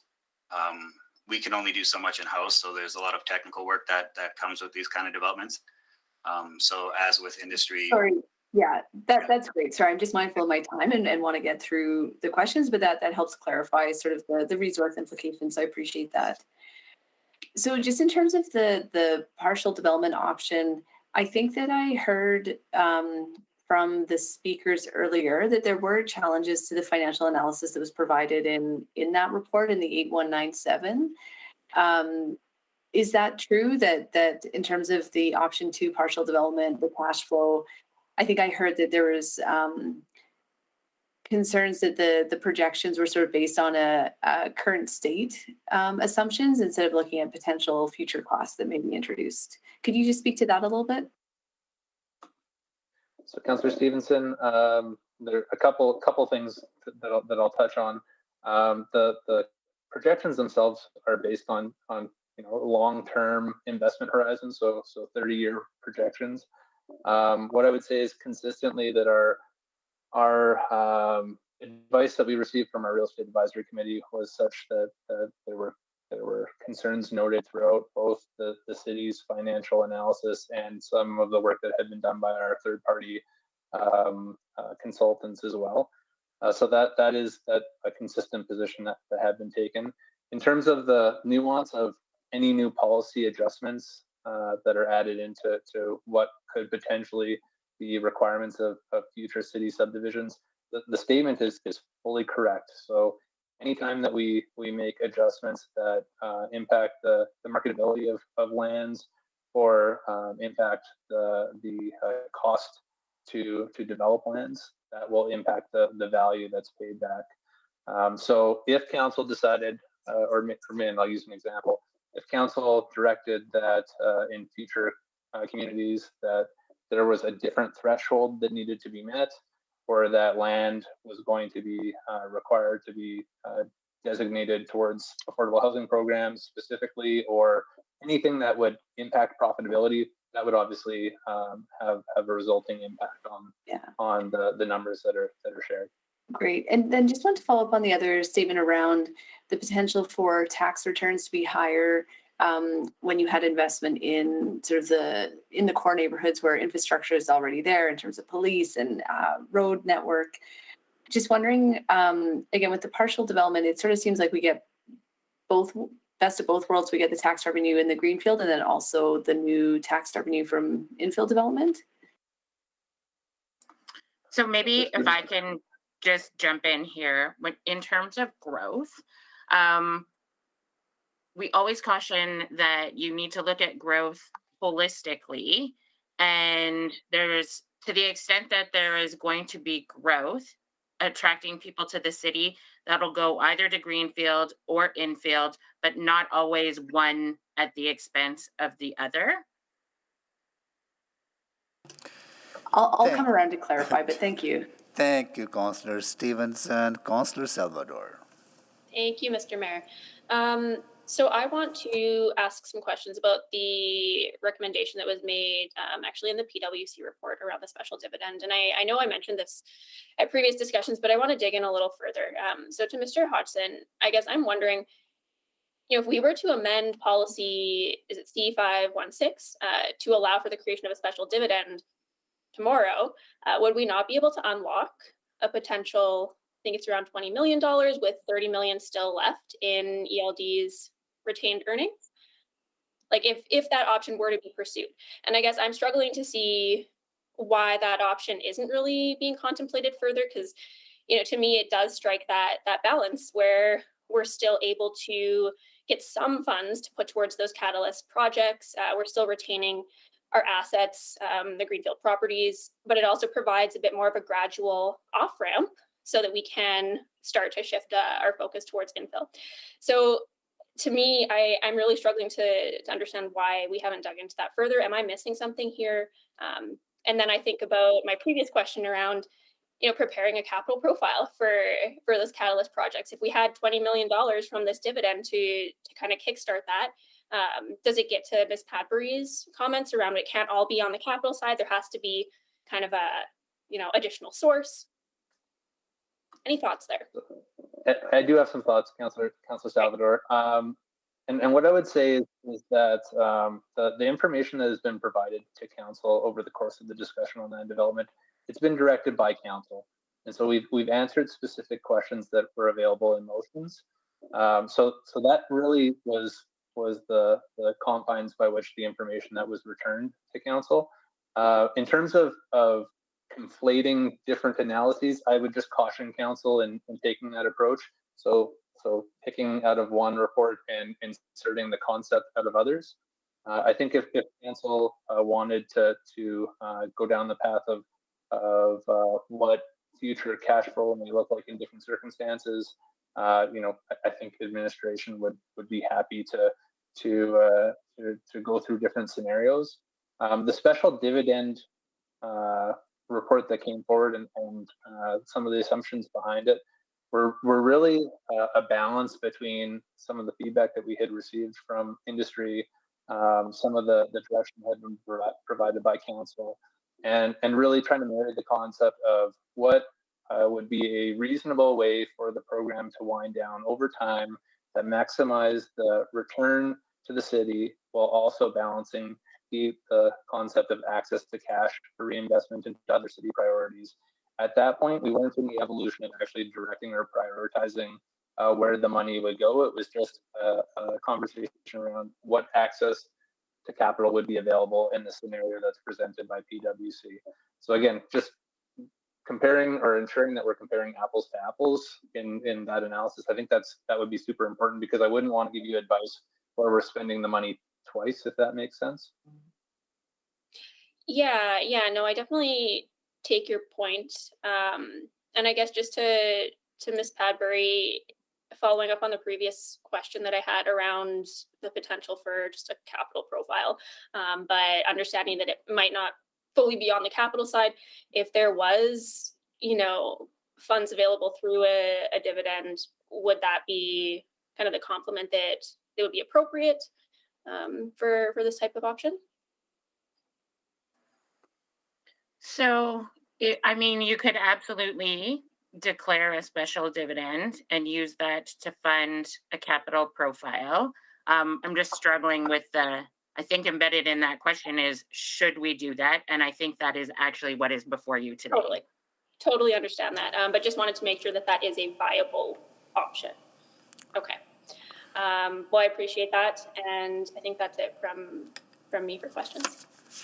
Thank you, Councillor Salvador. We are at 3:30, and Madam Clerk, committee doesn't have to make any recommendations or anything, or could, but if nothing is done, this would go to council, because this was a motion from the council to here to be heard from the public, and then goes back to council, and council will vote on it, right? If we could just get a clear, even referral motion to... So it would have to be referred back to council? Yes, and okay. The next council date is February 7th. Yeah. So I'm not sure if you want to put it on that city council meeting or the following meeting. Oh, February 7th is already packed. So what would be the next one? February 22nd. I don't know what the agenda on that is, but I don't know what the will of the committee is. Is 27th okay, committee members? If you, or if there's going to be a lot of questions, we should take the break, because council members may have calls scheduled during their break. So what we'll do, we'll take the break now, and we'll be back in 15 minutes. Okay?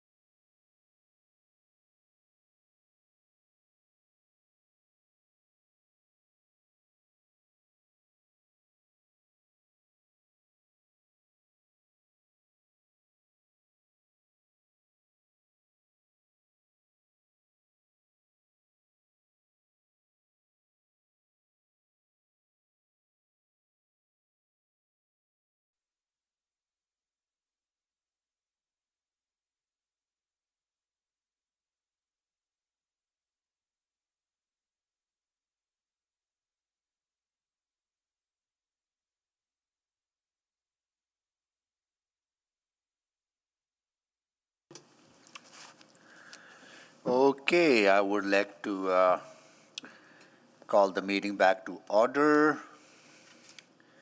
And I will do a quick roll call of committee members first. Councillor Stevenson, Here, Mr. Mayor. Councillor Knack, Good afternoon. Councillor Rice, Here. Councillor Rutherford, Hello. and I will check if other council members are here too, because was want to know if everyone is here. Councillor Wright, I'm here. Councillor Principe, Hello. Councillor Paquette, Councillor Tang, Hello.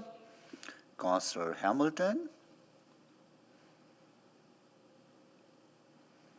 Councillor Salvador, Hello. Councillor Cartmel, Hello. and Councillor Jans. Councillor Jans, that was you, right? Yep, sorry, here. And I'll check again if Councillor Hamilton is there.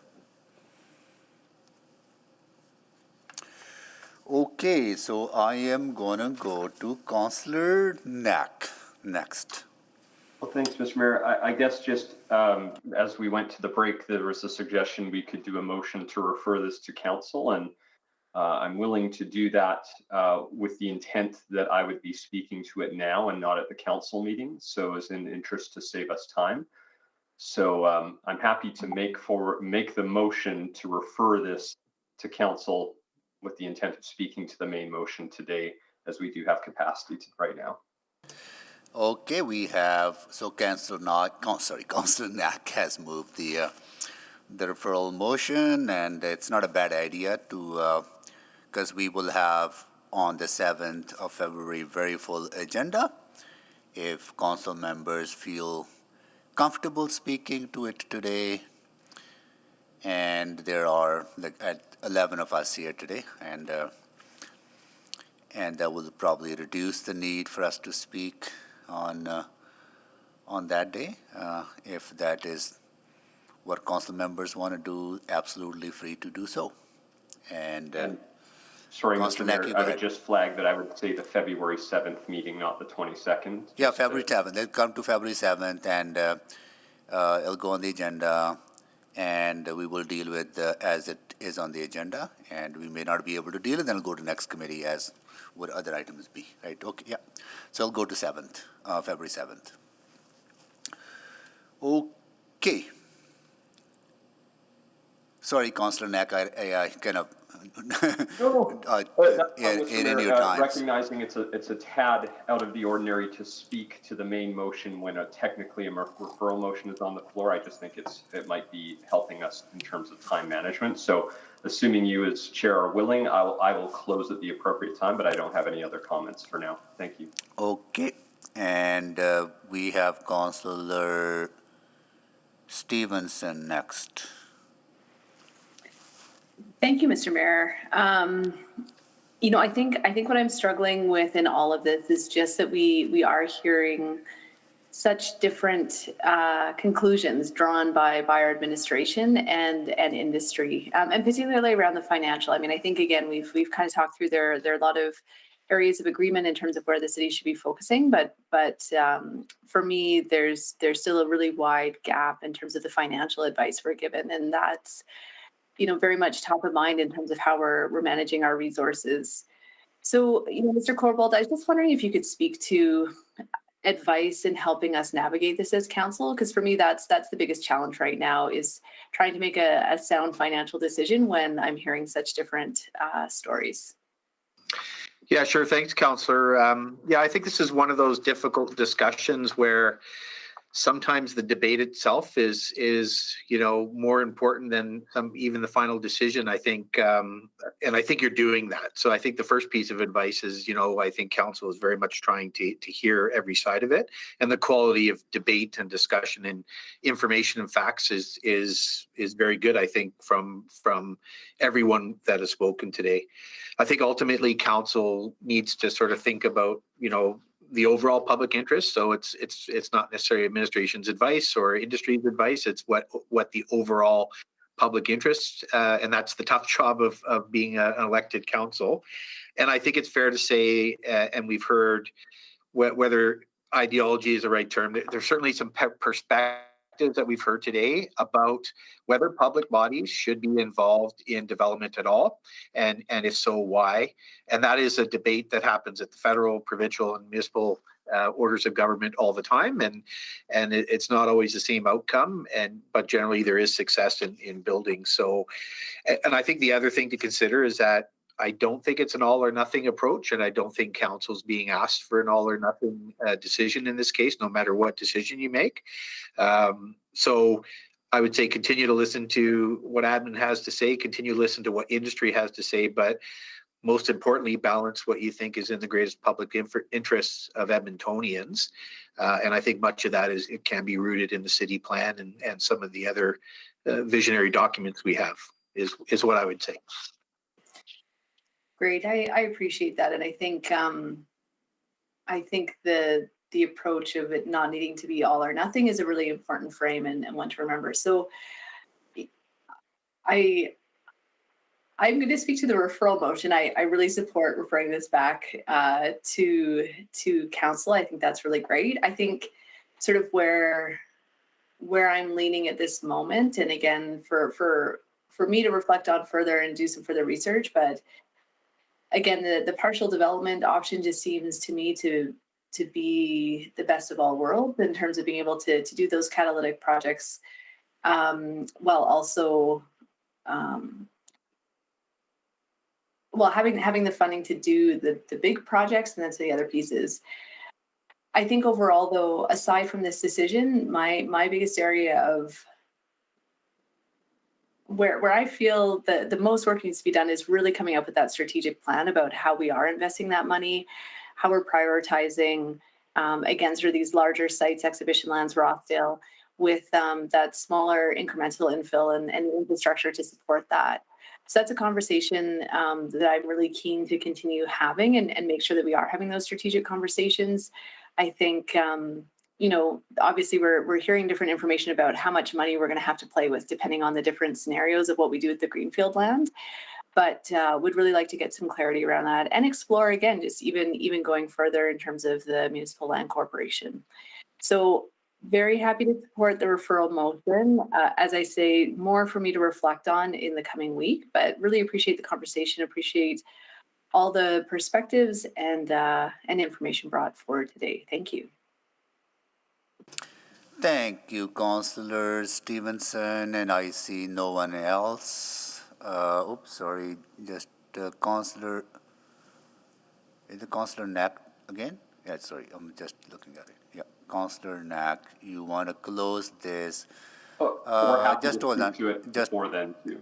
I don't need to close per se. If others want to speak, I'm happy to start speaking and then others can speak after me, but I'm also happy to close. Sure, go ahead, you can speak. Yeah, I figured maybe I'd jump in case others want to still speak but are taking a bit of time to consider their thoughts. So appreciate the conversation today. As mentioned, I didn't really have a lot of questions and because I've gone through a lot of these discussions before and appreciate that there was a desire to get a lot more information. So I want to thank my colleagues for that. There's a few things that I'm considering when I think about this. So I'm going to speak to the main motion now, and I'm not going to speak next week no matter what option goes on the floor, because at this stage I'm not willing to support the original motion to reinstate this program, and I'll explain why. So there's a few lenses I look at this from. The first, we heard conversations today about the environmental lens. And I think truly if we are going to prioritize that the way I think we need to, we've really got two options in front of us. Not allowing any type of further development in our greenfield, or at least moving forward with some pretty significant regulations on housing. Us developing a small portion of greenfield land is not going to move the needle in a material way in the environmental side of things.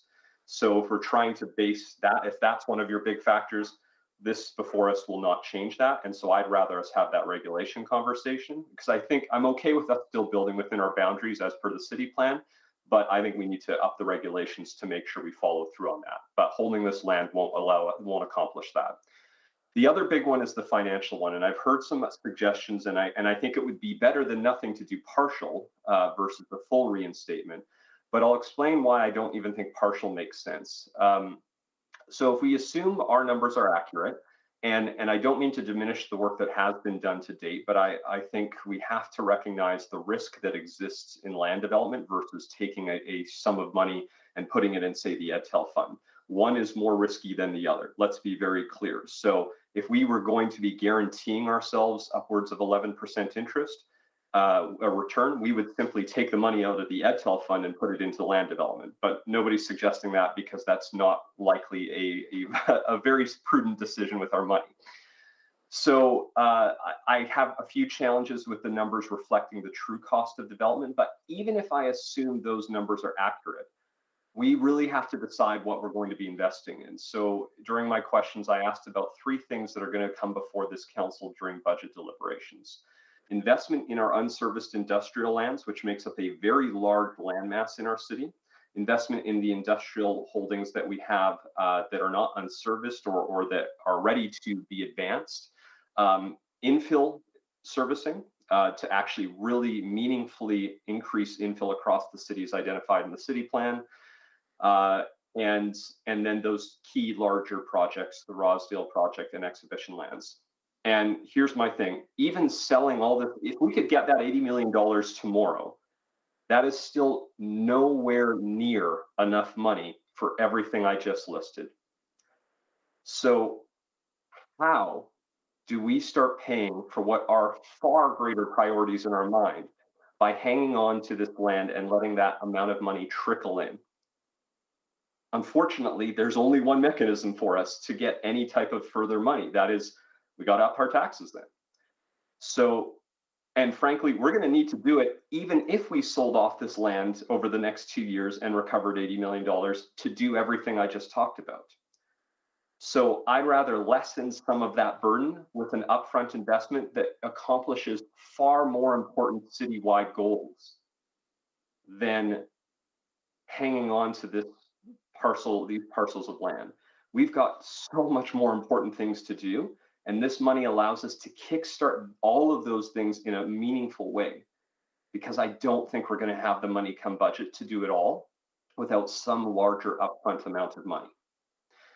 So that's really it for me. These are some great questions. I don't fault for folks for saying, well, it's guaranteed investment or, guaranteed in air quotes, you're going to see some return. But think about everything we're going to be having in front of us in this next 4-year budget, and ask yourself how we're going to pay for that and what gets us the best way to accomplish those goals. This is a pretty substantial upfront amount of money that can help us accomplish so much more in this city. And I am very worried about us not being able to accomplish the goals of our city plan in a meaningful way if we don't have something like this before us. So that's why I won't support this motion. If there's a hybrid motion, I'll support that if I have to. But I think we need to go forward with the original plan. Thank you. Sorry, thank you, Councillor Knack. What I'll do, I'll speak to it today because on the 7th, I have another competing meeting that I have to attend, so I may not be actually have the chance to speak to this on that day. And I might be able to come in to vote depending on the schedule, but I may not have the time to speak. I'll highlight a few things why I think this decision needs to be reversed and we need to continue to develop these lands. Main one is on the economic development. I have heard from few small builders who actually started their business by having access to city-owned lots. Now they're able to grow their business. Some are actually getting into infill now. But had they not had that opportunity, they probably would not have started that business. I think that is important from economic growth point of view. And they happen to be exclusively from racialized communities, right? It's not that small builders don't have access to private sector lots, but this is a very unique situation where I have actually seen in reality people starting their business because this opportunity was available to them and then growing their businesses. So I heard from them, and I heard from their contractors who rely on this opportunity to continue to have jobs. So that's one. The second one is I understand the need to invest in catalyst infill developments. My worry is that we are moving away from low risk investment that generates revenue for the city and shifting that investment over to very high risky investment where we could easily lose all of this money and may not get anything back or very little back on this, because that's the exhibitions lands or the other catalyst projects are pretty risky.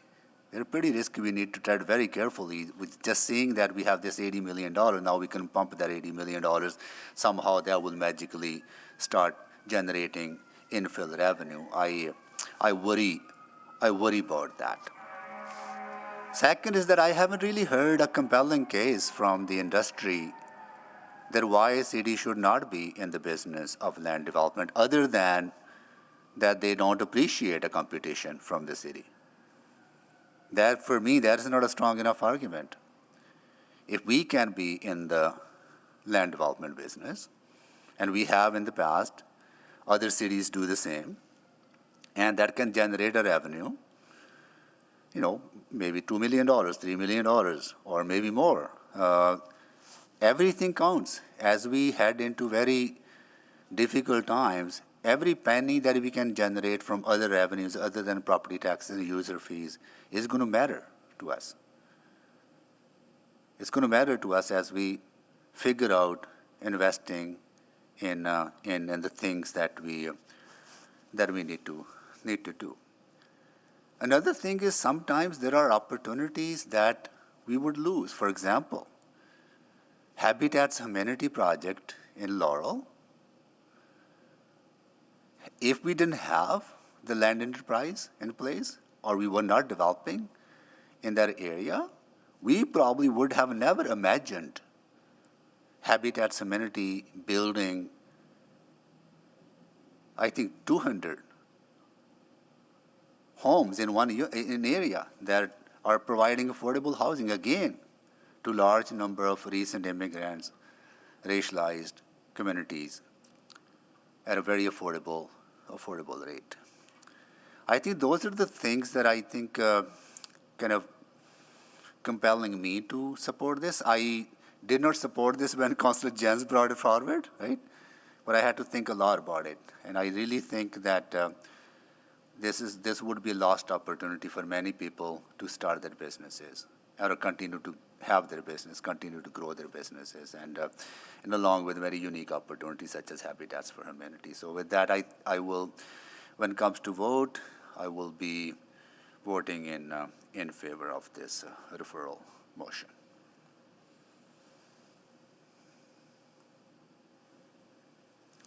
And with that, we do have a motion on the floor.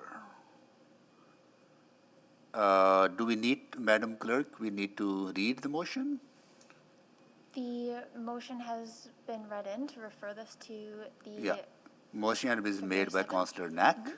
So if we could vote on it? Yeah, let's vote on the motion, sending it back to council.